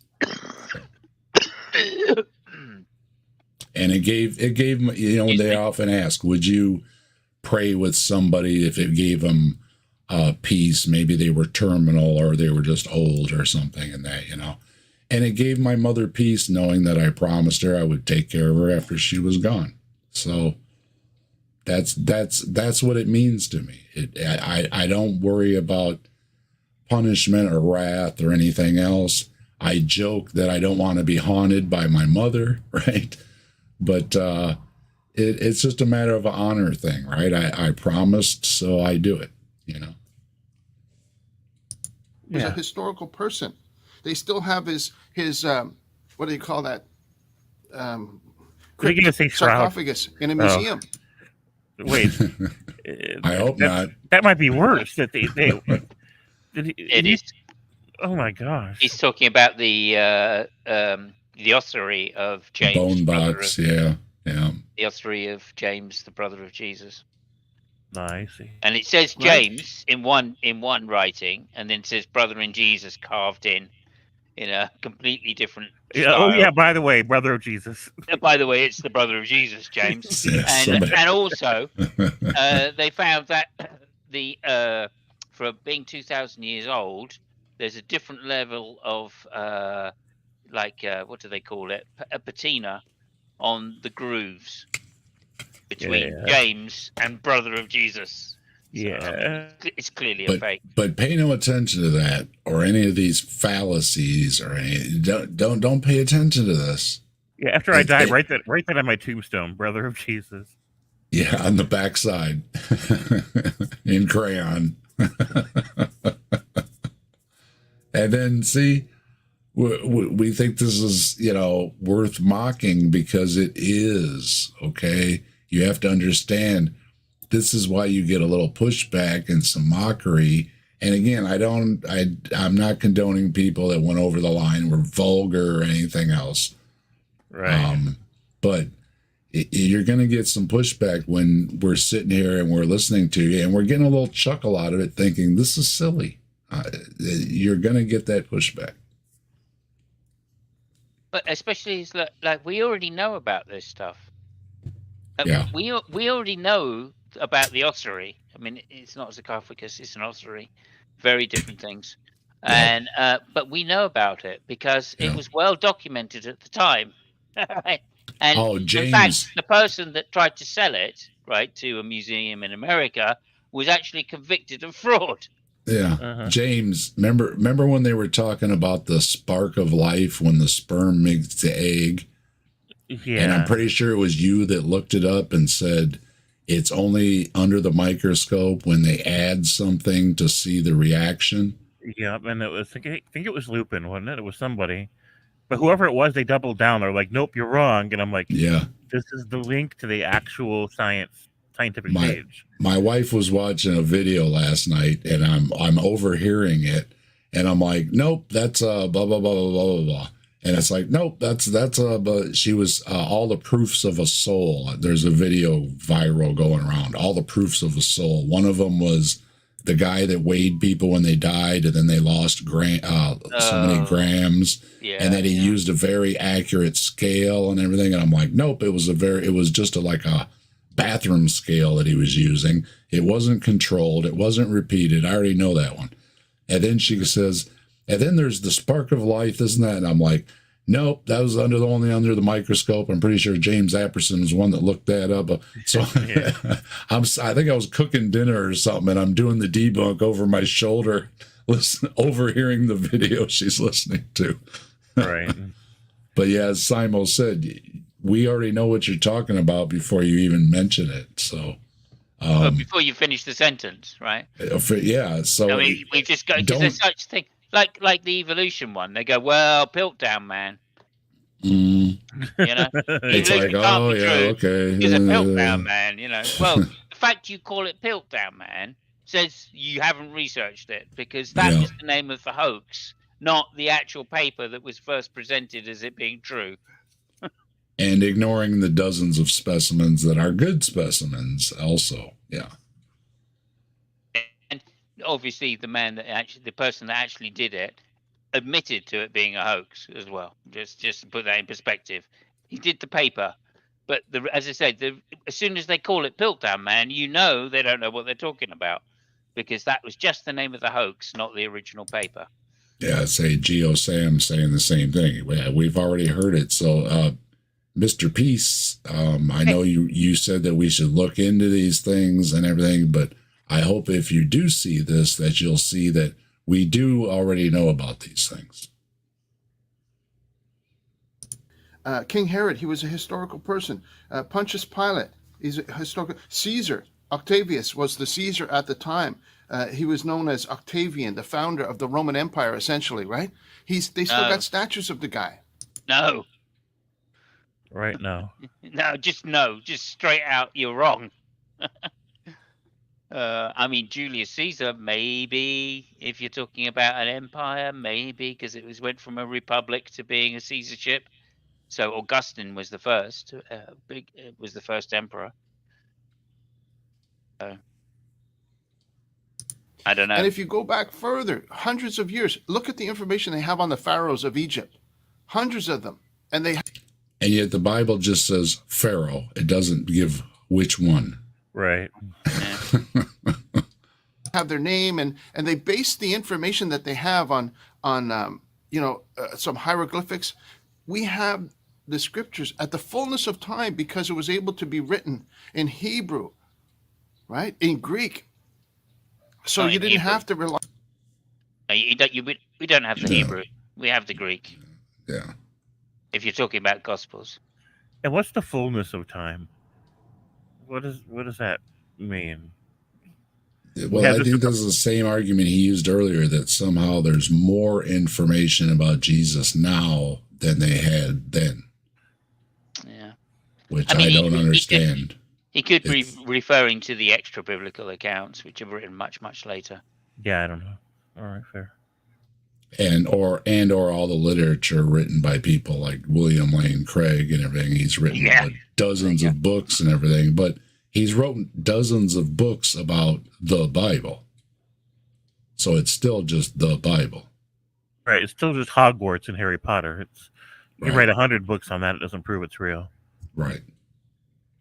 On hieroglyphics anymore, like prior history from there, right? Or cuneiform or something like that. That was very difficult to. And that's why you go to Irving Finkel, because he knows how to read cuneiform. As soon as the word was fully developed, as soon as you had the language that is essentially comparable to what we have today, Christ appeared on the scene, and his life was documented. Absolutely not. Greek is famous, absolutely famous, for having doing exactly what you said earlier, Dave, about having different meanings for the same word that has to be written, and the meaning of the word depends entirely upon the context within the sentence. And absolutely nothing to do with some kind of dictionary. We didn't have dictionaries back then. All right, so I saw nonsense. It might have been a Bart Ehrman speaking to somebody else, I think it was, who's one of these textual experts that was talking about the very thing, that the LGBTQ references, however you want to take them, that are in the Bible, that are supposedly anti-gay folks and everything, it turns out are an interpretation problem again. And what they were talking about is more non-consensual activities, which I think everybody is against, right? Yeah. Doesn't matter who you are, where you are, what's your sexuality or gender. Everybody agrees it's consenting adults. So right there, check it out. I don't know that. I'm pretty sure it was Bart Ehrman speaking to what are they called? Textual critic or whatever is the term. So that's what some people call Bart Ehrman, but Bart Ehrman doesn't like being called that. Ehrman. Ehrman. He doesn't My like fault. it. It's my accent. I'm sorry. It's fine. He doesn't like being called a textual critic. He wants to be called a Bible scholar, but it's whatever. It's tomato. He just got labels. He likes better. He thinks they're more dignified. He does promote his credentials as one, though. I mean, he did. Sure. To his credit, he went and he learned all these different languages. I mean, that's that's a lot of work to learn all those languages and then to study it. Right. So agree with him or not, he has put in the education and the effort. Unlike certain people, like our favorite apologists we talk about all the time, who never bothered to learn Greek or Hebrew or any of that, and know their interpretation is right from their English, their Old English version if they're using King James. And they're so far off the mark they don't even understand that how far off it is with these other languages. So right. And yes, I've heard the same thing. Old Testament and New Testament both have the same problems because of the language. Yep. More so in the Old Testament, I think. I feel. I mean, Greek it seems to me that Koine Greek is a more sophisticated language. Like, at least it has vowels. So. Well, and one of the words Paul used, they said he made up. It wasn't even a word. He made up this word. Yeah. So the crowd that says you can't make up a word, Paul did it. I mean, let's face it, that's how languages have come into existence. And Shakespeare did it enough, right? Yeah, I remember Robin. Yeah, that's how words go. But I remember Robin Faith Walsh making fun of Paul for that. So she's a great scholar. But we do know a thing. We do know a thing or two, Mr. Peace. He's over here dropping truth bombs, and the parts that are correct we already know about, but most of it's wrong anyways, and we already know about that too. The time, and they say, "Oh, it's fairy tales. You can't rely on it." No, we still have those documented information. We have more information on the life of Christ than we do on some of these other characters. That you have just very minimal amount of information on. How much information do we have on Caesar Augustus? But everybody accepts that he was a real person. And we have none about Jesus and plenty about Caesar Augustus. And again, we're talking about God here wanting to get a message to us about our eternal souls because he's so worried about us and he wants all of us to come to knowing this. This is you have to set yourself up on a much higher level. They made pictures of him, they got statues of him or whatever. And he's mentioned in the Gospels, right? They're saying, "Oh, Caesar was in power at this time," and this. It's telling you a history. Lots of Bigfoot statues. Go ahead, Simos. It's all right. I was just going to correct myself there. Yeah, he was also known as Octavian, apparently. And there's lots of Bigfoot statues. Historical event. So this whole fairy tale idea is really just a cop-out. It's not being intellectually honest to any degree. And I'm surprised at how many people depend on that. Oh, it's just a fairy tale. No, it's not a fairy tale. It's history. And why is it that they say, "Oh yeah, Caesar was a real person, this Caesar and that Caesar and this Pharaoh and that Pharaoh," but when it comes to Jesus, they say, "Oh, maybe he's not a real person," because of the words that are associated with him. Because he said you need to be responsible to God. That is so alien to the human mind in our sinful state that we say, "Oh, he probably wasn't a real person." But everyone else they'll accept. They'll accept the words of these ancient Roman philosophers, and they'll say, "Oh yeah, he was a real person." Yeah, but again, it doesn't matter because if you don't want to listen to them, you're not threatened of going to hell, right? Right. Amongst other things as well. I mean, for a start, there's archaeological evidence as well, right? We don't have any archaeological evidence of Jesus, but there is certainly a lot of archaeological evidence of the Caesars because they were such prominent people. And one of the ways that they extended power within Rome was to build public statues and Well, that- triumphal arches to declare themselves, and also have build other things That's- which declared themselves as gods. So I mean, there's definitely a lot of things there. And do we believe they're gods because they built something saying they're gods? No, we don't, because That that's was just a fairy tale.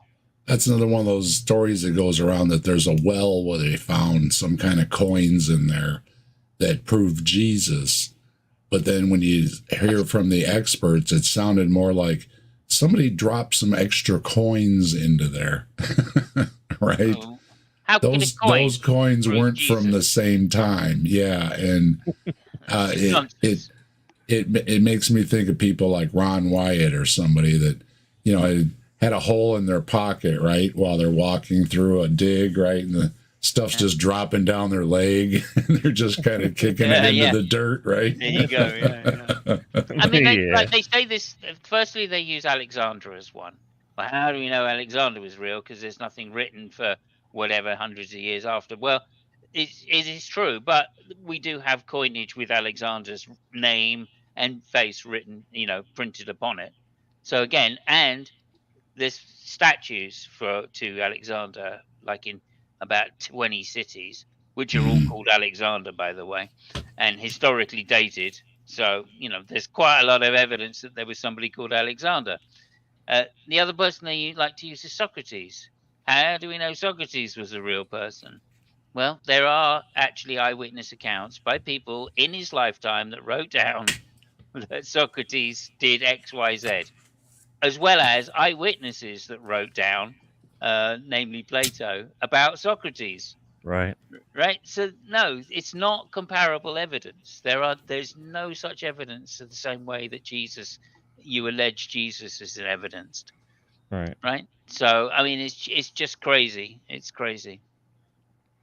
Right. And Marcus Aurelius and you can pick out these names of these, and we have their writings, and they wrote this, and they said this, and they were scholars, and Aristotle said this, and this person said that. But when it comes to Jesus, they don't want to apply the same standard of historicity to him. He didn't write anything. Yeah. Nothing's written by Jesus. Yeah, famously, good point. he said. Famously, it says that Jesus didn't write anything. Just a scribble in the sand. Same with Socrates, right? Socrates didn't write anything because he didn't want to be misunderstood. And we have to again ask, it's reasonable to ask, if God thought it was important enough to send himself incarnate to the earth to make sure we got a message, why didn't he write it down? Mm-hmm. I've just got to read out Sydney because he's been going at great guns in the chat. But Josephus. Yeah, and then don't forget again with Monty Python. What did he say? Blessed are the cheesemakers. Okay. So you didn't have loudspeakers and sound systems, and when this guy was yelling from atop a hill way far away, you might not have heard everything really well, right? Yeah. And then again, Jesus didn't write down the Sermon on the Mount and leave a copy, like a pastor might do, this evening. And in fact, there's probably a pastor finishing up his sermon right now for tomorrow, and there would be notes, right? There's no notes from Jesus. Of course not. Yeah. So again, the Greek shall inherit the earth. Yeah. So it's reasonable to ask, if it was so important for God to come to the earth to bring the message, maybe he should have wrote it down himself. Yeah. Just maybe. It's reasonable to ask why he didn't, and why he left it for, like Tobin mentioned, for how many years before somebody said, we should probably write down that stuff about God being on the earth, right? Because there didn't seem to be any rush to do it, right? Oh yeah, that's right. God did come to earth. I'll get to that next week, right? I'm gonna write that down next week. I'll remind me next week, right? Right. And then you have the first gospel, so-called gospel. But actually, first you have Paul's writings, and he doesn't mention any of Jesus's earthly ministry or earthly miracles at all. And then you finally have the so-called Gospels decades after that. And the very first one hardly mentions anything miraculous. The next one is which was written decades later, is all like, oops, I guess we forgot to mention some miracles. Let's get this written down right now. Yeah. Like, why in the hell would the first gospel writer not mention the cool miracle shit? And then the next one comes along decades after that to write down some more shit, gets the details wrong, and then says, you know what? Those other guys, they forgot about some even cooler miracles. I don't know why they didn't write it down. Let's write it down now. Then the next guy who wrote John did the same damn thing. And I'm like, these are how fish tales develop, right? They get grander and grander with each retelling. This is the reason why the people that decided to canonize these texts put them out of order in the New Testament canon on purpose. Because if you line them up in the order that they're actually written, it's really damned obvious that they're fish tales that just get grander and grander with each retelling. Because it makes absolutely no sense that each writer before them forgot to mention the cool miracle shit that they remembered to write down. I mean, I think it's the very first one doesn't, in the original version, doesn't even mention the resurrection. Right. And Tobin wanted a super Jesus story. There's also the super Jesus that comes out of the tomb, right? That's, super giant tall. And yeah, there's your Superman story. So which one are you going to believe? So, but for Tobin, though, that's the one I forget which one. Bart Ehrman talks about it. Probably John. Let's face Is it John? John just exaggerates everything to do with Jesus. the big huge Jesus comes out of the tomb, and not an empty tomb. The big super Jesus comes out of the tomb. So yeah, which one was it? Well, like James just pointed out, it makes a great story. And in oral tradition times, if you're just saying, oh yeah, this Jesus guy, yeah, he's pretty cool, nobody's going to retell that. If you say, oh, this Jesus guy, he did miracles and he did this, and then maybe people might start retelling it. And then when you're retelling it and you're sitting around the campfire, you're going to embellish it to make even a better story. Or somebody's going to say, I've got a better one than that. I heard he did this, and I heard he did this. And of course, this is what gets told and retold, not just, oh, yeah, Jesus, yeah, he's all right. That just didn't get retold in an oral story around the campfire. And again, it's all in relation to the types of people that they're trying to convince. Like the pagans up north in Europe had some pretty cool tales about their gods. Jesus has to be better than that. Otherwise, there's no way that they're going to get conversions. And I think they, like I said earlier, they wanted a Messiah, so they saw the Messiah in Jesus. Yeah. Oh, maybe he's not. Maybe he's just a fairy tale, because they cannot accept his words. His words are that powerful that they're trying to erase him from history. So we don't have his words. We have other people's words alleging that they're his. The Bible, the most printed book that you can get everywhere and anywhere, and it's all over the internet. Every version is trying to be erased. How? Yeah, no, I've also questioned that, because I've always thought that what's it called? The Elements, the geometry book. Who did that? James. I'm sorry. Who did the Elements, the geometry book? I'll look it up. For what? Pythagoras? No, it's Euclid. All right. Thank you. Euclid's book. That's probably the most reproduced book and most read book, because up until, I don't know, for some time, right? Because the Bible wasn't allowed to be read. It was just read in church, right? So not many people read the Bible up until very late in human history. And well up to that time, Euclid's, the geometry book was always taught in universities when they started. So from 1,000 years, about 1,000 years ago that the first university started teaching, that's probably the most read book in his human history. Interesting. I mean, it was also like, from the Enlightenment onwards, from modern schools onwards, I should say, that was taught to every teenager. And that's as a another staple. that's another big red flag for us skeptics when you hear things like the church worked really hard for people not to read the Bible themselves. Right. So it was the church We've trying to got this hide the great words. book. Yeah, we got this great book, but we don't want you to read it. Right. It was the churches trying to get rid of the words that they believed were Jesus's. You can't have these. These are only ours. It's crazy. You know, and in the meantime, like, who's to say that those words are more powerful in their effect on human psychology or human spirit or anything else than the words found in some other religious texts, right? The Hindu Vedas or the Quran. You know, the people, there's a lot of Muslims who are so moved by the words in their Quran, they're ready to blow themselves up for some Muhammad, right? Yeah, yeah.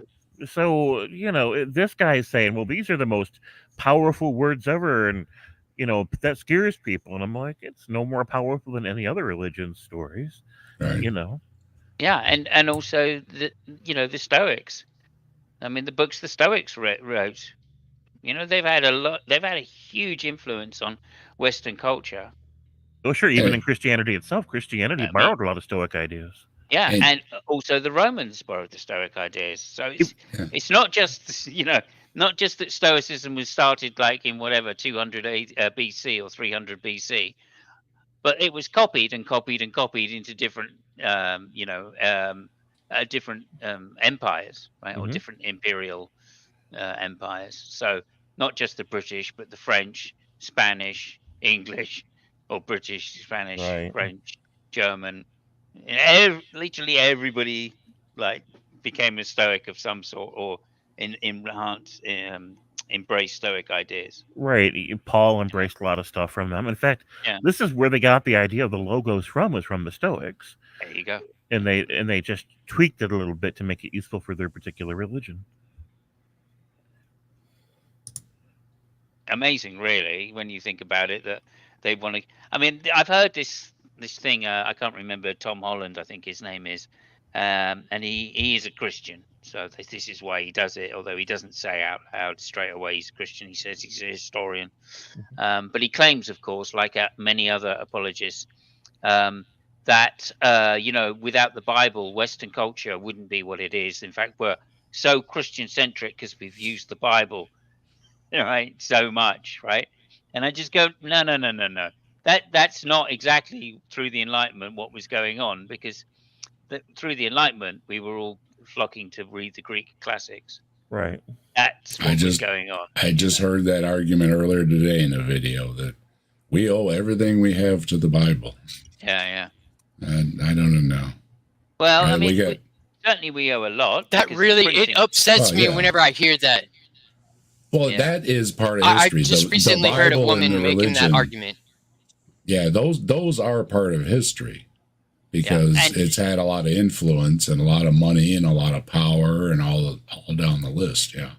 Sure. Well, but you totally disregard all the other cultures that have influenced our society world over. I mean, the dude's wearing a Korean hat, like Taoism and Buddhism. You know, those have left a pretty good significant mark on how people think.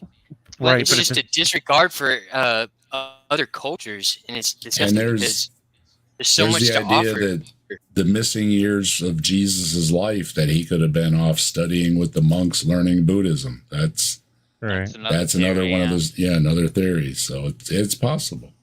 Well, also, like all of the church fathers that are responsible for early theology in the church all reference Aristotle.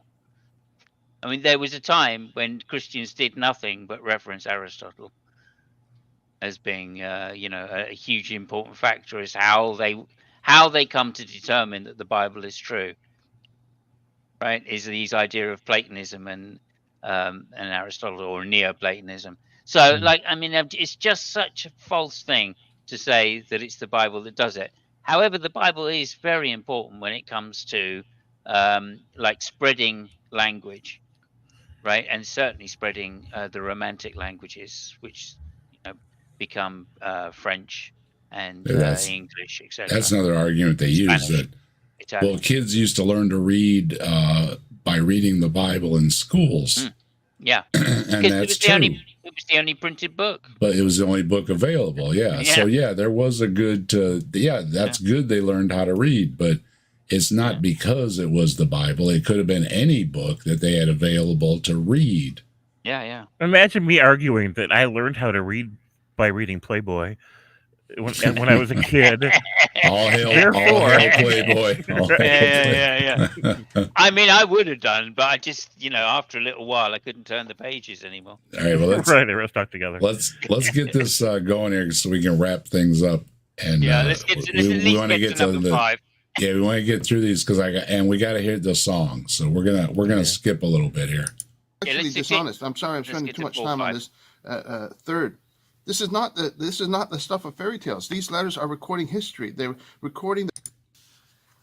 Anyway, I better move on because how am I doing for time? Yeah, I'm gonna run out of time You're on taking this, too long. on this video. Maybe I'll ask you to subscribe because that way you can get the next video and you'll see the different I types did. that I'm going to Hey, try that's to nice. address.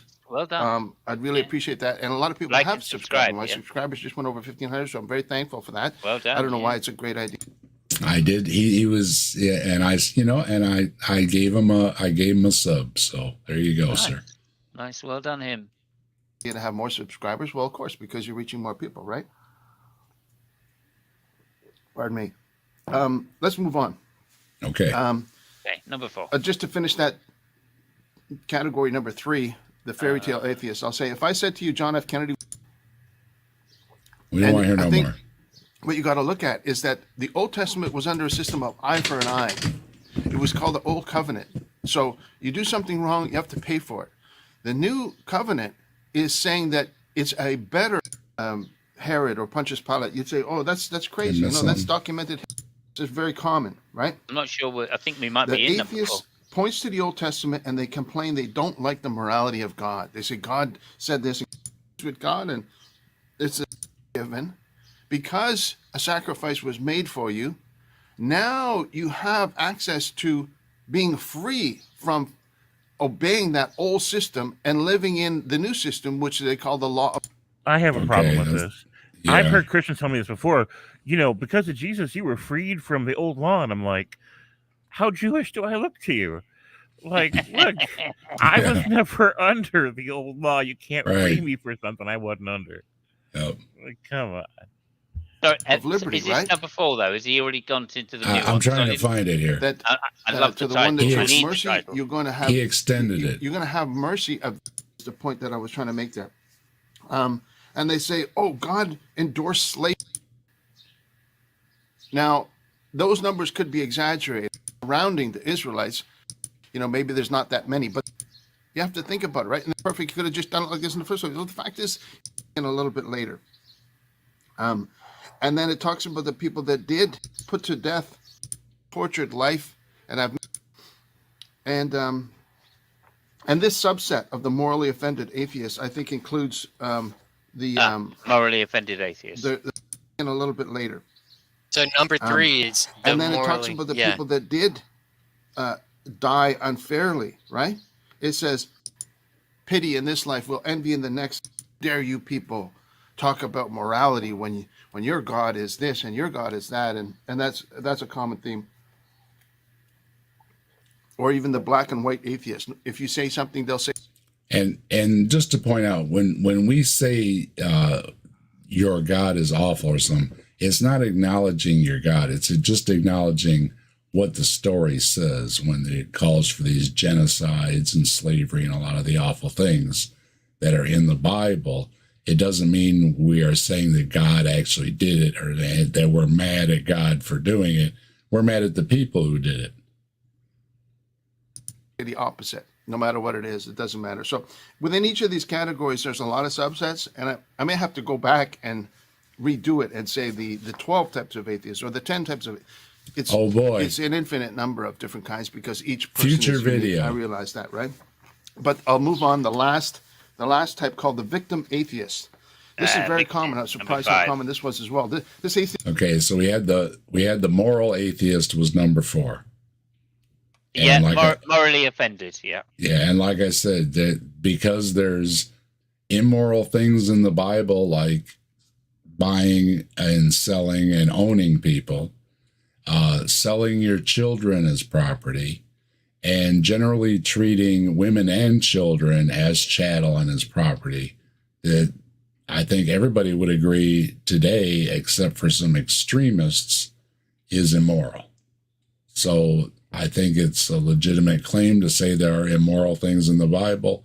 And speaking of William Lane Craig again, some of these apologists have been stumped when asked about some of the horrendous things in the Bible, and they just generally defer to, there must have been a greater good that came out of these awful things. That's why God did it.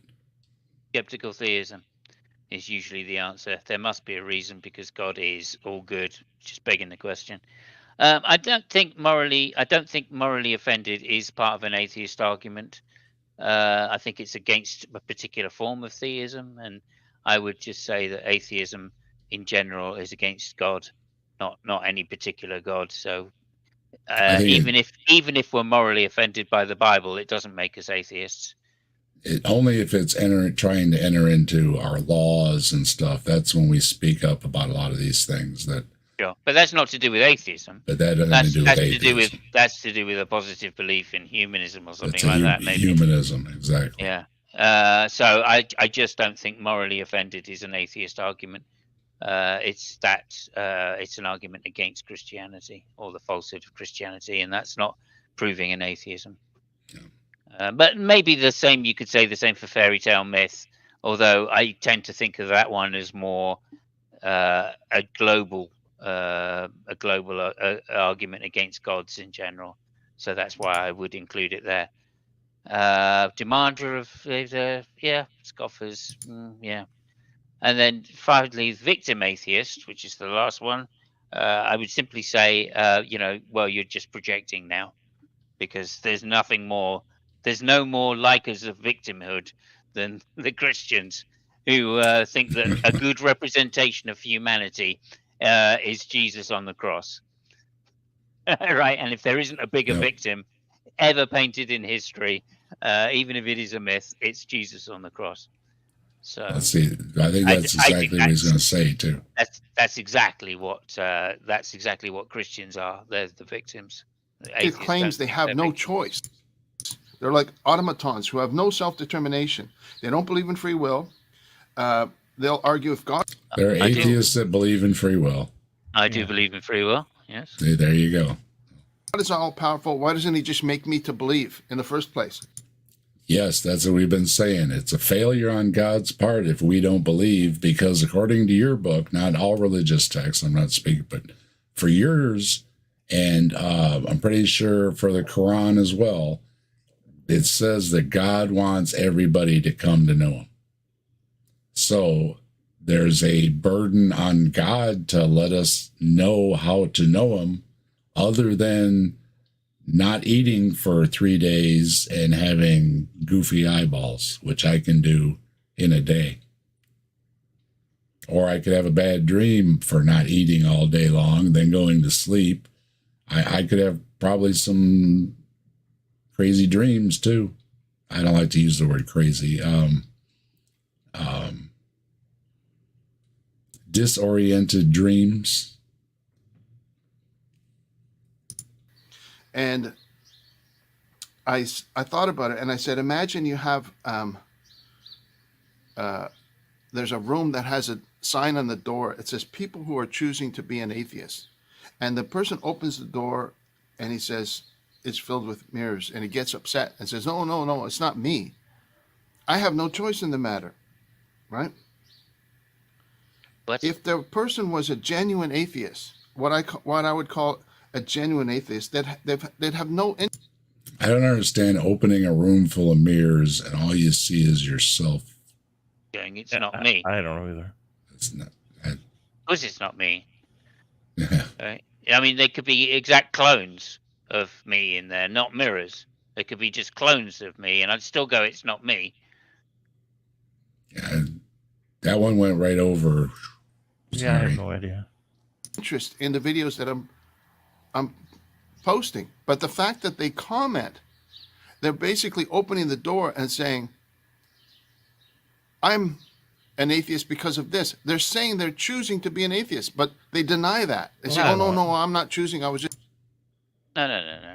Again, he's missing what involuntary doctasticism or toxic involuntarism.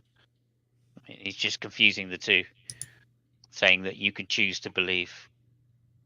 I don't think you choose to believe. You get persuaded to believe by evidence.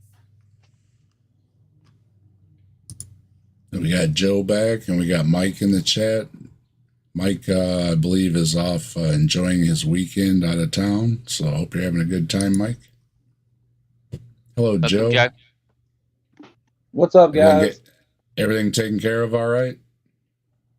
Yeah, we had my girlfriend had to go to the hospital real quick with her mom. She had cancer, and it's a whole big thing. So, yeah. So I had to run real fast. I'm sorry. Understand. We're just gonna wrap up here, and we're gonna hear the song here in just a second. Born this way, and I've never had any interest in God, and it's a type of self-delusion, right? And this one I'll probably get the biggest pushback from. They'll say, you don't know what atheism is. You don't know what it means. It just... I don't think you do. No. I don't know. I mean, in this video, he's demonstrated more kind of knowledge about the topic than he did in the last one. The last one was a lot of ignorance. This one, I think he's sort of expanding a little more, and he's having to show that his arguments are... He must understand that some of his arguments are a little... I think he's been reading some of the comments, hasn't he? There you go, Dave. Yeah, you got it. Well, that's good. That's right. See, this is good. See, he's gotten a better understanding. All right, this is progress. This is what we like. It means having no regard for gods. But I think that, again, is a bit of a cop-out, because the people commenting are showing by their comments that they're concerned about their status as an atheist. They're concerned about God, because atheism can't exist without a understanding of God. There has to be something to reject. You can't just say, well, I'm an atheist because this, and I have absolutely no awareness of it. It's logically incompatible with the concept, right? I mean, he's kind of right. Did I hear that right? Go ahead, Simos. Well, he's kind of right in that if you think atheism is the belief that gods do not exist, you have to have concept of what the word God means. You can't be an atheist, and you can't be an agnostic, right? So, like, in that aspect, he's right. But atheism these days means a lot more than that. There's the colloquial use of the word atheism, which is simply which is equated to non-theism. You're just not a theist, right? And that in that case, you don't have to have evidence that there are no gods. You just lack evidence that there is a God, right? So I'm sure he doesn't understand the two differences. And Dawkins has the scale of what, 7 levels of atheist or something. Yeah. Belief, yeah. There's a huge problem with what he's saying, though, because like he doesn't believe in other gods. You know, he is an atheist to those other religions. So if he's making this argument, then he must also, accept that those other gods exist, the way that he's trying to make it. Which he hasn't said that yet, but which is my argument. The same thing he did when I left 3 hours ago. If you believe in a god, then why is it so hard to believe there are other gods? Right? That's always been my problem with the thinking here, is that, well, if you believe there are these supernatural beings, why aren't you open to these other supernatural beings, even if yours is the boss and the head one, right? I don't understand the complete denial of it. He has to apply this to Bigfoot and fairies and everything, then, right? All hail Bigfoot. If they exist because you know the concept of what it is, if that makes them exist and makes you a believer, then you believe in everything. Yeah, it's quite. Thing is believable. Then. And I think they want to set themselves up as unique, whoever it is that. I think we mentioned it earlier that only our belief has the superpowers. Everybody else is just making it up that they have the superpowers, right? Well, it's quite interesting that he's been showing the video last week of Christopher Hitchens, because Christopher Hitchens was the, for want of a better word, weak atheist or laxist or atheist that says, I disbelieve in the existence of God. And one of his arguments is the very fact that you all don't believe in 99% of the gods. I just go one further, right? Yeah. Which is basically saying, look, for whatever argument you've got against Allah, right, and all the other gods, right, I've used that argument to include your God. Yep. And there you go. Okay, so in that sense, that is the weaker version of atheism, which he's not referring to here. But he's picking and choosing which version of atheism he's talking about, which is, I think, a little bit dishonest and just to serve as rhetorical interests of the moment. But for me, the term atheist means a little bit something different than it might mean to most people, because the term atheist refers to the word theist, which refers to the word God, and God is basically just an expression of awe, of reverent regard for a conceptualized and romanticized something that's so much bigger than life to the perceptions of the invoker that it makes them feel small compared to it, right? It humbles them, and it kind of helps them locate their place in the world in terms of their relative size and power and just the nature of what it means to be them. So somebody can say that about nature, and then they're a pantheist. Someone can say that about a deistic God who doesn't make any moral demands, right? And then they're still going to call it a God. Now, the reason I don't call anything a God is because my standards can't be met. When I say that, I don't mean my evidential standards. I don't mean that. How can I put this? I'm allowing for the possibility that there's some super people, some super beings that semi-intelligently designed the universe and the world. You know, they could have done better, but A for effort. But that wouldn't be a God for me. If somebody were to convince me that there was an intelligent designer that designed the cosmos and the world intentionally, well, that wouldn't make me a theist, because in order to cross the boundary into theism, you can't just think somebody created the universe. You have to have a certain reverent regard for the concept and for the entity that you've imagined. Then you become a theist. And I don't have that because I'm too difficult to impress. I'm skeptical and I'm jaded and I'm so displeased with the state of things, right? That even if somebody were to convince me that somebody semi-intelligently designed this world, I wouldn't place that crown of words on their head. I wouldn't feel humbled in that way. I'd feel pissed off. I'd feel skeptical. I'd feel like dude needs a kick in the nads, right? And basically, they would just be convincing me that it's a Toy Story scenario and Sid actually exists. He's up there with this big old microscope and he's got plans for everybody. And I'm like, okay, well, you can be the bootlicker that you want to be and call that a God if you want to. But even if I met Sid personally, I'm going to start calling him God, right?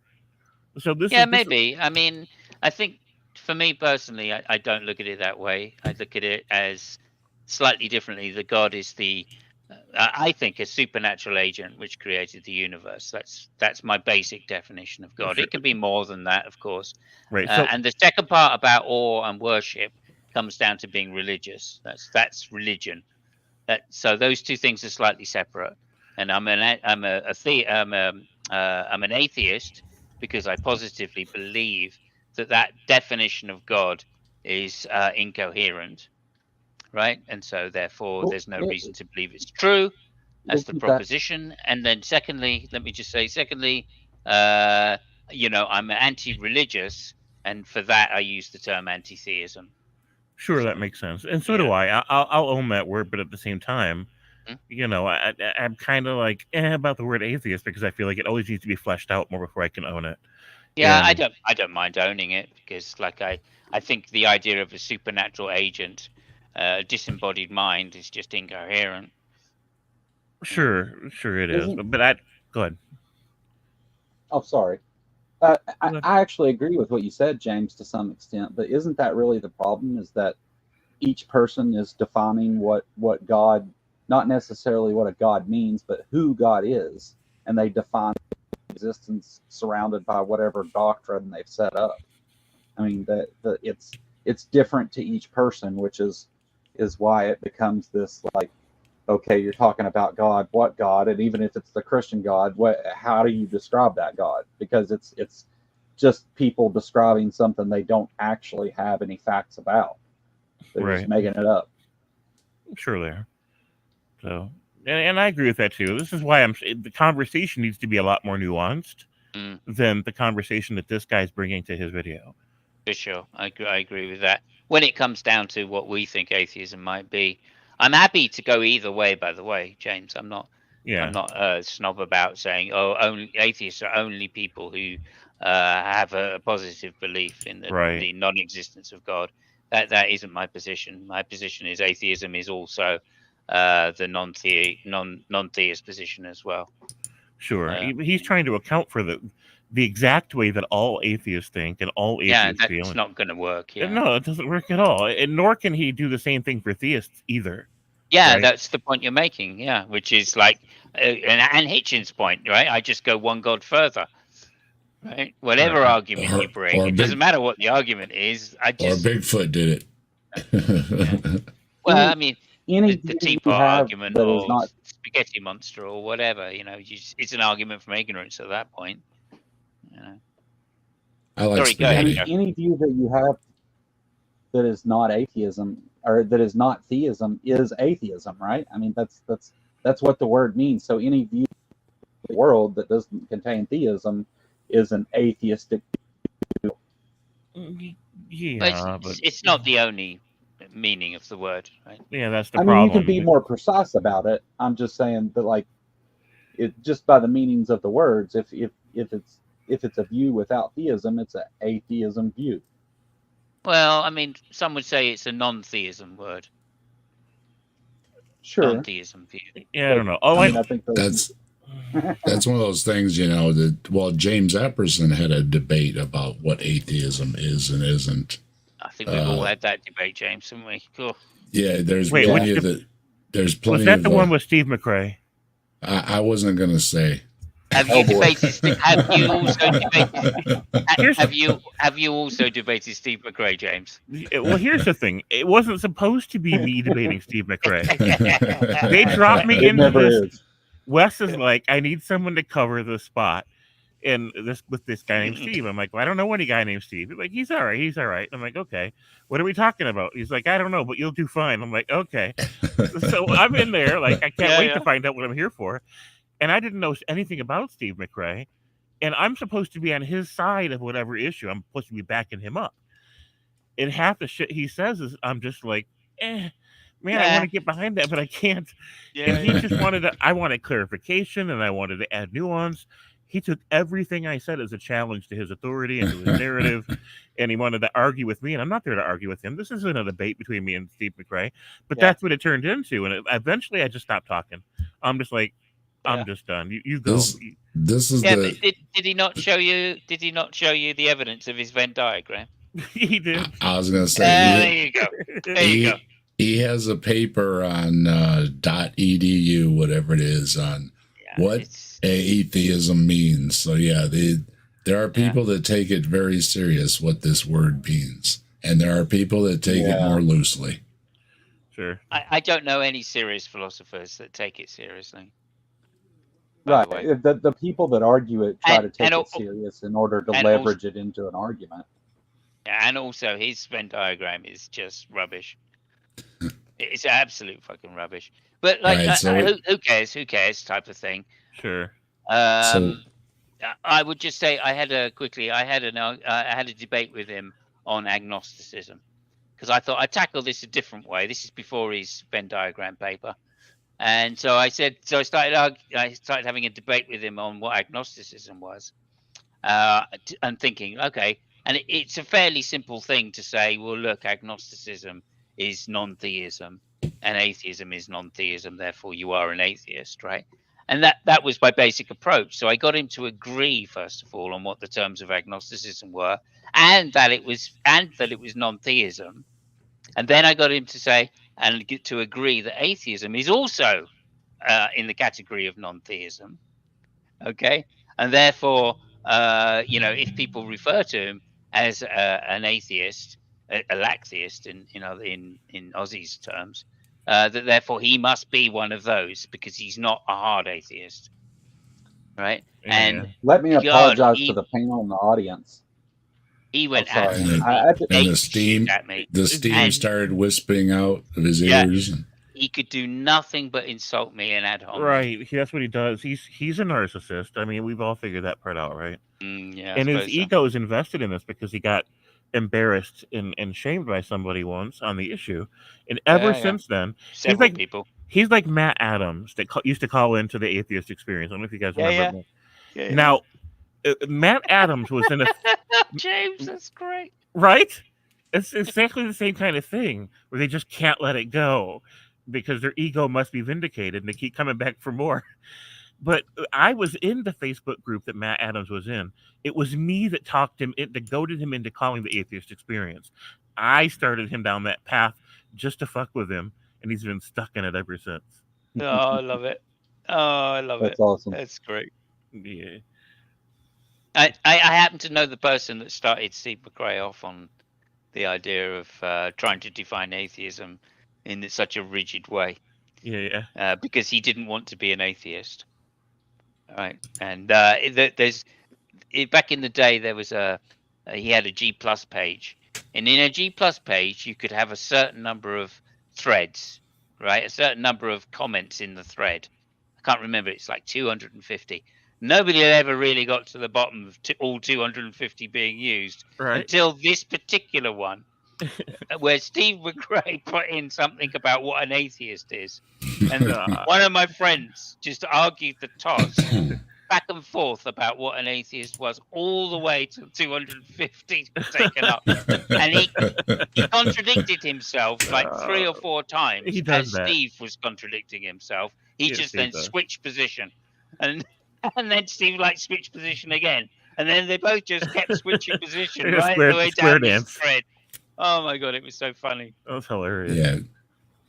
Anyway, you sorry don't about that. you don't want to get into it with Steve about what an atheist means unless you're prepared to get into it with Steve about what an atheist means.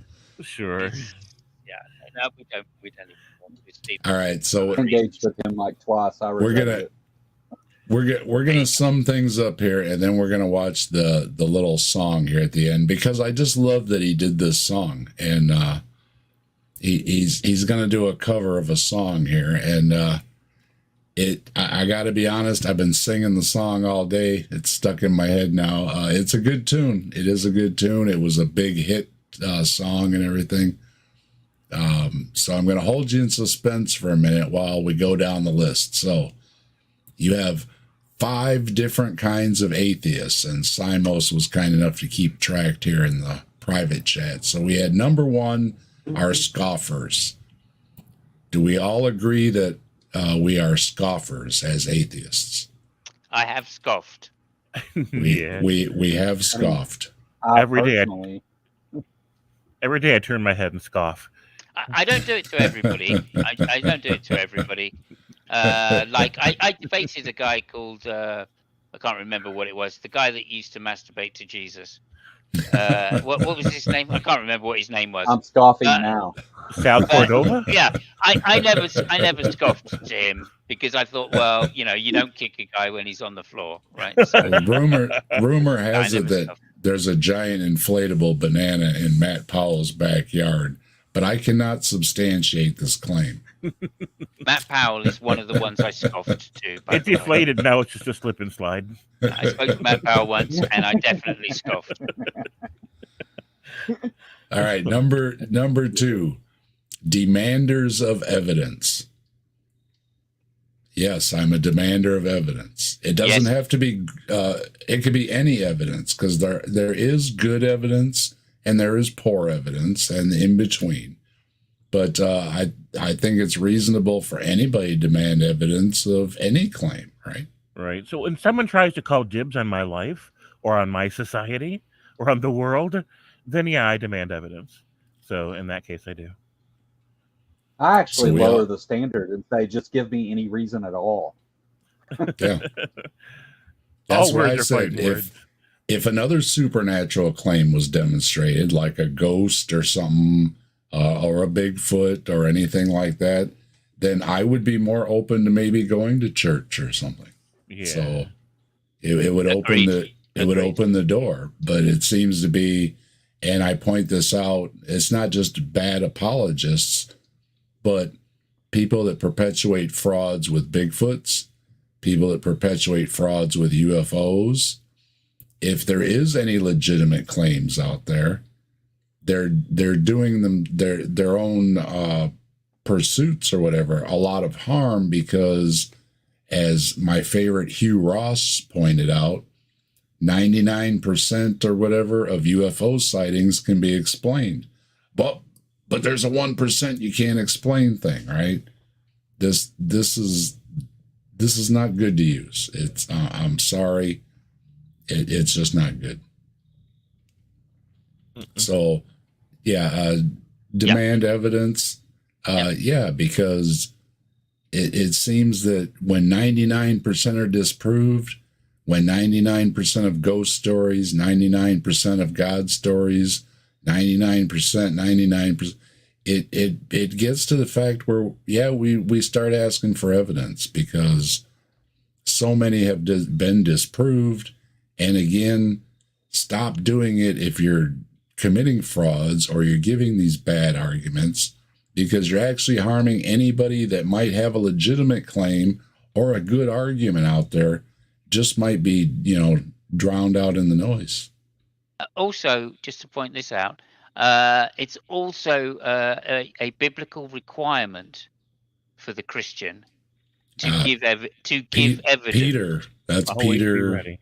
Yeah, Peter, always be ready with a defense, right? Yep. All right. Always be prepared to give reason for your hope. Yep. I think it says something right, like that, and that is evidence. Apologetics means. Reason and argument is evidence, Whitney.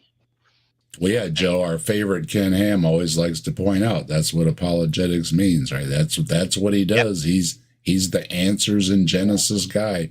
Just don't ask him a question he don't like. Right. And okay, also, so just to point out as well, sorry, Dave, I know you're trying to get out of here, but just to point out that so far, this guy, what's his name? Patrick Peace. Patrick Peace has committed scoffing. He called us all scumbags. Number 2, demander of evidence. It's biblical to demand evidence, so he is a number 2 as well. Go ahead. And then we got number 3. It's a fairy tale or myth. Well, as we pointed out, even if there was a Jesus, and even if there was some of these other people in the Bible, and they were in these places like Israel or Iran, Iraq, Syria, wherever they were at, we can grant that. But you also have about a dozen beasties that I would call cryptids, which are supernatural, that are in the Bible, along with a lot of claims of miracles or magic. Mm-hmm. Jesus is my favorite cryptid. I'll say that.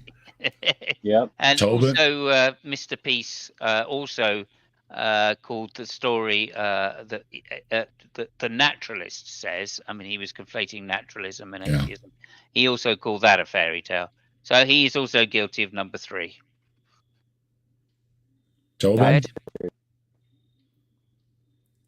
Did you want to say something? I thought you wanted to say something.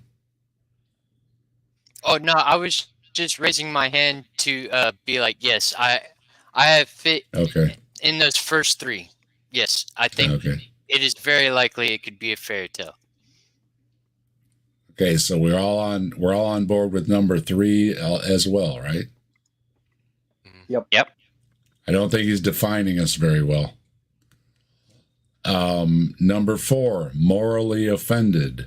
Well, I think this is open to interpretation, is what we pretty much agreed, right? Yeah.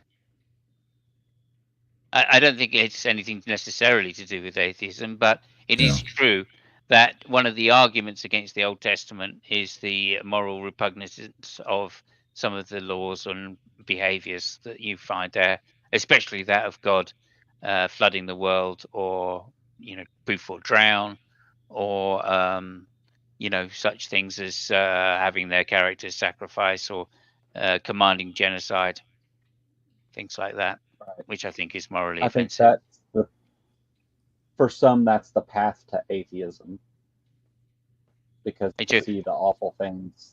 Yeah, for some it is.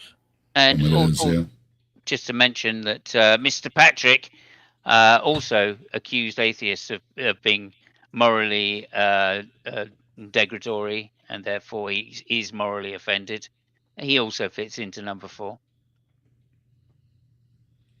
And then the last one is the victim atheist, which is kind of hard to understand. This is really the only one. He doesn't like pushback, is what it is, right? I mean, but then he seems to be reading the pushback and getting something out of it. So, yeah, I don't think this is a real category for atheism. To say that we're victims, at the best you could say, well, we're a small group of people compared to the number of Christians on the planet. But even that doesn't make us victims. Yeah, he's just saying, why are we talking about this? Why did Hitchens talk about this? Well, the reason we talk about it is because it's a big topic to talk about. And it's one of those topics we were always told not to talk about. Don't talk about religion and politics and all these things, right? And then look at all the problems you have in the world. So more people like to talk about these things and, not just keep it quiet, hush, hush to themselves anymore. And there's nothing wrong with civil discourse. I think we've been civil here, try not to make it personal. We've been having a good time laughing, but as we pointed out, some of these things are silly, and we've also had some humor interjected, which, we're having a good time here. Got to make it entertaining. We're entertainers like Christopher Hitchens, right? Trying to put on a show here. We had a bunch of people stopping by, commenting and watching and everything. So yeah, we're trying to entertain everybody a little bit here. Hopefully everybody was entertained a little bit that's watching, and appreciate everybody that's been through. The problem with him pointing out victims. Sorry, Joe. Could you say that again, Joe? I interrupted. Sorry. The problem with him pointing out victims, though, is that regardless of the truth of his theistic belief, which is Christianity in this case, there are millions of victims that are both atheist believers and of all different faiths and cultures that are victims to the actions in the name of the Christian religion. So I don't know how victimhood fits both believers and atheists. Agreed. Everybody must get stoned. And also the history I've been entertained. History of the 30 Years' War or the 7 Years' War, both of which were religious conflicts between different religious sects. So, just saying, and the First World War, just saying it's basically these are Christian wars. That's when he named like North Korea and the little funny man with the the little man with the funny mustache and these different things. We can throw it right back to you with the Inquisitions and everything. It's a weak argument. Yes, there are bad people, and there are bad people that believe, and there are bad people that don't believe, and there are also good people. And most people are good people, whether you believe or not. So it seems to be the best thing that, or what everybody seems to agree on the most, is to try to be good people, because that's what most people strive to be. At least it seems to me. Yeah, and if it was written on our heart, you would have thought that that would at least give Christians some kind of immunity to being bad people, but it doesn't seem that way.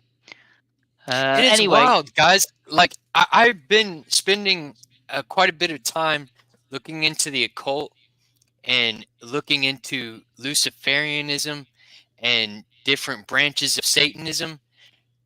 And even now, I have come across a couple of them that have questionable ideas, but most of them that I've come across, they all want to do good for society, for themselves and their families and friends.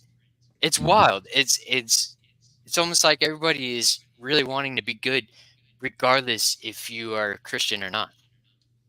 Yep. so if these five categories define atheism or define atheists, then I would argue that he fits into all five, and maybe actually he really is an atheist. Yeah, good point. And I don't think he did a very good separation, because it seems to read kind of like a horoscope where all of us can say, well, yeah, I guess so, right? So defining us, no, you just mentioned some different things that atheists may or may not follow. I didn't really define it. Most people follow. I mean, yeah. I again, demanders of evidence. Well, that's every single scientist on the planet, of course. Mm-hmm. You know, like the myth and fairy tale. That's every Christian on the planet. Well, everyday people too. I mean, you know, you want some evidence that your doctor has a diploma on the wall, right? Yeah. You know, you want some evidence that, you know, they actually went to school and learned how to do the things before they start putting medicines and needles and cutting you open, right? You want a little evidence. And there's nothing wrong with a second opinion as well, right? You might want to see another doctor and make sure that you actually need certain medicine or a surgery or something. That's demanding evidence, right? Yeah. And these are things that everybody does. You know, if you hire a plumber, exactly. you want them to be licensed and insured and everything, you know, right? That's a way of demanding evidence. So, in fact, there is no area of naturalism or anybody's naturalism that doesn't at least demand some kind of evidence, even if it's a superficial type, except one that I can think of, and that, of course, is belief in the supernatural. Yeah. And so, anyway, I'm just saying that these are just people. All you're doing is describing people. If you do a poll, right, as to say, you know, like, which is the most immoral time in history, virtually everybody says, well, it's this time, of course, because nobody says that they're living in a perfect time. Right. Right. Everybody's morally offended by something or another. That's just human nature. So, and everybody, like every single Christian, believes that other faiths are, other religions are, of course, fairy tales and myths. So you're not really describing atheism very well here at all. Well, Sydney has it all figured out. Has everyone memorized my new informal fallacy, the fallacy, defined as being a dick? Everyone's a dick. Thank you. And it's probably one of the best fallacies I've ever heard. Well, hey, this Or was would that great. be a category of a phallic? Are you being a phallic fallacy? Well, whenever anybody throws, you have fallacy, this, I always tell them, I don't have fallacy issues. Thanks for asking. I'd probably mention that his fallacy is probably a fallacy. It's fallacy. Yeah. Well, hey, like I said, I planned on doing this earlier because we ran late the last couple of weeks. And I planned on, a couple hours or whatever. And we more than doubled that because it's just great talking with you all, great conversation. And the time just flies by. I appreciate y'all hanging with me for this. It's been a long stream. I didn't intend it to, but I hope you feel the same as I do. We were having a great discussion. So, Oh yeah. yeah, Robin. Yeah, we're up late. We're still going, Robin. Yeah, I'm trying to get this going on every Saturday. Schedule providing and everything, and just to have a good time here, have some laughs. I hope everybody had some laughs. I did. I had to wipe a tear out of my eye. I was laughing so hard a couple times. I hope everybody had a good time. And to go out on a good note, Mr. Peace does some music videos on his channel as well. And he covered a song, and I like the song. I like the band. It's one of the greatest rock bands probably ever, and it's also a Canadian rock band. And he covers it, and I thought we'd listen to it real quick and as a way to wrap things up. So here it goes. I'm intrigued. Let's try one for Abby. Nice and slow. Not a chance. Check. Let's do it.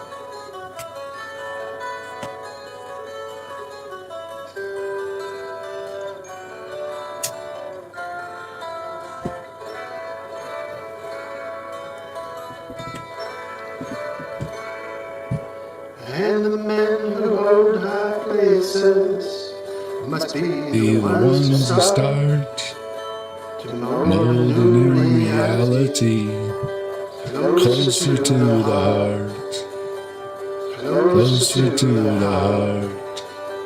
The blacksmith and the artists reflected in their art. They force their creativity closer to the heart. Yeah, closer to the heart. Everybody sing along. Philosophers and plowmen, each must know their part. So a new reality, closer to the heart. Yeah, closer to the heart. Great tune.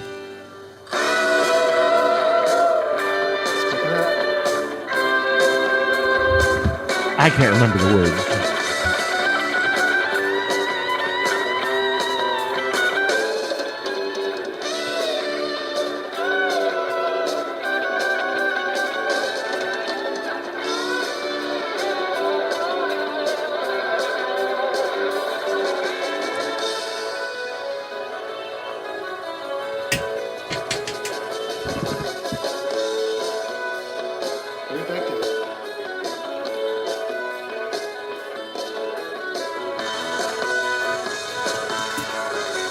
You can be the captain, and I will draw the chart.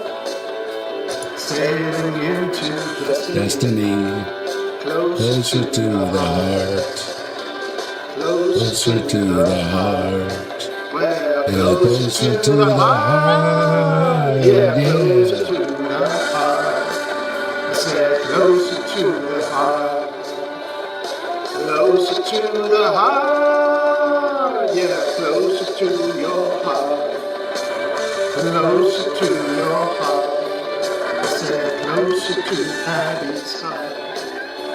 Yeah, oh yeah. Mm-hmm. He actually All right. did not sing too bad. He actually did sound good. That's He picked a good song. That is he a did good all one. right. That is and was a the good song. the song is about the political leaders, is what the song is about, and that you're not doing a good job.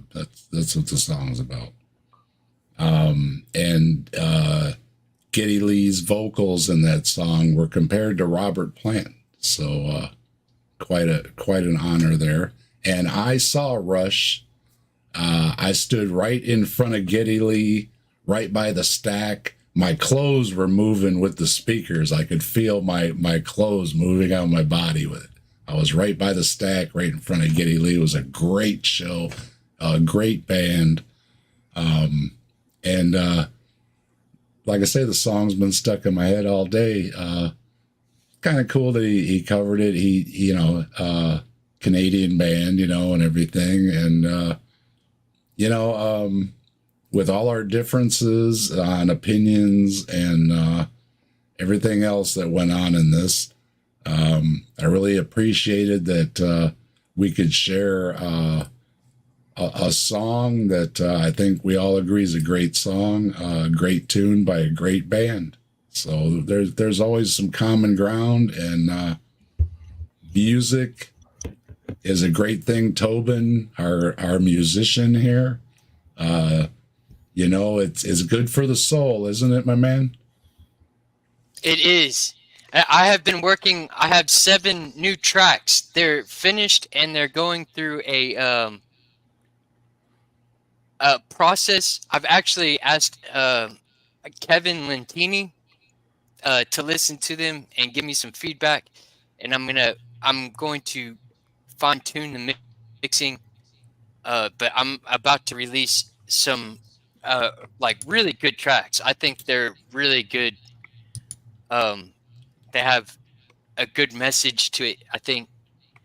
But I love Rush, Alex Leifson, and Neil Peart. Neil Peart was a huge inspiration to me as a kid. In fact, Tom Sawyer was the song that I started learning drum notation from that. And that was my first song to learn how to read drum notation.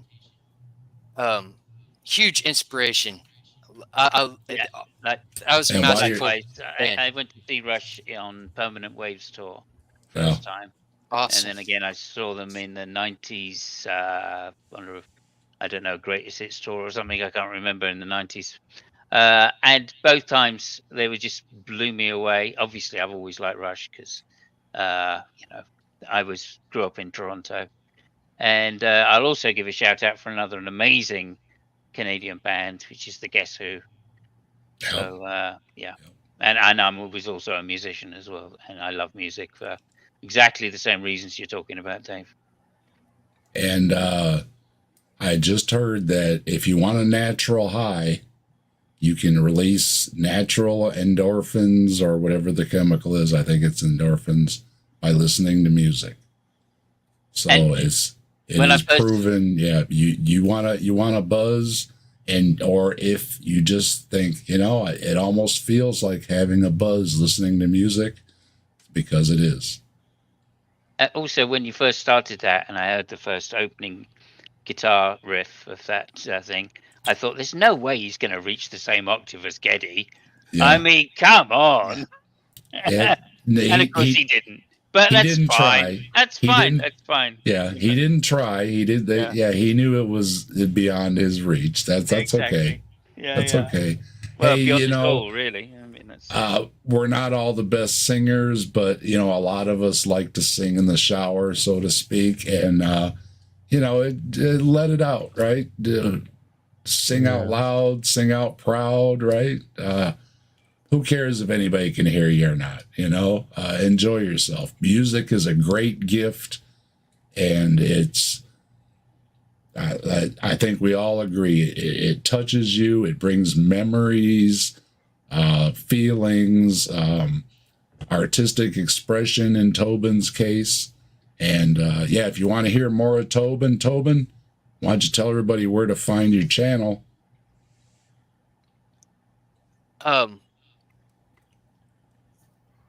Well, my name is Tobin Templeman, and I'm pretty sure I'm the only one out there with that name. And it is exactly how it is phonetically. It sounds Temple Man squished together. It's a compound word. Temple Man, Tobin Templeman, and right now there's some songs up there on my YouTube page that they're a bit more of a sad kind of group of songs, but I have something that I've been working on for months now. that I'm really stoked to put out. And I can perform them pretty damn well as well. Yeah, Tobin's multi-talented. He sings, he plays a bunch of different instruments.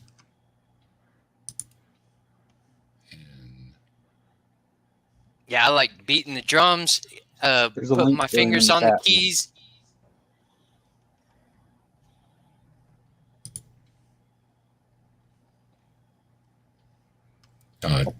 Joe's got it. Good, thank you. I was just looking for it. You're faster than me. Appreciate it, Joe.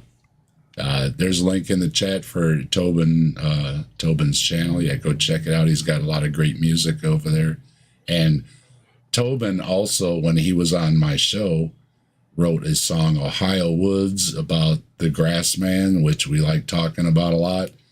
And that still shows up on my YouTube playlist, Tobin. You and Trees, when Trees broke out the guitar and put out a video. Yeah, you guys are always in my YouTube playlist, so you guys come around. And Joe at the Kentucky Atheist. Joe, you want to tell folks where to find you? Obviously at the Kentucky Atheist, and what you got going on over there? Yeah, sure. I do the channel Kentucky Atheist. I just try to sit down and have conversations about current events and things to do with religious belief and its consequences and implications. But I'll be on at 2 p.m. with Mark Alsop, author and resident of Kentucky and former creationist, and we're going to talk a little bit about some of the creationist corporations that have formed, like AIG and stuff, and what the things that they do, how it affects society. 2 p.m. Eastern. Also, let me plug my political show while we're here. Me and Robin Webster do a political show every week. It alternates between Wednesday and Thursday, but it's at 6:30 p.m. And we've been covering all the current political news and kind of giving it a our view on it as Kentucky residents who are affected by those things. So it's a lot of fun. And your link is in the chat there too. Oh, thank you. And Simos, you're next. Hello. Oh, thank you.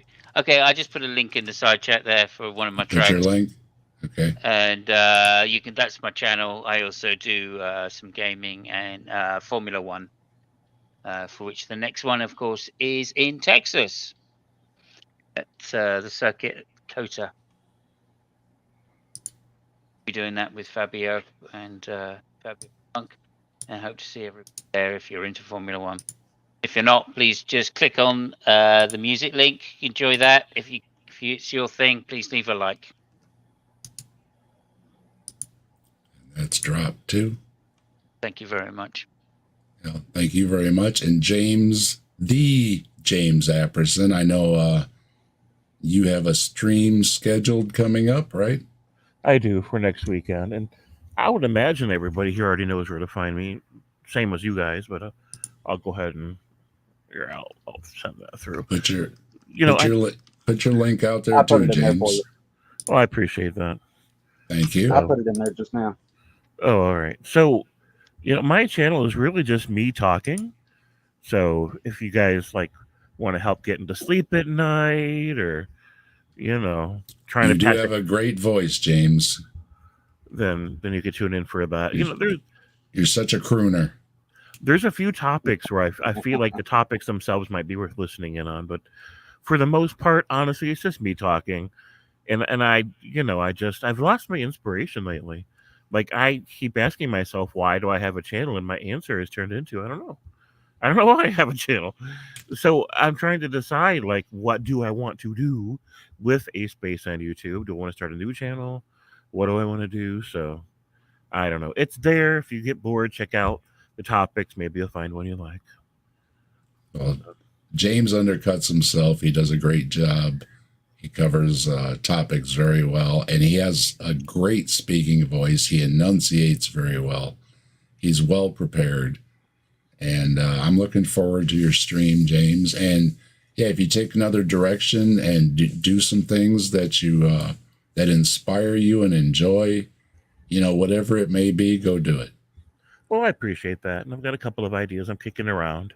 One of them is, and I don't know that I'll do this, but like a therapist with God. Like the therapist is helping God sort through his anger management problems and his antisocial behaviors and, his erratic, just whole personality, right? And I don't know That's that a I'll funny do that. concept. I love the idea that God's always laying on the client couch, and then I'm just in the big chair taking notes and asking him questions, and he says crazy shit, and then I take some more notes and make some more points along the way. So if I do something in the apologetics domain, that'll probably be it. Right now, I'm researching Randall Rouser's beliefs structure and listening to old debates that he's been into. I bought one of his books on Amazon I'm going to read. And because he says he's not a fundamentalist and not an evangelical, and yet he's a Baptist. And I'm like, literally, it was the Baptists that coined the term fundamentalism because it refers to the fundamental tenets of the Baptist belief system. And evangelism just means you believe in evangelizing, which Randall Rouser is constantly doing. So I'm like, okay, so I'm just going to dive into that. Yeah, go ahead. We were texting about it earlier. Yeah, he is hard to figure out. The first time I heard him talking, I thought he was a non-believer. He's all over the map. He took the words right out of my mouth. He's all over the map. Yep. So I'm trying to sort that out. Go ahead. I thought it was Church of England. Yeah. I don't know what's going on with it. Well, I mean, I know he's a scholar. Like, he's got actual credentials. He teaches at some kind of school. And he's been in debates with people with big names. Now, I'm halfway through the debate that he did with Dan Barker. And I'm disappointed because he's not charitable at all with Dan Barker. He misrepresents him constantly. And he gets like an aggressive defensive posture. And I'm like, man, I was hoping for so much better than that. But we'll see. I haven't completely made sense of Randall Rouser yet. But that's because he's been going after fundamentalists lately. He's gone after Mike Winger. He's gone after fuckface Frank Turek. He's gone after he knows who Frank Turek is. Yeah. Cameron. He does seem like quite a nice guy, Randall Rouser, I've got to say. Yeah. Is he Canadian? Is that why I think he's a nice guy? It might be. He was maybe when he was on Bread of Life or something. He engaged with me a little bit. I don't remember if I was on there or if it was in the chat. Again, nice enough, civil enough, to talk to and stuff. Yeah. So I'm trying to decide, is he an enemy? Is he an ally? Is he even worth paying attention to? Don't know. I just don't know. That we don't know. Yeah. Right.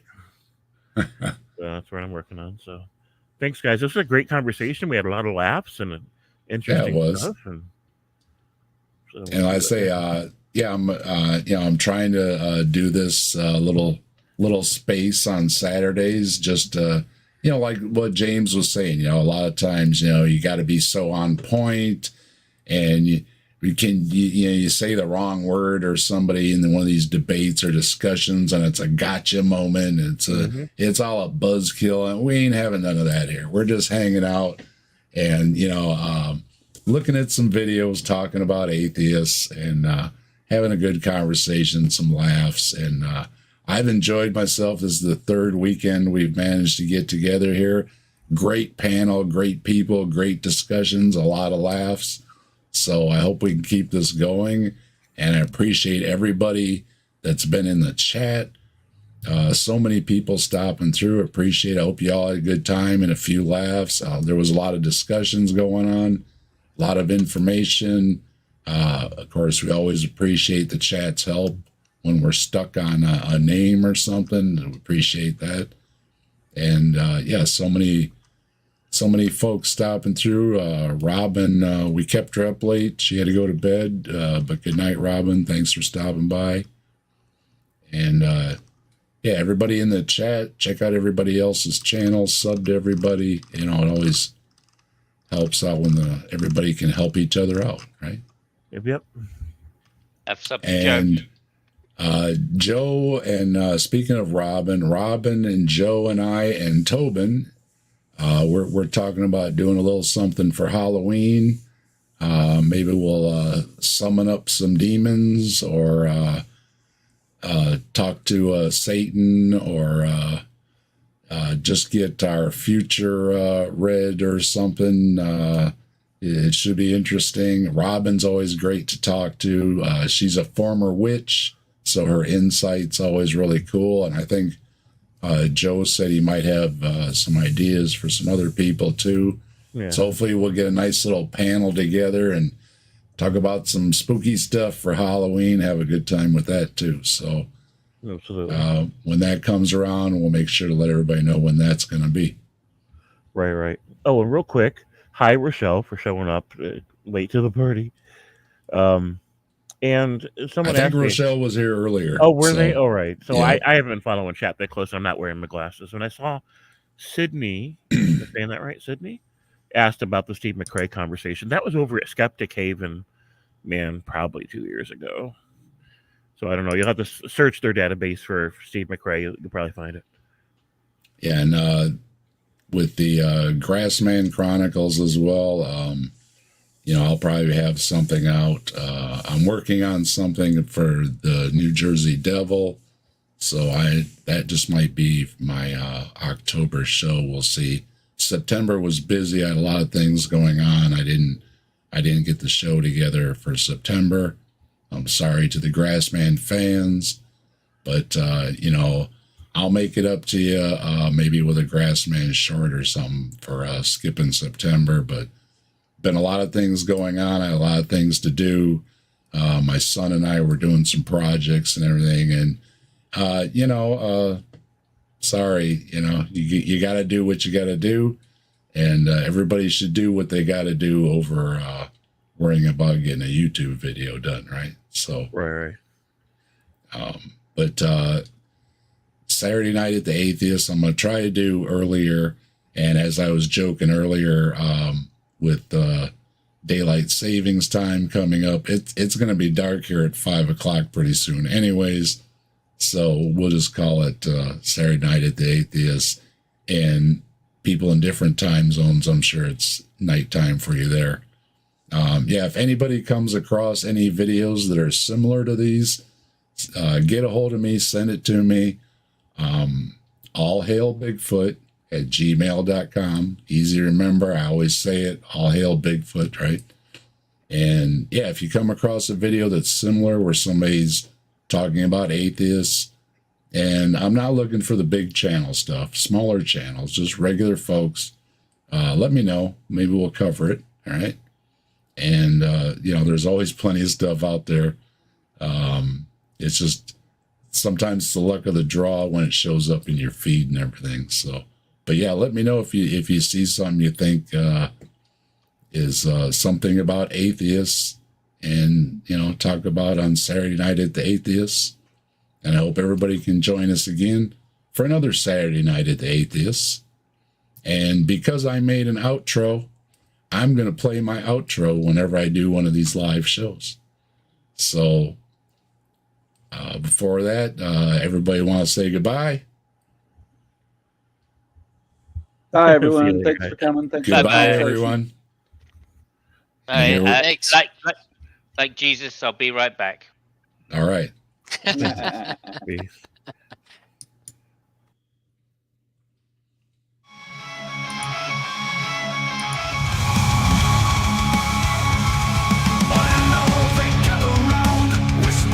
Without a sound,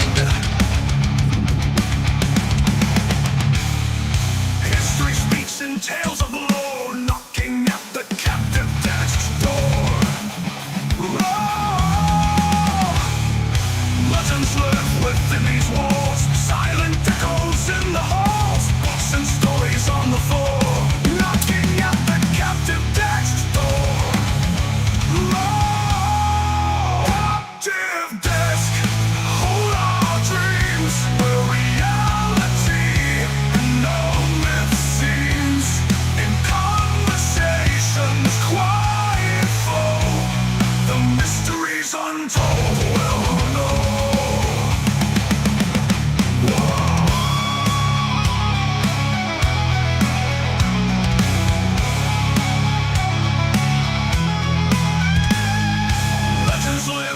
within these walls. Silent echoes in the halls. Books and stories on the floor. Looking at the captive text. Nerves are wide, hearts are keen. Pages turn to secret scene. Ancient maps and hidden lore. Looking at the captive text. Captive desk. Hold our dreams where reality and no myth seems. In conversations quiet flow. The mysteries untold will know. Here we sit in wondrous grace as the stories find their place.